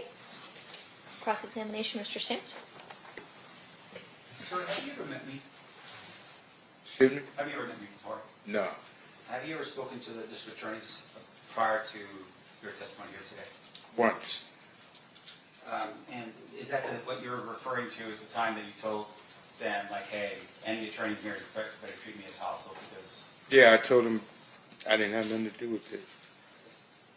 Now, a couple questions for you, sir. This is more for clarification. So on the night of the murder, you were working as the head of security for 662. Yes. Explain for us a little bit about the club. Was that Suge's club or was it somebody else's club? Suge, to my understanding. Okay. And when you were there as head of security, were you there, had you worked there as head of security prior to this particular night? We did an event there once before. Yeah, same thing. Okay. And on this particular night, was this an event like some type of fundraiser or something for police officers or anything like that? Do you recall what the event was for? We wouldn't have been there. Okay. No. What was the reason for the event? It was Mike Tyson fight. Tyson was coming back. Tupac was supposed to perform like other people, and we was there for that. Okay. Can you describe for us how big the club is so that we can... 30 years ago, a little bit bigger than this room. So it's relatively, it's not like a two-story, it's not, it's you know. small. All right. And in terms of the club itself, you were there and you were sharing with us that there were other people that were there. Yes. Law enforcement as well as, I don't know, people from your side of town. Oh, law enforcement was outside. The Metro would say, why y'all put words in my mouth? Sure. They were outside. Okay. We were on the inside. Wasn't no law enforcement mingling with us. So as far as you know, law enforcement wasn't hired by Reggie Wright to provide additional security? No, this was Metro posted up all over the place. And so they were there specifically just like what, harass or just send a warning or what? No, they were there. Like when you have events in Las Vegas, everybody knows. You're going to see Metro here, every block. Yeah. They was posted up, which they do all the time. But you're telling me that as head of security, you do not know or you don't believe that Reggie Wright hired the Metro officers to come in? I know for a fact he didn't hire the Metro police. Do you know how many people were on the payroll that night from your security team? Well, y'all do paperwork different than we did. Our paperwork was getting cash money. Our paperwork was what they call under the table. We had at least 30, 40 of my homeboys there. Reggie Wright Jr. and his security, his company, the people who work for him, didn't have nothing to do with what Suge paid us for working. So that was two different entities, Reggie and Suge. The homies was there for the Suge night. Reggie Wright hired his company to watch over Suge night people. Right. So his security did like the right thing. My security did what they ain't gonna do. You get what I'm saying? I get it. The police gonna walk you out of there. Mm-hmm. We gonna drag you out of there. So it was a difference, but not on the same paper. Sure. And once again, the intent was to protect 662, right? To protect the club, protect the patrons that were going to go there, that kind of thing. Yeah. Okay. Now, in terms of your knowledge of what happened on that night, fair to say you weren't present when the shots had rung out. No, I wasn't there. Okay. And your testimony is that you had heard from other people initially that, hey, Tupac had been shot. Yes. And you had thought maybe other people were maybe relieved, thinking like, okay, it's not that big of a deal. He's gonna be okay. That's what came back to 662. People that went to the scene, and everybody said Tupac was talking. So everybody came back to the club saying he's gonna be all right. So people just went back to, mingling. Right. Now, in terms of the that night, you go back to Compton. You live in Compton. Yes. You still live in Compton? No. At the time you live in Compton, you go back to Compton, and you tell us that there was a lot of tension. Can you describe that for us when you went back in terms of what kind of tension we're talking about? You sure you want me to answer that? Is it going to be graphic? No, I ain't gonna. I got to raise the word in it, but you asking me a question. I don't. And what I explained to them, I don't want to send him to prison. Sure. Even though we don't like each other. Sure. I don't want to send you to prison. So that's why I'm here where I'm at and where I am, because I changed my life I'm raising my grandkids, teaching them never to be like their papa. And here I am explaining to people what I used to be, and I'm not proud of that. I'm not proud of that at all. And you asking me questions that can hurt him. And like I told them, I'm trying to avoid to answer the questions that they might look at me and say, something is wrong. Well, let me put it this way. Let me help you out with this. Thank you. So these people right here, what they want to know from you is, did you see who shot Tupac? I told you no. Correct. So outside of that question, right, the next question I'm asking you is, when you went back to Compton, was it like a Southside Crip shoots a Piru Blood, and then a Piru Blood shoots a Southside Crip? Is that the tension that we're talking about? Do I answer this? That's a straightforward question. It's a yes or no answer. Okay. Did you see that? When I was a part of that life, I was a part of that. Once again. And I was, no, because you asking something that's going to hurt this dude. And okay, let me stop. And once again, I want to emphasize. When we got back to Compton, okay, it was a gang war. People were getting hurt. Okay. People was being sought. People were looking for certain individuals from his neighborhood, okay, as well they did mine. Okay. But Orlando, him, and certain other people were being sought because people wanted to kill them. Sure. Were they the only ones that they wanted to kill? I'm not the only one up in here. No, they weren't the only one. Okay. It's his neighborhood in particular. Right. But they were the main subjects of a gang war. They was in the middle, such as me. So you're telling us that people back home somehow had some type of information that said that that guy, as a bunch of other people, were involved in what? In the murder of Tupac. Okay, but my question to you.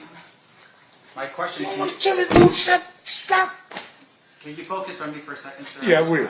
And I apologize. I just want to make sure that we're clear, okay, for these people. In terms of that information, none of those people were there, right?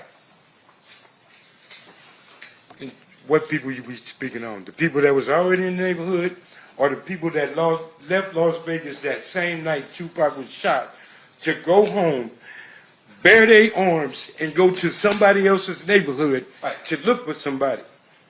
They had to pay it back. So once again, my question to you is that the information that I'm asking about is the people that back home, you're saying were eyewitnesses to this? How could people back home be eyewitnesses to something that happened in Vegas? No, that's not what I'm saying. The people that were here in listen to my question, sir. The people that were here in Las Vegas, you're telling me were eyewitnesses to what happened and went back home. Is that what you're telling me? I'm telling you, the people that was at 662. Just answer my question, sir. Yes or no? I can't answer that without a what you call them. You trying to tell me to say something that you're not going to understand if you let me explain to you. No, answer my question. I'm not answering nothing. I don't know what he's talking about. Okay. Okay, Mr. McDonald, focus for a second. Oh, I am focused, very. Focus on this. My question to you is this. You didn't know what happened that night because you weren't there. Right? I was at 662. Right. Do you know who that was there? I know everybody that was there. Okay. Like who? Talk to your lawyer, man. This dude is tripping. I'm not going to explain that. I can't answer that. Okay. Let me ask you this next question then. You are telling us that people back in Compton, for some reason, knew what happened here in Las Vegas. A phone conversation? People found out when people left Las Vegas the same night Tupac was shot, went straight back to Compton. It only takes 3.5 hours to get home. Sure. Yes, it wasn't a problem for people to find out what happened. No problem at all. They got on their phones, they texted people, they let them know what happened here on the night of the shooting? Yeah. They had walkie-talkies, they had all kind of phones. They had ways to call people to say whatever. But when people left Las Vegas that same night, after they found out and got in their cars and went home, because it was a situation. Pac was shot. Okay. Retaliation is a mug. Come on, man. It was for real, for real. All of this was for real. Now, the night of the shooting, did you have a walkie-talkie, a Nextel thing or something like that? No. Did Reggie Wright? I don't know what he had. I don't know how much money he had in his pocket. I don't know what he had on his hip. But you were the head of securities, but you're telling us you did not have any type of device. Right-way security has nothing to do with the gang-banging security, Parus, whatever you want to call us. They had nothing to do with us. Okay. The phones that Suge had for certain individuals, they had the phones. Like the guy that was bodyguard for Tupac that night. Like some of the guys that was at the Tyson fight, like Suge Knight. Certain individuals had phones. Yes, they did. Okay, so, all right, I get what you're saying. You're not there, but you're saying other people were.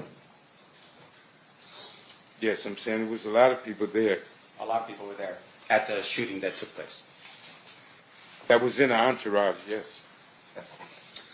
Let's see. Okay, just one final question. You're here today, and I think the state had asked this question under a subpoena. You're ordered to be here today, right? Yes.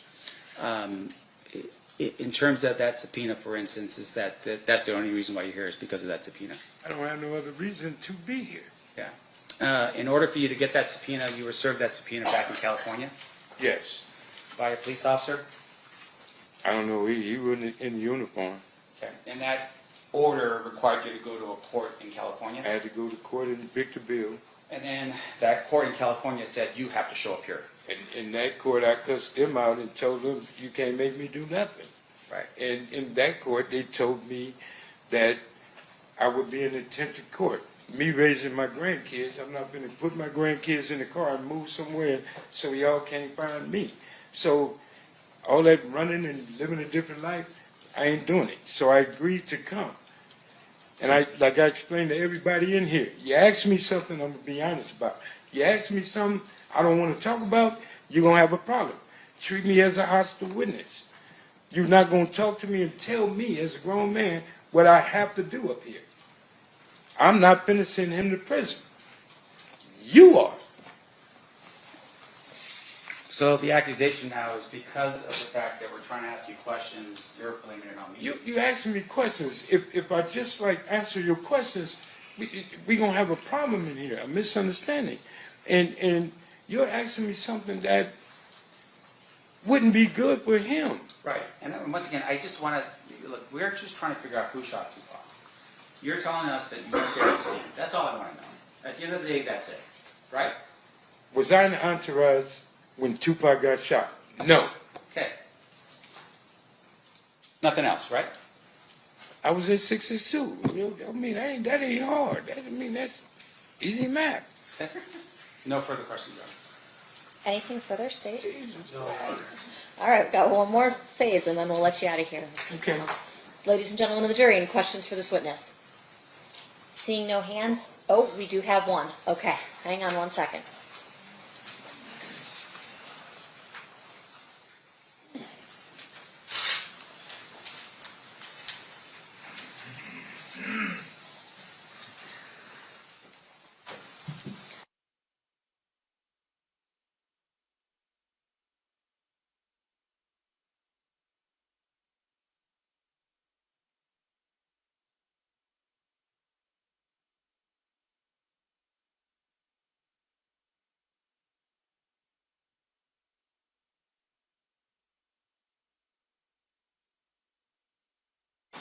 All right, I have a question for you from one of our jurors, if you can answer it. Did Reggie Wright Jr. instruct security to not have firearms the night of the fight? To be honest, I don't know if Reggie Wright told his people, or the police officers, not to have guns, and I don't know why. He sure didn't tell us because we had ours. And that's the honest truth. All right. Any follow-up based on that, State? No, Your Honor. Defense. I just want to clarify what the witnesses said. You're telling us that you had guns that night? Yeah. I just want to know. But you had guns that night, right? Yes, we did. All right, thank you. All right, State. I know you didn't want to be here, but thank you for coming down. Okay, can I say something? I want to apologize to everybody, but I find this kind of funny, And truthfully, what you're going through, brother, is what you're going through. I didn't want to be a part of that, and I'm not a part of that. So I appreciate everything, and I apologize to all of you guys. Okay, thank you, Mr. McDonald. You are free to go. State's next witness. Yes, Your Honor. State's calling Reggie Wright Jr.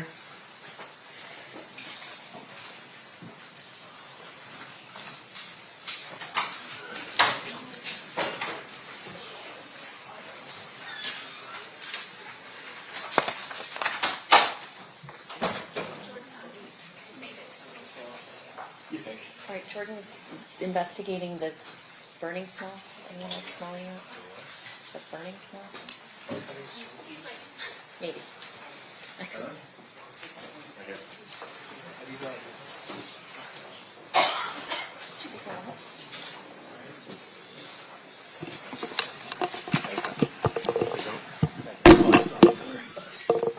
If anybody's smelling something burning, it's a burnt bagel from back there, so don't worry, we're all... Okay. Are we able to... Is this good? I think he was leaving them like that to swear, and then we'll turn them on. Okay, perfect, got it. All right, we'll have you sworn then, Mr. Wright. Please raise your right hand. You do solemnly swear the testimony you're about to give in this action shall be the truth, the whole truth, and nothing but the truth, so help you God? Yes, sir. May I please have you state and spell your first and last name for the record? Reginald Lilburn Wright Jr. Reginald. Lilburn is Lil. B as in boy. URN. Wright is WRIGHT. And I'm a junior. Thank you, sir. Whenever you're ready, Mr. Paul, you may proceed.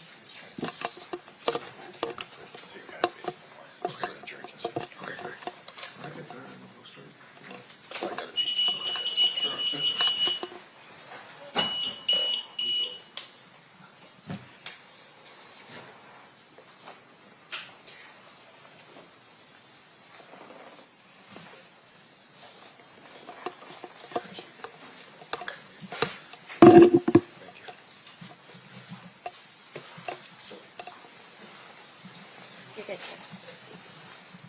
Good afternoon, sir. Good afternoon, sir. Do you mind if I call you Reggie? Yeah, of course. Okay. Sir, where did you grow up? I grew up in the city of Compton, California. I was born and raised there until about the age of 19. And who is your father? Who's your father? My father is Reginald Wright Sr. And where did your father work? He worked for the city department. And at some point, had he risen up the ranks of the Compton Police Department to become a lieutenant, is it, of gangs? Eventually captain, but during most of his career was a lieutenant.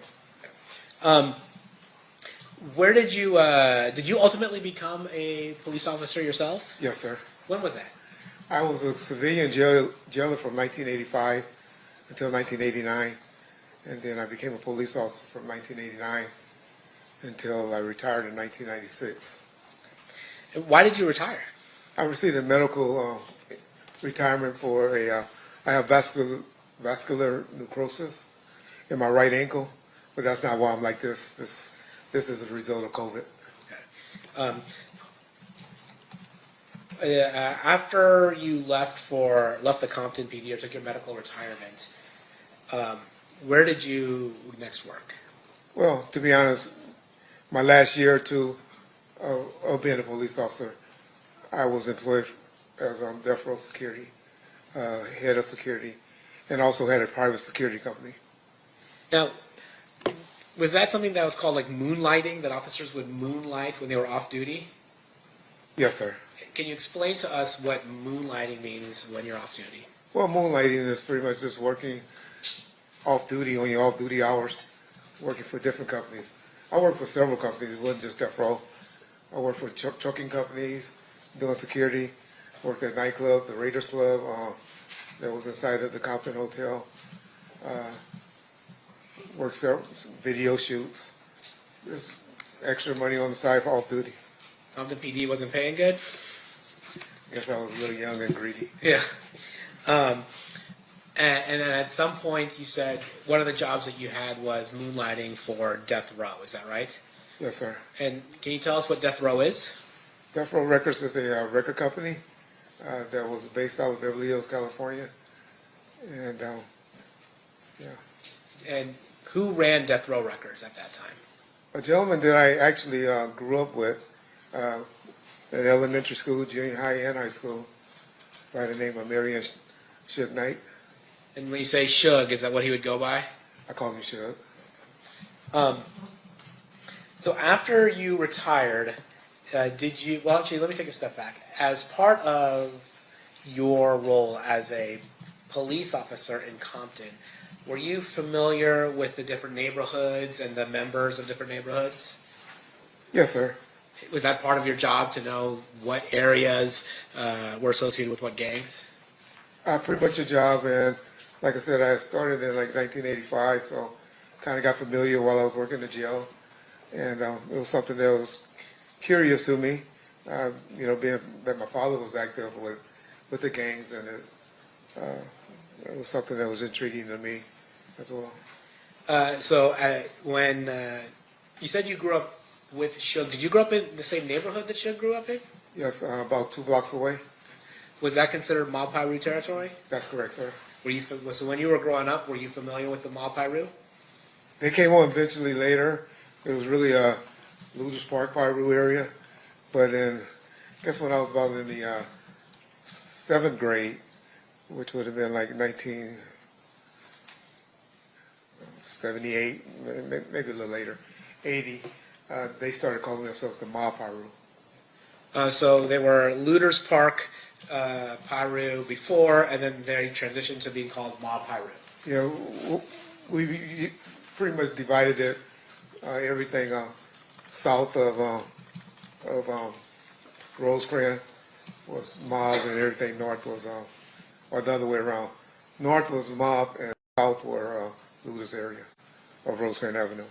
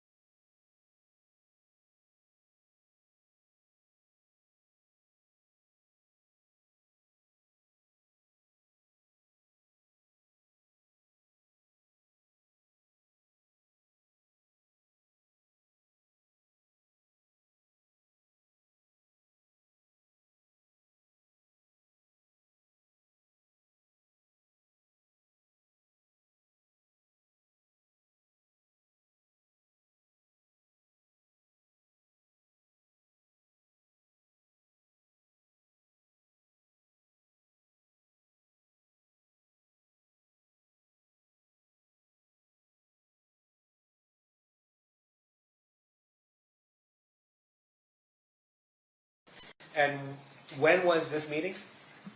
That Friday, after they had all came from the town cars meeting, because I took them all to Fridays, and we went and ate at Fridays after that meeting. So it was that Friday. And then, so the process was with your folks, people working with you, was that they had to get their TAM cards or whatever temporary work cards required to do the work that you needed them to do in 662, then have a meeting with the attorney. The attorney tells them, hey, we're trying to get this club transferred to Suge's name. Let's keep it clean and don't carry a firearm. That's correct. Did you do anything else that Friday at all relevant to the events that occurred on September 7th, 1996? The club actually opened on Fridays and Saturdays, but for some reason we didn't get a big attendance on Friday nights. But Saturday night, it was a different night. So you knew that that night, September 7th, 1996, was the night that Mike Tyson was fighting Bruce Stockman. Is that correct? Yes, sir. And was that part of the reason why you guys were going to have the club open because of that fight? Those were the only times the club, under Mr. Knight, the Club 662 banner, we only did that about 3 times. And that would have been the 4th time. And so we only opened those 4 times, the Friday and the Saturday. And then we did it one more time where Mr. Shakur and Snoop Dogg did a St. Ives commercial, which was just a promotional private video shoot for a commercial.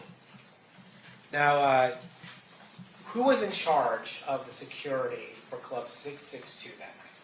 Well, ultimately I am, but I had a on-site supervisor by the name of Al Giddens. He was actually who I consider in charge of the club, but ultimately as the owner I was. And then we heard from James McDonald. He's suggested that he had a role in security as well, maybe different than your role in security. Were you aware of James McDonald being there at the club? Yeah, James was a headache for my security. They hated him. But he and I, we've been knowing each other over 52 years, So, that was like my brother. So, James used to do it as a hustle. What James would do is go outside, get guys that looked like they had a bunch of money, and bring them to the front of the line. And that drove my security crazy, but James was just out there working the door. Suge would have a bunch of his homeboys to come and be on the lookout, still, blood related, Paru related, to be around. But James was mainly doing a little side hustle. Now, in terms of as the person in charge, or the person contracted to be in charge of death row security, were you aware that Tupac Shakur was going to come to the fight on September 7th, 1996? Definitely the plan. That was definitely the plan, and there was a reason that I knew he had to come, but that was definitely the plan. Okay, well, tell us the reason why he had to come. So we, Mr. Khalees, who he had something worked out, because that's why we had off-duty police officers. I don't know if they were off-duty. They were in uniform, so I don't know if they was working off-duty or they were on duty. But my guys were responsible from the door inside, where the police officers were responsible for the door and the street traffic control and the parking lot. And so I guess how he got that approved was... well, if you're guessing, okay. I don't want you to guess. Were you the person responsible for whatever event control or traffic control that the Las Vegas Metropolitan Police Department did? No, sir. Were you the point of contact? I was the point of contact for the club, yes. Yeah, but you're the point of contact for the club. And then the person, is it fair to say that the person dealing with whatever traffic control or event control or population control, whatever it was that the attorney, George Cleese? He was the one that got them there. Okay. Made the call to get them there. Okay, so you weren't the one that called Metro? No, sir. So anything that you would have said regarding that is just kind of you trying to put the dots together, assuming what that conversation might have been. And the only reason I say that because I knew we promoted it as a a benefit for a retired boxer, for a police, he was a retired police officer that was promoting or had something to do with boxing for youth or something like that. So that kind of is adding to the P's and Q's that make Mr. Knight look better when the transfer of, when they're trying to transfer this club, hey, we're also holding a benefit. That and also Mr. Shakur was trying to work off some community service hours that he needed. I don't know how they made it happen in LA County. And so Mr. Shakur was scheduled to perform that night at Club 662, is that right? Yes, sir. And so you're telling us that it was your understanding that Mr. Shakur performing at Club 662 at this benefit would help him accumulate hours for community service. Yes, sir. So when was Tupac Shakur supposed to come to Las Vegas? Well, they always came up on that Saturday. I know that they arrived about 4 p.m.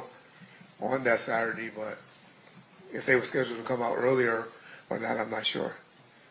And then at some point, well, who's the security for Tupac that Saturday? Mr. Alexander, but he was out there with me, getting the town cars and everything. Mr. Shakur actually rode up with, I guess, his fiance and a few members of the Outlaws. And who are the Outlaws? The Outlaws is a bunch of people, actually, but it's a group of rappers that works with Mr. Shakur that he was trying to help get their careers going. And was Malcolm Greenidge one of the members of the Outlaws? Yes, sir. And I think he goes by the name Edie Amin. That's correct, sir. And Qatari Cox, was he one of the members of the Outlaws? Yes, sir. And then Afula, and I always get the name wrong, but Mr. Afula, was he also one of the members of the Outlaws? He was as well. Okay.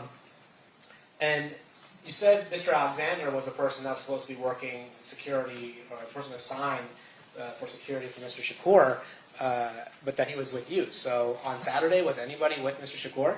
No, sir. And you had mentioned earlier that after the song Hit 'Em Up had come out, and that was probably, 3-4 months before this, you had assigned 2 security officers to Mr. Shakur. That's correct. So where's the other one? Well, that was Mr. Hackey, Kevin Hackey. He was scheduled to also be attending and writing, and that's who I actually thought was going to be with him, coming up with him, because he normally was with him. You know, him and Mr. Alexander, they kind of worked out who would be with Mr. Shakur. And for some reason, he didn't show up. He now telling me he had a late arrest, and he was stuck at the hospital all day dealing with an arrest. So the fight night arrives. Where are you? Do you go to the fight? I went to the parking lot of the fight, so it was kind of hectic to get inside, but also got a call from Mr. Giddings, Al Giddings, who was my supervisor at the club, and they was having some logistic problems, some problems there, and I elected to go and get things in order at the club. So you get to the parking lot at MGM, see it's a little crazy, and decide to head over to Club 662. That's correct. And was Club 662, it was on Flamingo, is that right? 1700 block of Flamingo, yes, sir. Okay. Actually, can I see Exhibit 2? I'm going to publish Exhibit 2, which has already been admitted. All right, actually, Mr. Wright, you're not positioned great for any of this, but there we have, can you see 662 up there? I don't have my glasses. No worries. I'm sorry. I got you.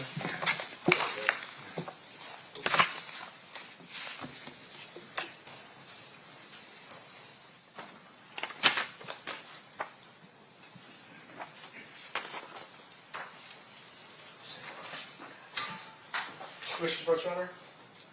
Your Honor, permission to approach? Oh, yeah. I'm going to move about the courtroom freely. Thank you. You see clubs, there's a red 662 club on this map. You see it? Yes, sir. Is that accurately representing where Club 662 was? Yes, sir. So you leave the Las Vegas Strip and head over to Club 662? That's correct, sir. Did you handle the logistical issues at Club 662? I guess. I'm sure we got worked out. Yes, sir. And then, was Club 662, did you stay at Club 662 or did you head back to the strip that night? No, I stayed there the whole time until I was contacted by some other individuals. Okay, so we'll start, before we get there, how was 662 super busy that night or was it kind of less crowded? The clubs generally didn't start getting crowded until about 11 p.m. I think we were there like 8:30. So it eventually got there, but I wouldn't call it super crowded at that point. And then you said you were there and then you, something changed. Well, we all know that on September 7th, 1996, Tupac Shakur was shot and Mr. Knight was at least grazed in the head by a bullet. Did you find out about that? Yes, sir. How did you find out about that? Two gentlemen, Buntry, true name was Alton McDonald, and a gentleman by the name of Neckbone. Well, his true name is Roger Williams, and his moniker is Neckbone. They came inside the club and came straight to me. It was like, Reggie, Suge and Pop just got shot down the street. I thought they were messing with me because they like, where Reggie at, because I wasn't there with him. But then Mr. Khaleesi, who was standing near me, I guess he talked to some of the officers that was working out front, and he kind of verified to me that something happened. And then by that time, I see about 4 or 5 other units that were working at the club. They started taking out heading that way. Now you mentioned two people, Buntry, Alton McDonald. Does Buntry have any relation to James McDonald, the person that testified before you? That's his little brother. Yes, sir. And then you mentioned Neckbone, Roger Williams. Were these people employed by Right Way Security? No, sir. Were they part of Mob Pyro? Yes, sir. Is it fair to say, as we talked about earlier, that Suge would have members of Mob Pyro around? Correct. And while they weren't official security, would you say they provided a different form of security? That would be a fair, yes, that's correct. So upon hearing the fact that, well, at that time when Suge Knight and Tupac Shakur were headed to Club 662, were you aware of their movements? Were you aware that they were headed over to the club at that point? Not at that point. I hadn't heard anything. Frank hadn't communicated anything with me, and I just knew they would eventually get there. But no, I didn't know any movement where they were at or when they were coming towards our way. Oh, you had said Frank hadn't told you anything. At this point, had Frank met up with Tupac? Oh, I'm sorry. Frank was with Mr. Shakur since about 4 p.m. on that day, 4 to 5 p.m. on Saturday. He was with him all that day. So he didn't drive out with Mr. Shakur, but he eventually met up with Mr. Shakur. That's correct. Him and another gentleman who initially was with him by the name of Michael Moore. And was Mr. Moore also a member of security? He worked for Right Way as well. Okay. And so then you have Mr. Shakur, Mr. Knight headed to Club 662. To your knowledge, were there other people headed over? I guess we already heard about Neckbone and Buntry. Were there other people headed over to Club 662 with Mr. Knight and Mr. Shakur? On driving over, was it more than one car, or were there a number of cars driving over to Club 662? And I can only speak on what I know now. Yeah. Okay, well, no, back then, did you know? I just know who normally with them. So after Buntry and Neckbone tell you that Mr. Shakur and Mr. Knight had been shot, and you seem to get some confirmation from the attorney, what do you do? Me and Mr. Khaleesi and Michael Moore, who was with Mr. Shakur earlier, who got, his primary job was to work at the club. He and I jumped in the car with Mr. Khaleesi and headed towards the scene, where we were told Mr. Shakur and Mr. Knight was. However, en route, Mr. Khaleesi was on the phone, and we was notified that they were headed to UMC. So did you go to UMC then? That's correct, sir. Now, taking a step back, did you see the car that Buntree and Neckbone arrived to Club 662 in? Eventually, yes, sir. And did you notice anything notable about that car? Yes, Mr. Buntree, he had a Toyota Supra that was black, and he had one bullet hole to the driver's side fender. Now, let's go back to, you're on your way back to, or you're on your way over to UMC. What happens at UMC? Get there. Of course, you know, Mr. Knight and Mr. Shakur was in the emergency room. I didn't get to see Mr. Knight until about 3 hours later. I saw him, but there was a lot of people gathering. Yes, people heard what happened from the club. They started gathering there, and people were just starting to gather, and in the parking lot outside of the hospital. Was Mr. Knight held at UMC for a long time, or like for weeks, or what happened with Mr. Knight? No, Mr. Knight was released. I left prior. I don't know why I left. I left prior to him getting released, about 4 or 5 that morning. But I know I was back at his house. So I went and got his home secured, and I know I was back at his house about 6 a.m. to 7 a.m. that morning. It was with him all that day. After all this, or sometime during this, do you make contact with your father? Yes, sir. How do you do that? By phone. I called him a couple of times throughout that night. Told him what had just happened to Shug and Mr. Shakur. You know, it's kind of stressful for me. Called him a few times that night. How are you calling him? By cell phone. Oh, you had a cell phone at the time? Yes, sir. Okay.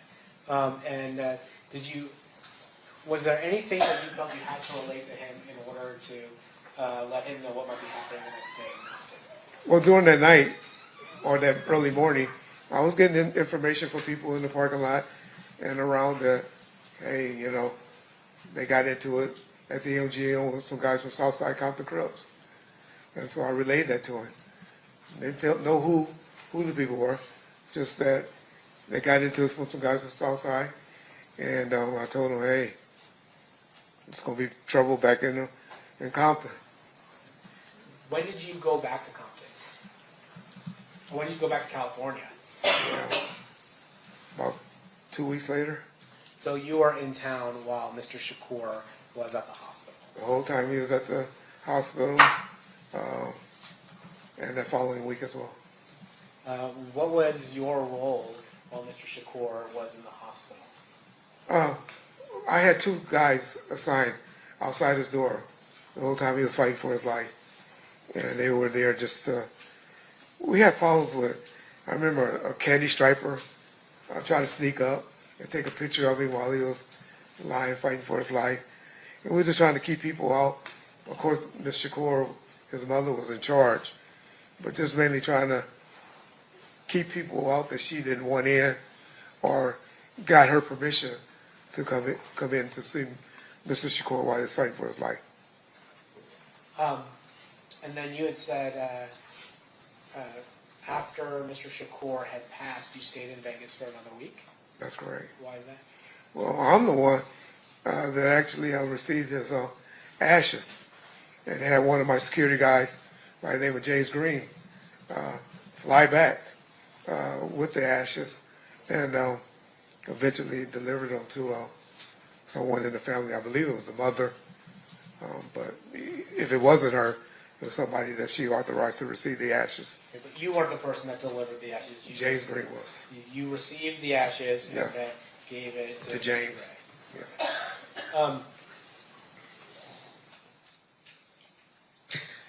You know, I want to ask you this just straight. Did you have anything to do with the murder of Tupac Shakur? Absolutely not.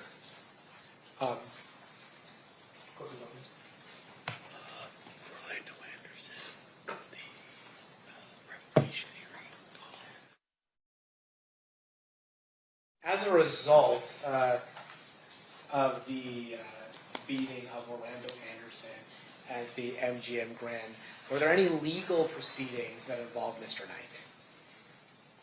Yes, sir.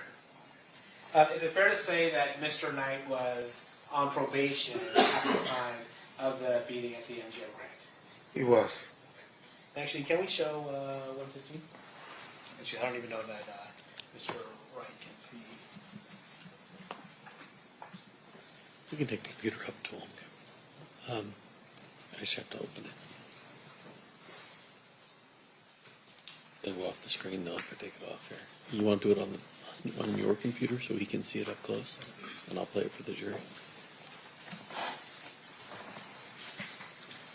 I assume you want. Yes. You want the whiteboard, right?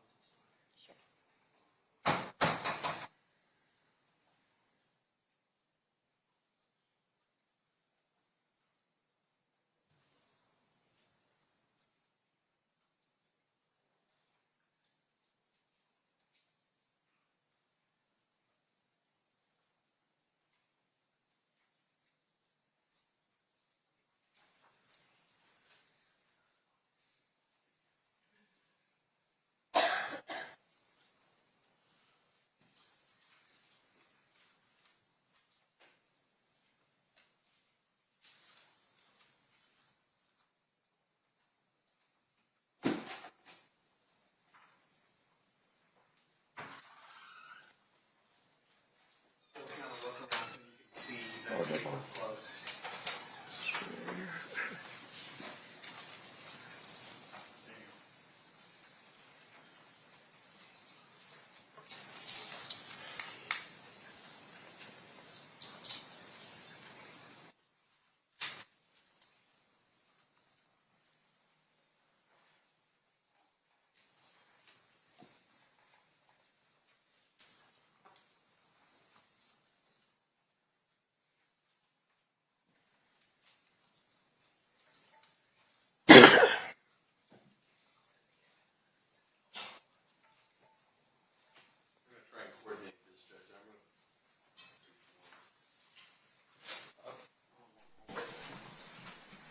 I'm going to show it to you up close, Mr. Wright, while Mr. DiGiacomo shows it to the members of the jury.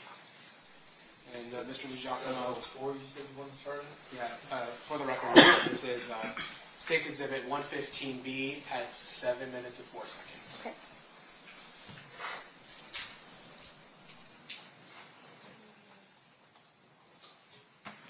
So here, just actually, before we start playing, Mr. Wright, have you seen the MGM video before? Yes, sir. It's fair to say you've seen it more than once. Yes, sir.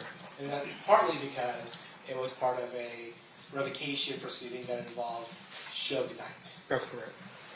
Now I'm going to show you 115B, starting at 7:04. I'm clicking. 1 second, not just yet. I'm clicking right now. Is this the video that you've seen before? That's correct, sir.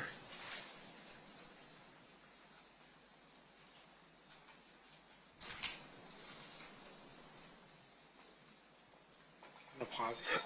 Starting at 7:20. 7:20.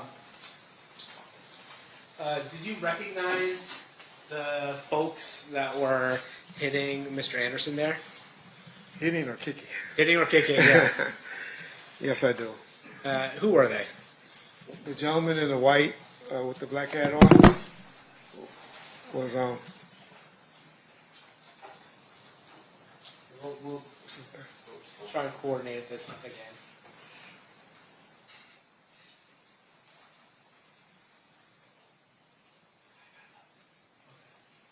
Oh, can you see it? I can see it. Yes, sir. Oh, okay. Well, then can you tell us the people who are involved in this? That gentleman right there in the white is Buntry. Alton McDonald.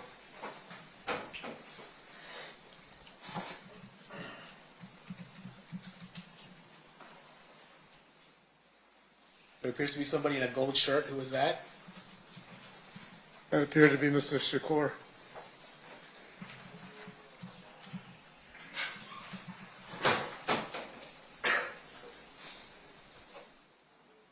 There's a person in gray on gray, looks like outfit. Do you know who that is? The one that I saw that's right in front of Mr. McDonald right now is Roger Williams. Okay. I thought it was blue. I saw Okay, it blue. maybe I'm talking about the wrong thing. You're talking about this. Yeah. I'm gonna approach her. Show again.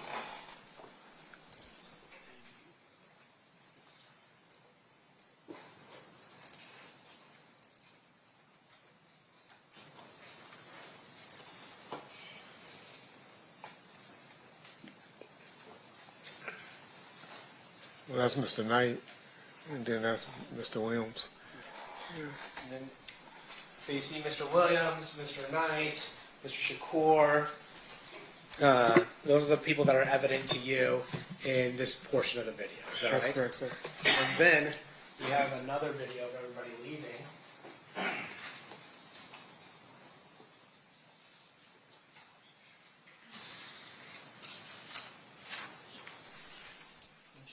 Can you see that? See it, but That's fair. That's it.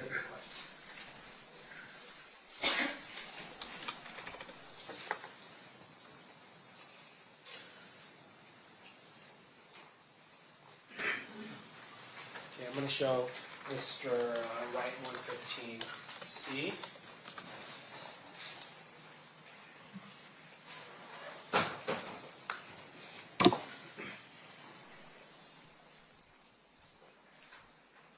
and Mr. Shakur, Mr. Knight, Bluntry, Mr. Williams.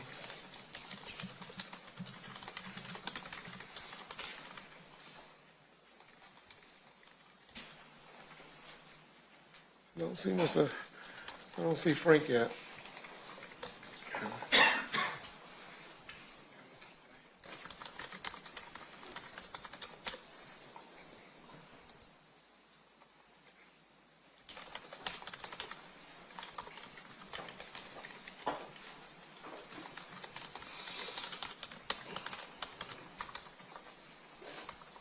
Okay, there you go. Mr. Alexander's the one with no sleeves on his shirt.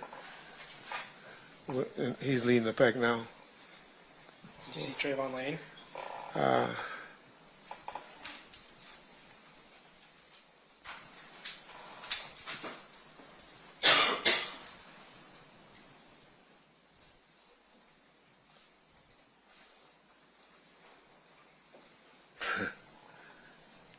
don't see Mr. Lane yet. No, he had a hat on. I've seen him before. I don't see him right now, though. Let me look again.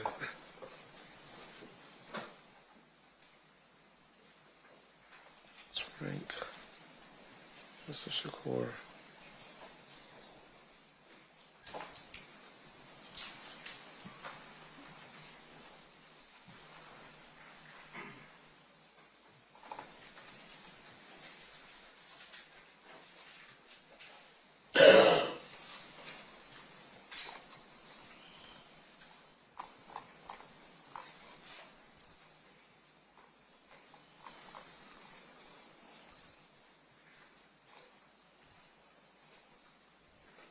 I'm sorry, I don't see Mr. Lane.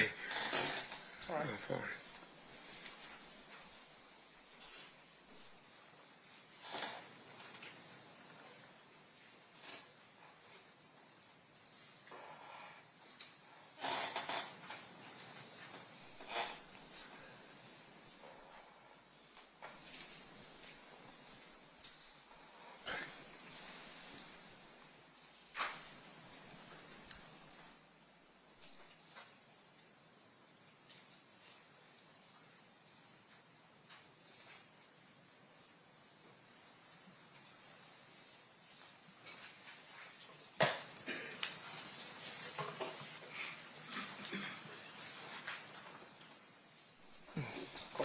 Sorry.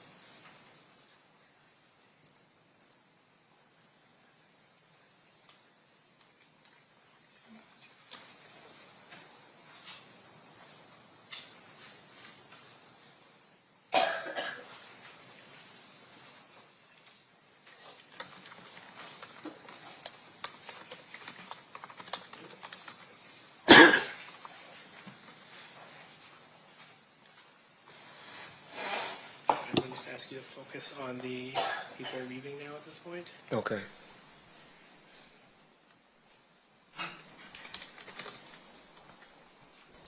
Right there, upper right. Yeah. So you see him Yeah, leaving. he has the hat on.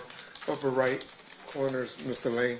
So you see him leaving the scene, but you don't actually see him during The altercation. you don't see him actually hitting I didn't see him, no.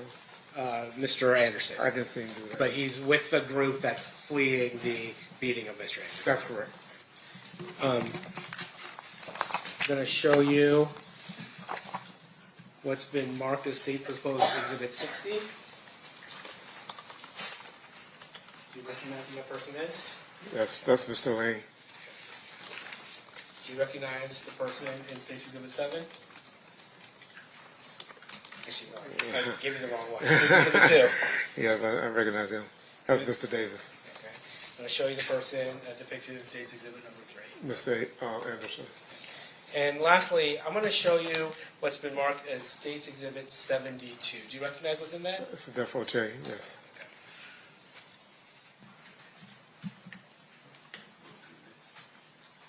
Your Honor, I'm going to move these exhibits into evidence. No objection, Your Honor. So admitted. Can you show number 6? Sorry, this is Mark 6. I think it's 060. There you go. Is that the person you identified as Trayvon Lane? Yes, yes, sir.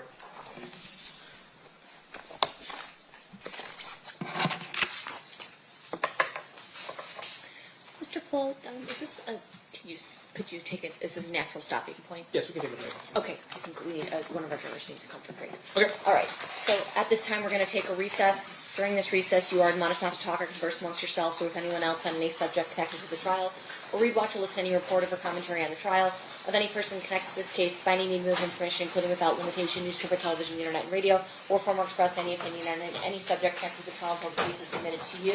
We'll have everyone back here at 3:40. Please rise for the jury.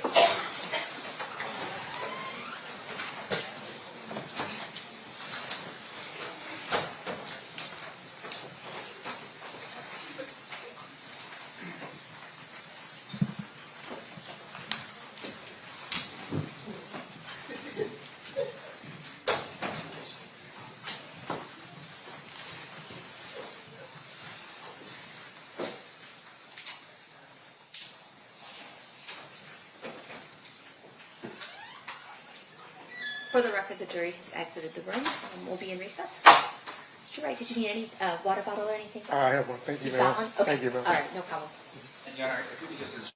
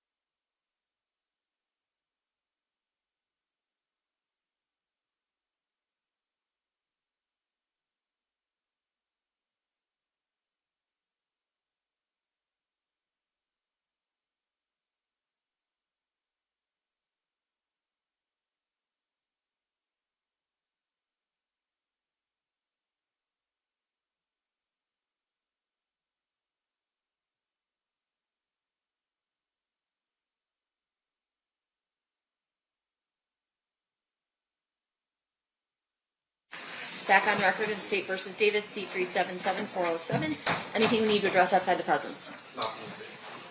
Mr. Santh, anything we need to talk about before we bring in the jury? No, no. Awesome. All right, let's bring him in. Staff the jury.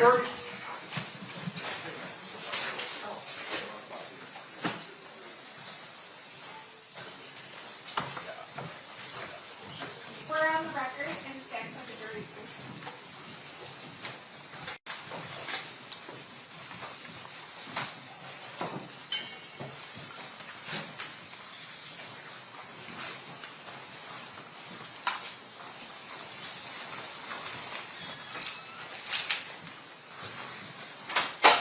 The parties stipulate to the presence of the jury. Yes, Your Honor. Yes, Your Honor. You may be seated.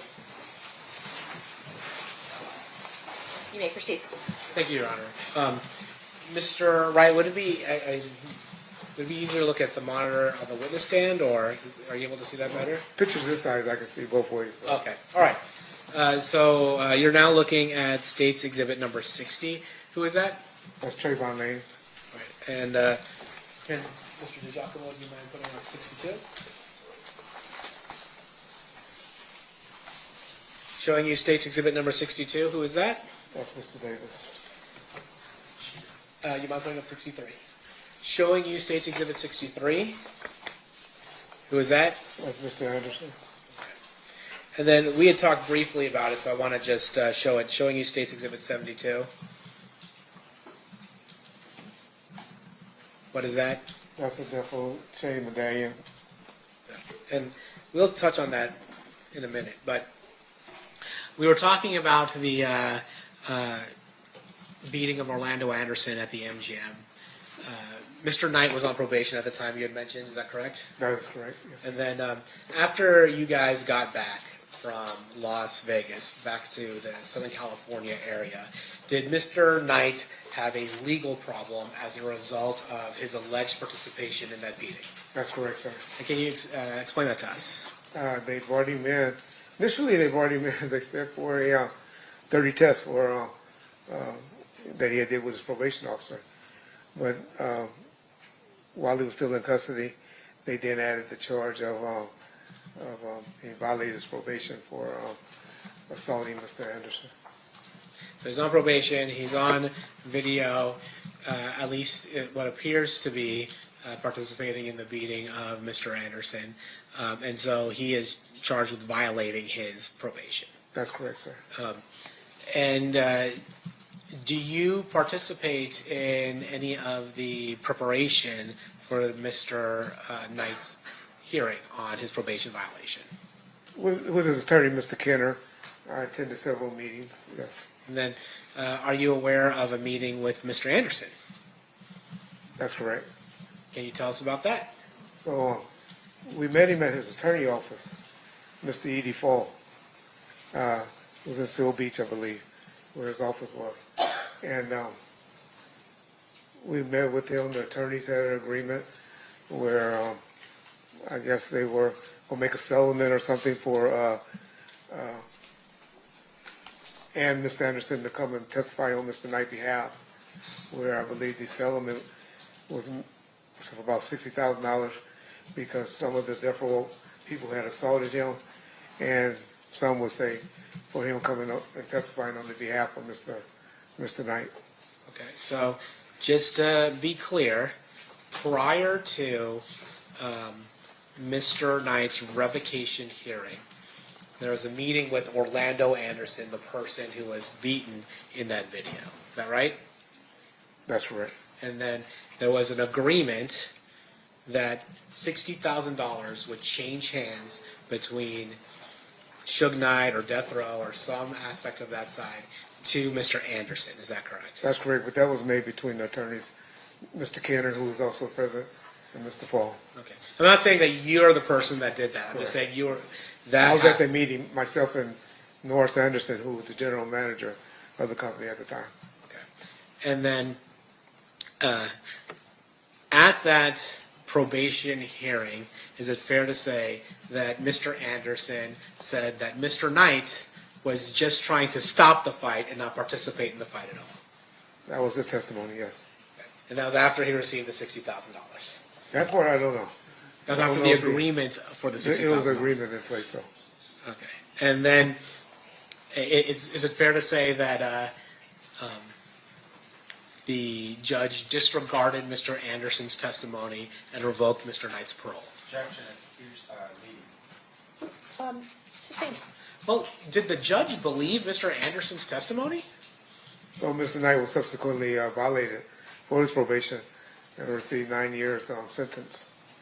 And as a result, when Mr. Knight was imprisoned for those 9 years, who was running death row? After about 4 or 5 minutes of his incarceration, I became the general manager of the company. We show the death row. What do you call that? Pendant. Pendant. We show the death row pendant. Can you tell us about the distribution of death row pendants to various people that were associated with death row? Mainly the artists received them, and then people, close associates of Mr. Knight, they were given out to different people for Christmas presents of 1995. Yes. Were you aware of whether or not Trayvon Lane had received a death row pendant? He was one, yes, sir. And is it typically wore on a chain around one's neck? That's correct, sir.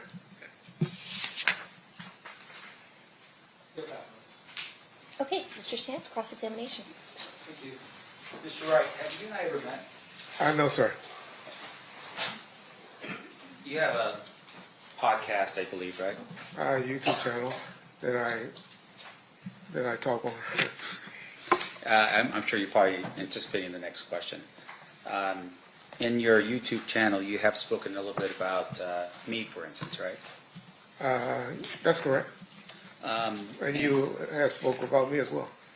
Yeah. So in terms of your podcast or YouTube channel, and once again, I don't think it was anything derogatory. It was more like he's never tried a criminal case, or I think Hollywood-ass attorney. I think you had said something like that, right? Well, you did about 10 interviews in the last 2 months, so I may have said something like that. Now, in terms of your podcast stuff, it's this pretty good point. At some point, you had actually instructed Keith that, hey, he can actually make money doing the YouTube stuff. Remember that? It didn't go quite like that, but I did pass his number to a few YouTube channels after he and I had this discussion about doing something on my channel, but I refused to pay him because I'm not giving someone I believe is Tupac Killer money. Sure. You had an interview with a Mr. Mogg. Do you remember that? Detective Mogg, yes, sir. Was he a detective at the time? He was. Okay, so he's a detective at the time, and he sat down with you, and you had a conversation with him, and you basically told him that you had advised KPD about I don't know, how much you can get paid doing YouTube stuff. You remember that? I don't remember that, no. Now, you don't remember that, or you don't believe that? I remember Kevin Coffey, but to say you can make $5,000 or $10,000, I didn't have any conversation like that with Detective Mogg. Okay, so I just want to make sure we're different here. I remember meeting with Detective Mogg. I know I am the one that started passing Mr. Davis' number around to do more interviews to get him to talk. Yes. Okay, so when you volunteered to Detective Mogg, KPD's number, you said, I set him up with a couple of interviews. Correct. And because I promised you, if y'all ever listen, I promised him I would. We talk bad about each other, but I'll hook you up. I'm kind of know all these YouTubers out here, and so I kind of hook people up with them. Quote, you want to make some money, N-word, unquote. And then question was asked by Detective Mogg, so what do you get paid for your interviews? And you respond, I get about $2,500, $3,000 a show. You remember that? That's accurate, so I might have said that. Now you also said $5,000. I got my F. He was crying about his taxes. You were referring to Keefe in that, right? He was crying about his taxes, Keefe? I'm not sure. I got him about to go blast him next week. He's getting $3,500. So they pay you because they get views. they get paid, man. YouTube, every million views you get about 6,000 to 10,000. And then That's the channel, okay, not the person. and then once again, I'm talking about the YouTuber. And so if you do a bunch of them and you get 100,000, and they break them up into like 5 or 10-minute segments, and you can get a 15-second segments from me, and you get 200,000 people to view it, you can make $8,000 to $10,000 off of me. And you just gave me 2,500, 3,000. You remember saying that to Detective Log? I'm sure. Those sound like accurate statements, so It's I'm an sure I did. And once again, it's clear to show that there's a business with YouTube, right? That's correct, sir. And so when you post something online, you're posting it online with the hopes that you're going to get paid for that. Yeah, and that didn't start until about 2021. Sure. Or 2020, after COVID. Yes. Now, with regards to your role here, you were the head of security for Suge Knight. Correct. And I want to make sure I'm clear. Where did you grow up in Compton? I mean, my address is 1628 East Pine Street, Compton, California. Where's that at in terms of, because we're assuming, and you could tell this jury otherwise, that wherever you grew up or whatever your street was, you, by default, was part of a certain gang or color. I never gang banged. I always wanted to be a police officer growing up. However, guys that I grew up with, was in the sandbox with, played sports with, yeah, they were a Mob Pyros affiliate. Okay. Some police officers, some football players, Right. several type of people grew up in our community. And at some point, you get yourself out of it. You become all right. Thank you for correcting me. You become a police officer for about 5 years. 90 to 96, 6 years. Yeah. 6 years, and you have to retire medically. Correct. And you had shared with us earlier that you created this security company. You were moonlighting, sort of doing your job during the day and then doing this other side hustle at night. That's accurate. And that side hustle became your full-time gig when you were no longer a police officer. That's correct, sir. And so in terms of who you were, the main service you provided services for would have been Death Row Records. 95%. That's correct, sir. And in essence, I mean, this was your number one client, right? I agree with you. Okay. And you spent a lot of time with Suge. Eventually that grew, but yes. 94, not as much. 95, 96, yes, sir. Okay. And you're providing services for Suge in terms of security, right? For Suge or his company? For the Death Row label. That's correct, sir. And you actually had created a company specifically for the security aspect of it, right? That's fair. And that's the Right Way Protective Services. Protective Services, okay. Now, as you're going about doing that, you had shared with us a little bit about some of the things you had done, and you shared with us that, hey, there was something that happened at one of the award ceremony. You talked about that, right? At the Soul Train, that's correct. And you said that at that Soul Train incident that my client was present when some other guy flashed a gun or something like that. That's correct. It wasn't your client, no, sir. And once again, your security, your former police officer, did you ever report that incident to police? They ran. Actually, police detained the subjects outside the gate or towards the gate. What happened to them, I don't know, because I was more interested in getting my clients inside the war show. And your father, just to correct my memory, is a lieutenant at the time with Compton? Or was he captain? At that time, a lieutenant, sir. Yes, sir. And his role and what he was responsible for was the gangs in Compton. That's correct, sir. So it would have been information he would have maybe picked up, or you would have told him? That's what people get confused about law enforcement. Compton is a city about 8 to 10 miles away from, well, that's by UFC is where this incident happened. That's about 20 miles away from Compton. And so Compton PD and LAPD don't share information with each other like people think in law enforcement. Right, but you're talking about someone who's from Compton. You're saying that guy right there who's from Compton was present at that particular event. Wasn't a big thing. It was just a guy that brandished a weapon. Right, so in your mind, it's not about this idea that this is a gang sort of thing. It's just some idiot with a gun flashing a gun, right? I agree with you. Okay. But they were also protecting Bad Boys Records. Okay, well, we can talk about that in a Okay. second. In terms of your role, though, in your company, you, at some point, you obviously are now working with Suge, and there's this idea with Death Row Records that there may be sort of, tension in the air. Was there anything going on during that time period prior to, September of 1996 that was happening that was telling you, hey, I need to make sure that Death Row Records is protected? You always had an element because of incidents when you go out to nightclubs, the party scene. There's always an issue, Yeah. unfortunately. And because you're dealing with someone like Suge Knight, and at that particular point, any of his other people that was working for him, like say the entertainers, right? You're talking Snoop, you're talking Tupac, that you would have adequate security to protect them, right, say from fans and that kind of stuff. I called it, my cell was to be good witnesses. Mr. Knight had just went through a situation with one of his artists, Snoop Dogg, that was on trial for murder. And they ended up beating the case.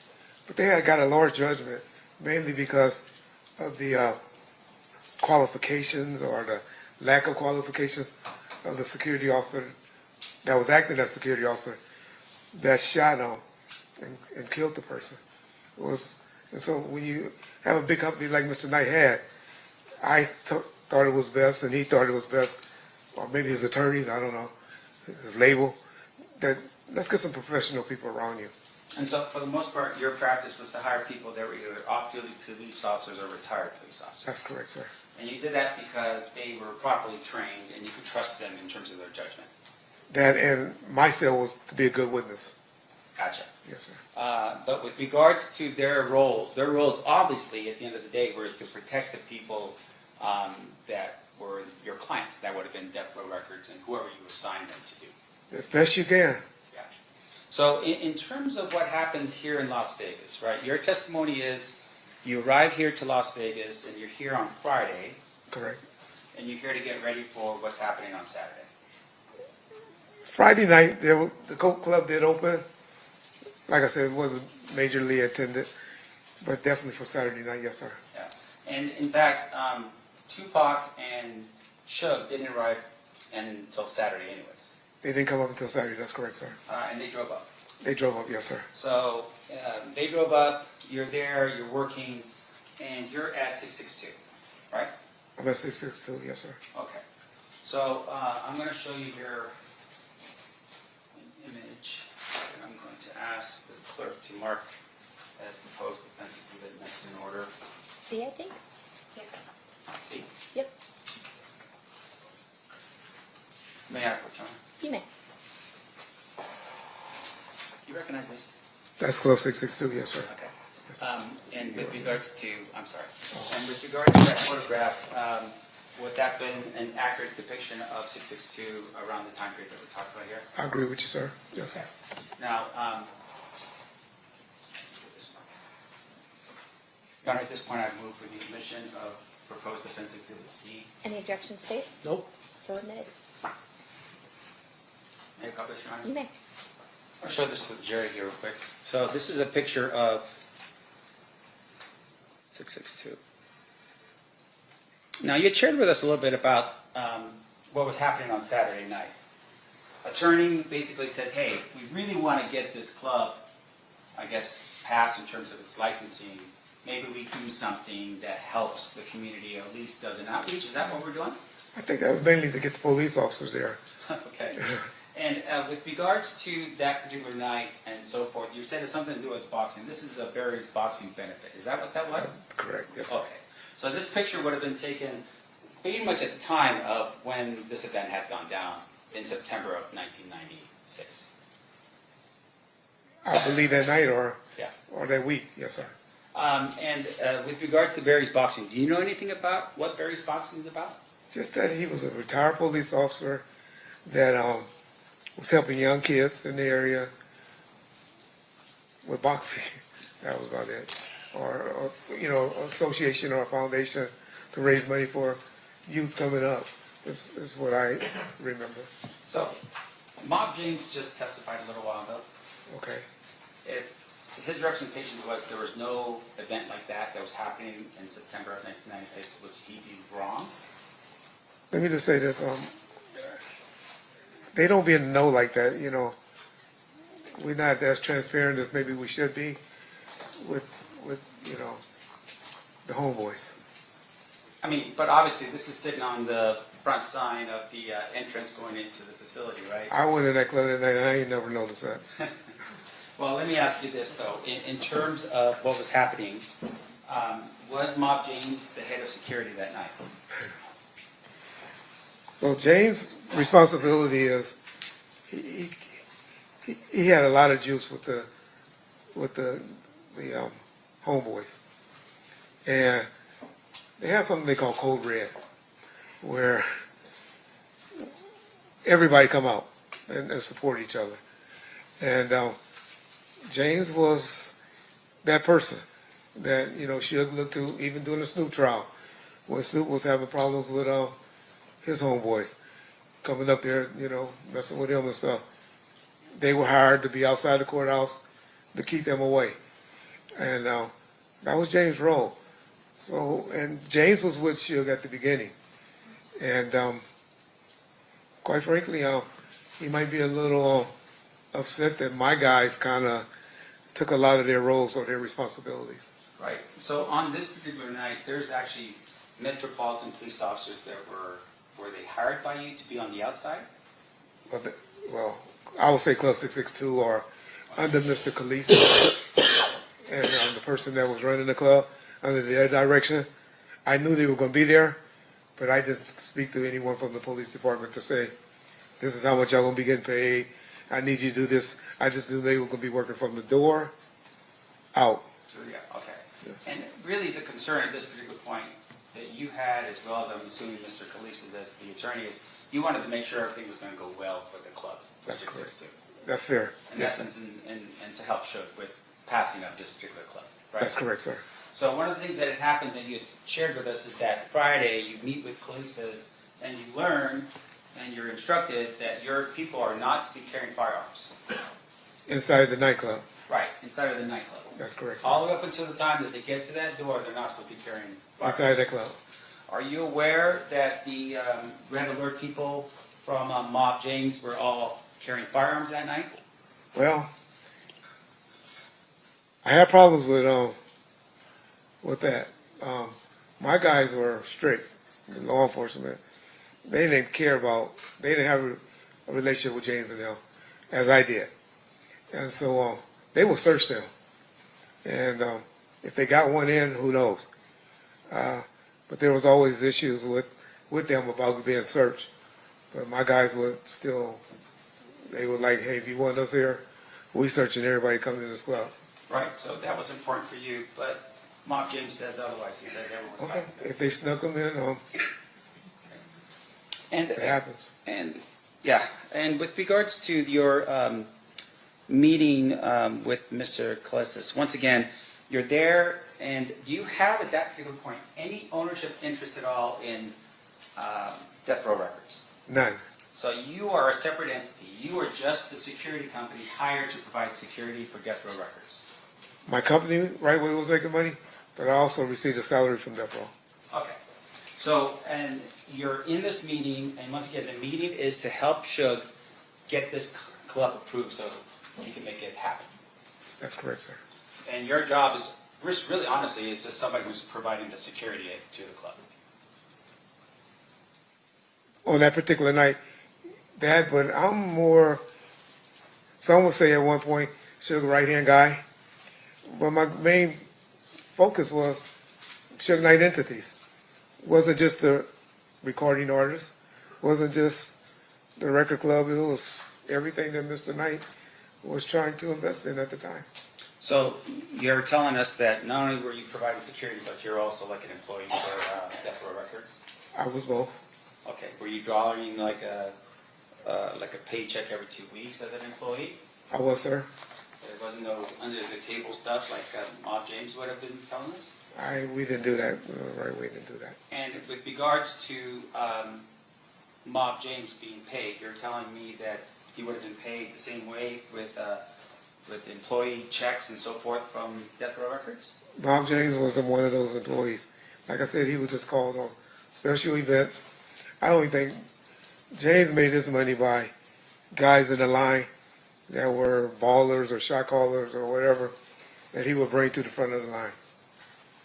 So, just drawing your attention back to let's say around 4 o'clock of Saturday, that Saturday. Okay. Where were you? At the Luxor Hotel. Okay. And did you ever, what happens after 4 o'clock for you? I didn't head over to the club until, about 7:30. Got a call from Mr. Alexander and Mr. Shakur. Mr. Shakur was very upset that night because Mr. Knight, always late. And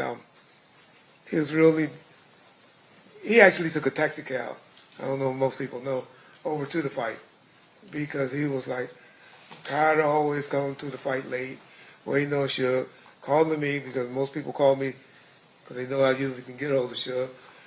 And they used to have phones in the hotel lobbies back then. And I remember him and Mr. Alexander calling me, and he told me, he got on the phone because he was so upset. We taking the cab over there. We going over there right now. We'll meet him over there. You know, he had his song was the interest for for Mike Tyson to enter the ring on, and he wanted to be there. And he got impatient with Mr. Light being late. Now, up until this point, you had developed into the person that if you wanted to get a hold of Suge, they would call you, right? In the streets, meaning when we out and about. He had an office staff, assistants, Mr. Anderson and Mr. Tesfaye Roy, that were in the office, but generally, if I call Suge, he'll pick up. But with regards to you, usually you would have been with Suge in order for the call to be made, right? They're calling you and they're like, hey, where's Suge now? He's right here. That's correct. So on this particular night, Tupac is upset because Suge is obviously late and calls you. His bodyguard Frank called, but he got on the phone. Yeah. You know anything about Mr. Shakur, he's a hands-on guy. Yeah. And he eventually just said, hey, you can't get a hold to him, we gone. And they took a taxi over to the fight. And so you have Frank Alexander, you have Tupac, and no other bodyguards protecting Tupac that night. Yeah, Kevin Heckey was supposed to attend, but he didn't. He wasn't there, and I didn't know that he hadn't shown up yet. But you are aware at that particular point, Tupac was the most famous rapper almost in the entire world, if not the entire world, and you only assign one person and another person calls him sick? He didn't call in sick, he just didn't show up. But, yeah, I mean, it wasn't unusual for Mr. Shakur to roll around with one guy and his outlaw guys. But once again, you're telling us it's only Frank Alexander that's coming from your outfit, right? That is correct. And you also share with us that there's other people inside of 662 who are patting down the Mob James crew, but you can't send any more people over to be there for Tupac? If I knew there was going to be an issue that eventually happened, of course I would have. I would have asked them to stay in the hotel. Now, if I knew what was going to happen. You are aware that this was fight night, this was Mike Tyson, and that everyone in the world would show up to Las Vegas to be there for the fight, right? Yeah. There are so many people. Yeah. And in your opinion, only if you believe that Tupac was somehow going to get into a fight or something along those lines, would you have provided more than just the one person? I'm just asking for your clarification. I would have had an army around him if I knew something like that was going to happen, or suspect something like that was going to happen. But the gentlemen that were with them, and the ones that you seen kicking on Mr. Anderson, those were security as well. That was whose security? Death Row's staff. But once again, let me make sure I'm clear. You, at this particular point, only have one security guard with all these other people from, I don't know, from Death Row Records who are not security guards. They're all gangsters, mob high root people. Yeah, I trust more than I trust my security. Yes. So more than you would trust cops and off-duty cops and retired cops, you trust those mob Piru guys? I do personally. Okay. Now, in addition to that, after they go in for the fight, right? I'm assuming that Frank Alexander probably didn't have a ticket. You know, that was always an issue with Mr. Knight. Yeah. He promised everybody that they can go to the fight. And when we get to the door, it's always an issue. Right. But one thing about him, he will get his, at least Mr. Shakur, one security in, if not both, and myself. He will make sure we got in. Okay, so they all get in for the fight, and then for some reason, Bruce Seldon takes a phantom punch, falls to the ground in the first round within a minute and 45 seconds, right? You call it Phantom, if you say so. I'm just looking at the tape, right? All we got is a syringe. So he falls to the ground, the fight is over, they leave the fight, right? Hyped up. You see him? Yeah, and Tupac was very hyped up. Hyped up. So, did you get a call from Frank Alexander saying, hey, the fight ended early, we're on our way? Not one. And that's normal. Okay, and I want to make sure we're clear about the type of communication you had. So, cell phones, I'm not sure were available to everybody. You had one. Pretty much everybody had cell phones, but they were expensive. He called me after 7 o'clock, right? Yeah. Back then. Yeah. But He doesn't get it, but everyone else. but I did have Nextel phones. We had about 8 to 10 of them. They did dual jobs. My guys knew it better be emergency to pick up that cell phone. Yeah. But the two-way walkie-talkies on the Nextels, you could use them to call. That's how we communicated. On that picture with Buntry, you'll see one hanging out of his pocket. That's what the type of Okay. Nextel phones we had. And so, going back again to what Frank has, Frank does have one of those radios. He had one, but later learned, after we do Monday back quarterbacking and stuff, that it was dead. So, he is there, he doesn't call when you leave the fight. Now, does he call you after the situation happens with Fernando Anderson? No, sir. They all rush out, right? They all go back to, I think, to Luxor. That's correct. But you don't know that because no one calls you. Haven't heard anything. Didn't know it was an issue. So you're still sitting over at 662. You're worried about making sure the club passes inspections, and you're there and you're waiting. In the meantime, people get picked up at the Luxor, and then they're transported all the way to Suge Knight's house. I mean, But again, if you don't know, you can just tell me. I just assume You don't just. yeah. I don't know. I don't know. Okay. Now, at some point, they're traveling down Flamingo, and the shots occur at that particular point, right? But you don't know. Correct. And so you're sitting at the club, and you don't know. I wasn't sitting, but yeah. Oh, well, whatever. I mean, I'm sure you're working, right? So you're working, and your concern is making sure the club passes, and that the club passes for Suge Knight. Even though his attorney's present, all these cops are on the outside, and you have the security proficiency of Mob James on the inside, right? And about 25 to 30 of my guys. And so, once again, yes, 20 to 30 of your guys. Correct, yeah. Retired police officers or off-duty police officers. Correct. And they're all there. Correct.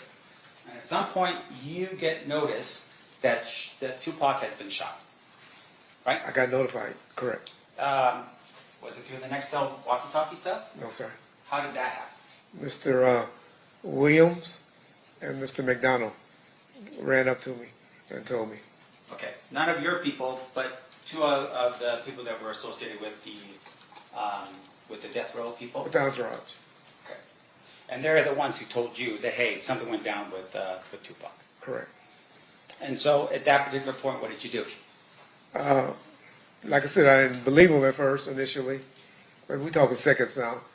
Mr. Khalees somehow, verified that, yeah, something's going on. And then me observing a few of the police cars that were assigned at the working the parking lot or the taking off license sirens going towards that way made me believe that something's going on. Now, that should not ever appear at the club and continue partying that night?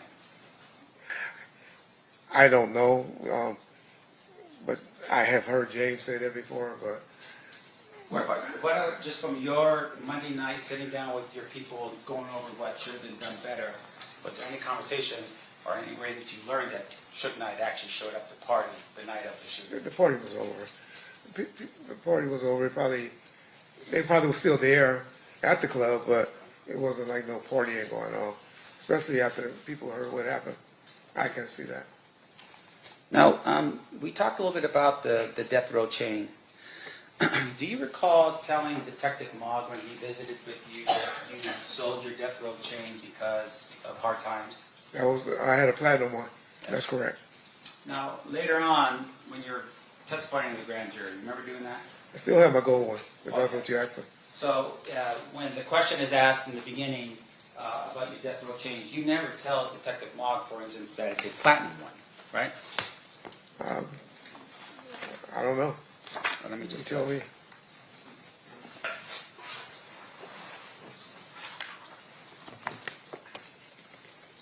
Wait. The camera's on. You want to turn the camera off? Oh, sorry.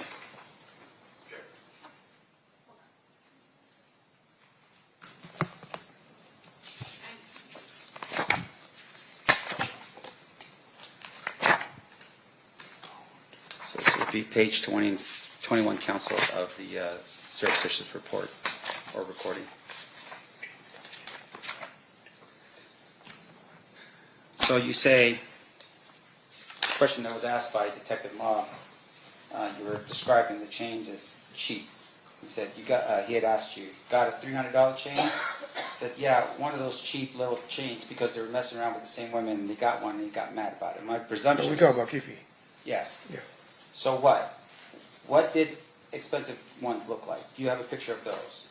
And you said, yes, sir, I can show you the one that Tupac would have.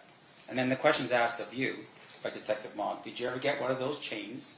And you respond, yeah, I had one. And then the question was, what happened to it? And you said, shit, hard times hit. And Detective Mogg commiserates and says, yeah, I hear you. You said, I've got to get rid of it somehow. And then Detective Mogg asked, what did you get for it? And you said, I got about $5,000, right? Yeah, that was the platinum one, Okay. or the white gold one. You can watch, and I'm sure you have, several interviews, pictures with me with my gold chain on. I wear them on several YouTube videos.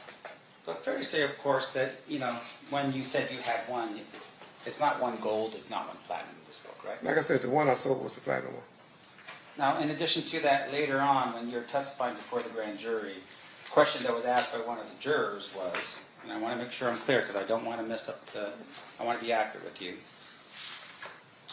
Your Honor, I think this is improper impeachment or refreshing recollection. I'm not quite sure what I'm hearing the transcript to Mr. Russell before asking the predicate question. Let me just do this as a refreshing of his recollection, Your Honor. I just didn't want to. So it's sustained. So I don't know that he said he doesn't remember. Okay. So let me ask you this. You were asked by a juror. Again, I think you have to ask the substantive question first. Determine whether or Mr. not. Blog, you're going to have to talk louder because your mic's not. Okay, I'm sorry. I think you have to. You approach. I can stand. I apologize, Your Honor. Everyone approach.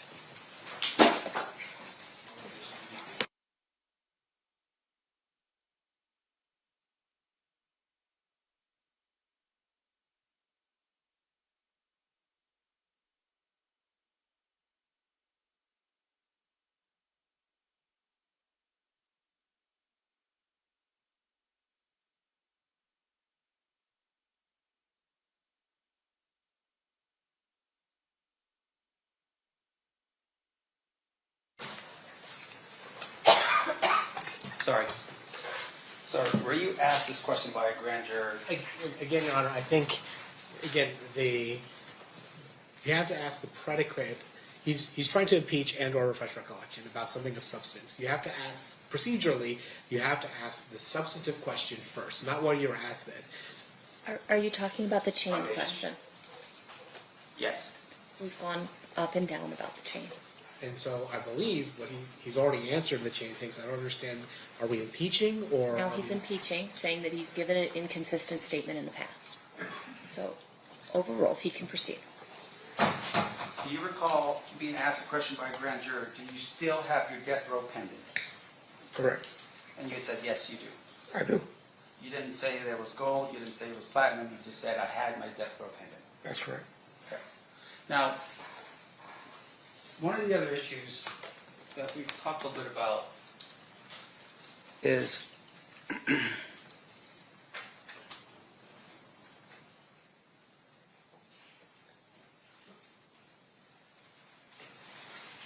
and once again, I apologize. Maybe the state can refresh my recollection because maybe I was thinking about something else. You have been convicted of a crime. I am.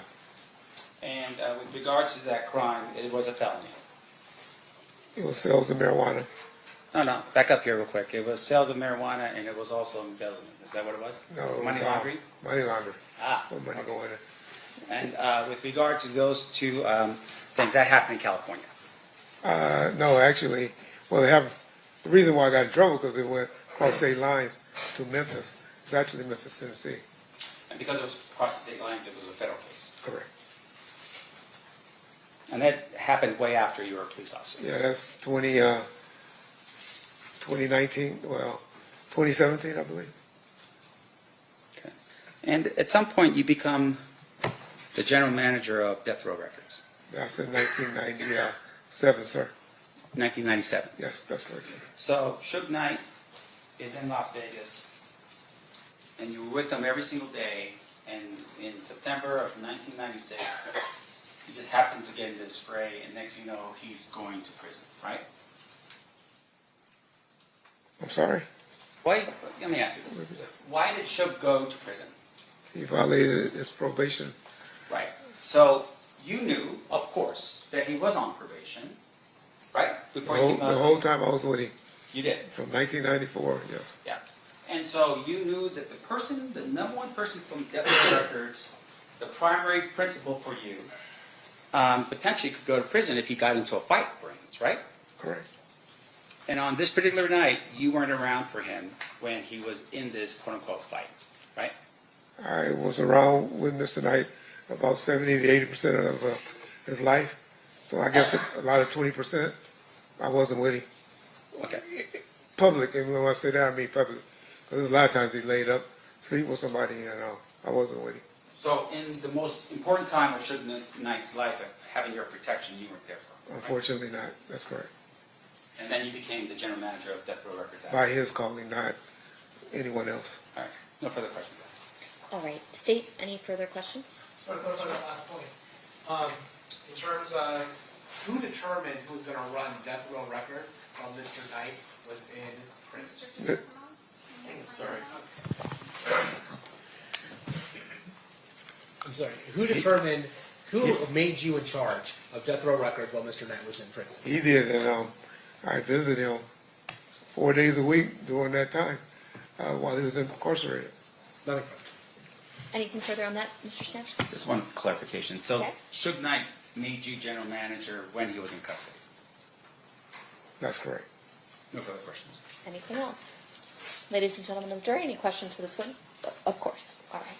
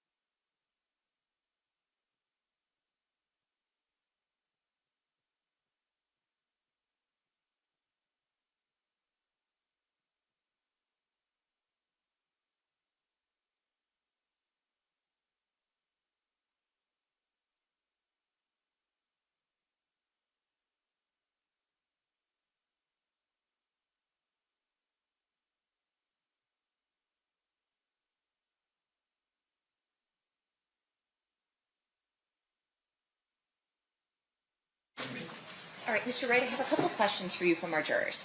First, if they knew the cell phones were for in case of emergency, why wouldn't they call once the shooting took place? Why did you find out later in person? Not sure. I don't know why they didn't call me. That was Mr.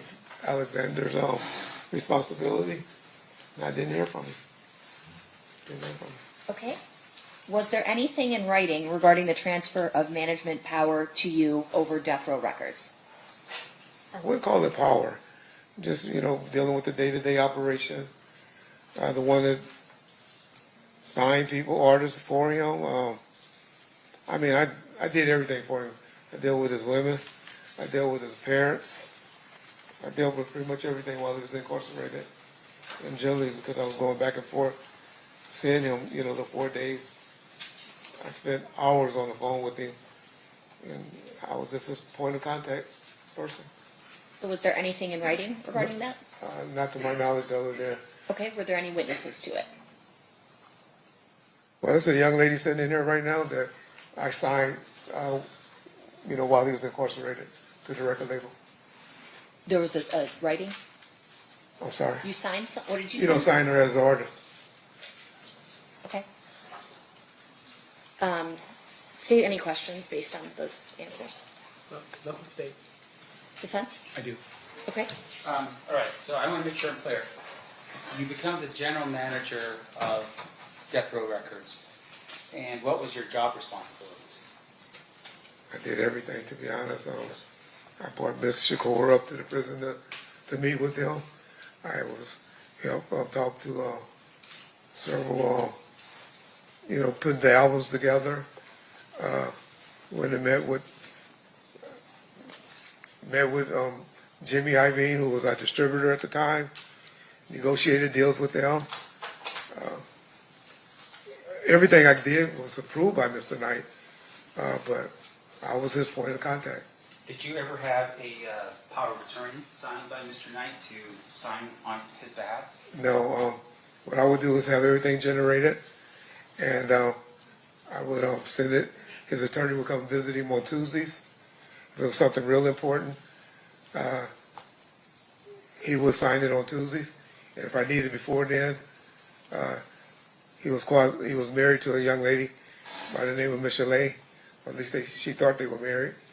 And she was signed. She had the power of attorney to sign, but she didn't deal with anyone. And then we also had a rubber stamp that two of his female friends had to sign checks or to sign some contracts if they would take them. So if there was anything wrong with the bank account, for instance, did you have to get someone else to handle that, not you? I dealt with the bookkeeper, generated the checks, but his two female friends were the ones that stamped them. And with regards to his two female friends here, were the employees of Death Row Records? One was an artist, Michelet, and then the other one, Miss Hawkins. She was just a girlfriend.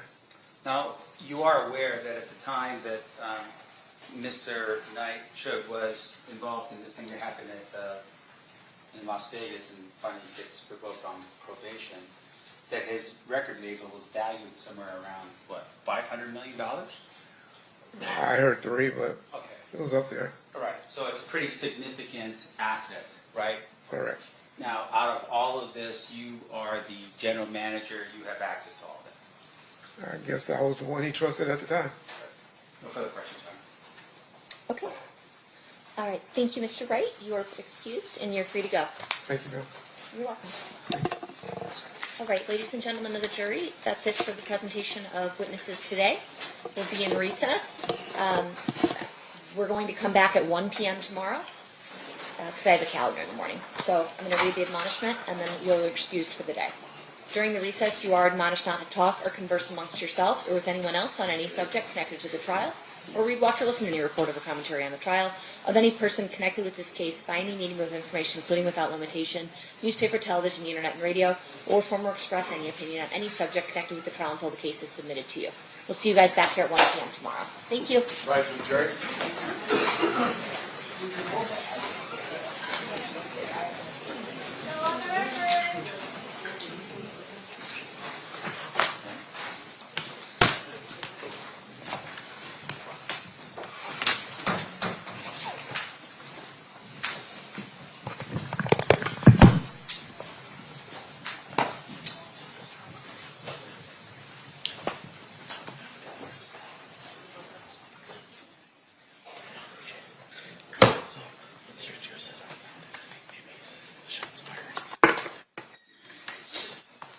record the jury has exited the room. Is there anything we need to address outside their presence? Nothing from the stage, Your Honor. Not from the state. No, Your Honor, I'll be asking the state for their release tomorrow, but I wouldn't imagine. Okay, sounds good. We'll be in recess then. Thank you. See everyone back at 1 o'clock.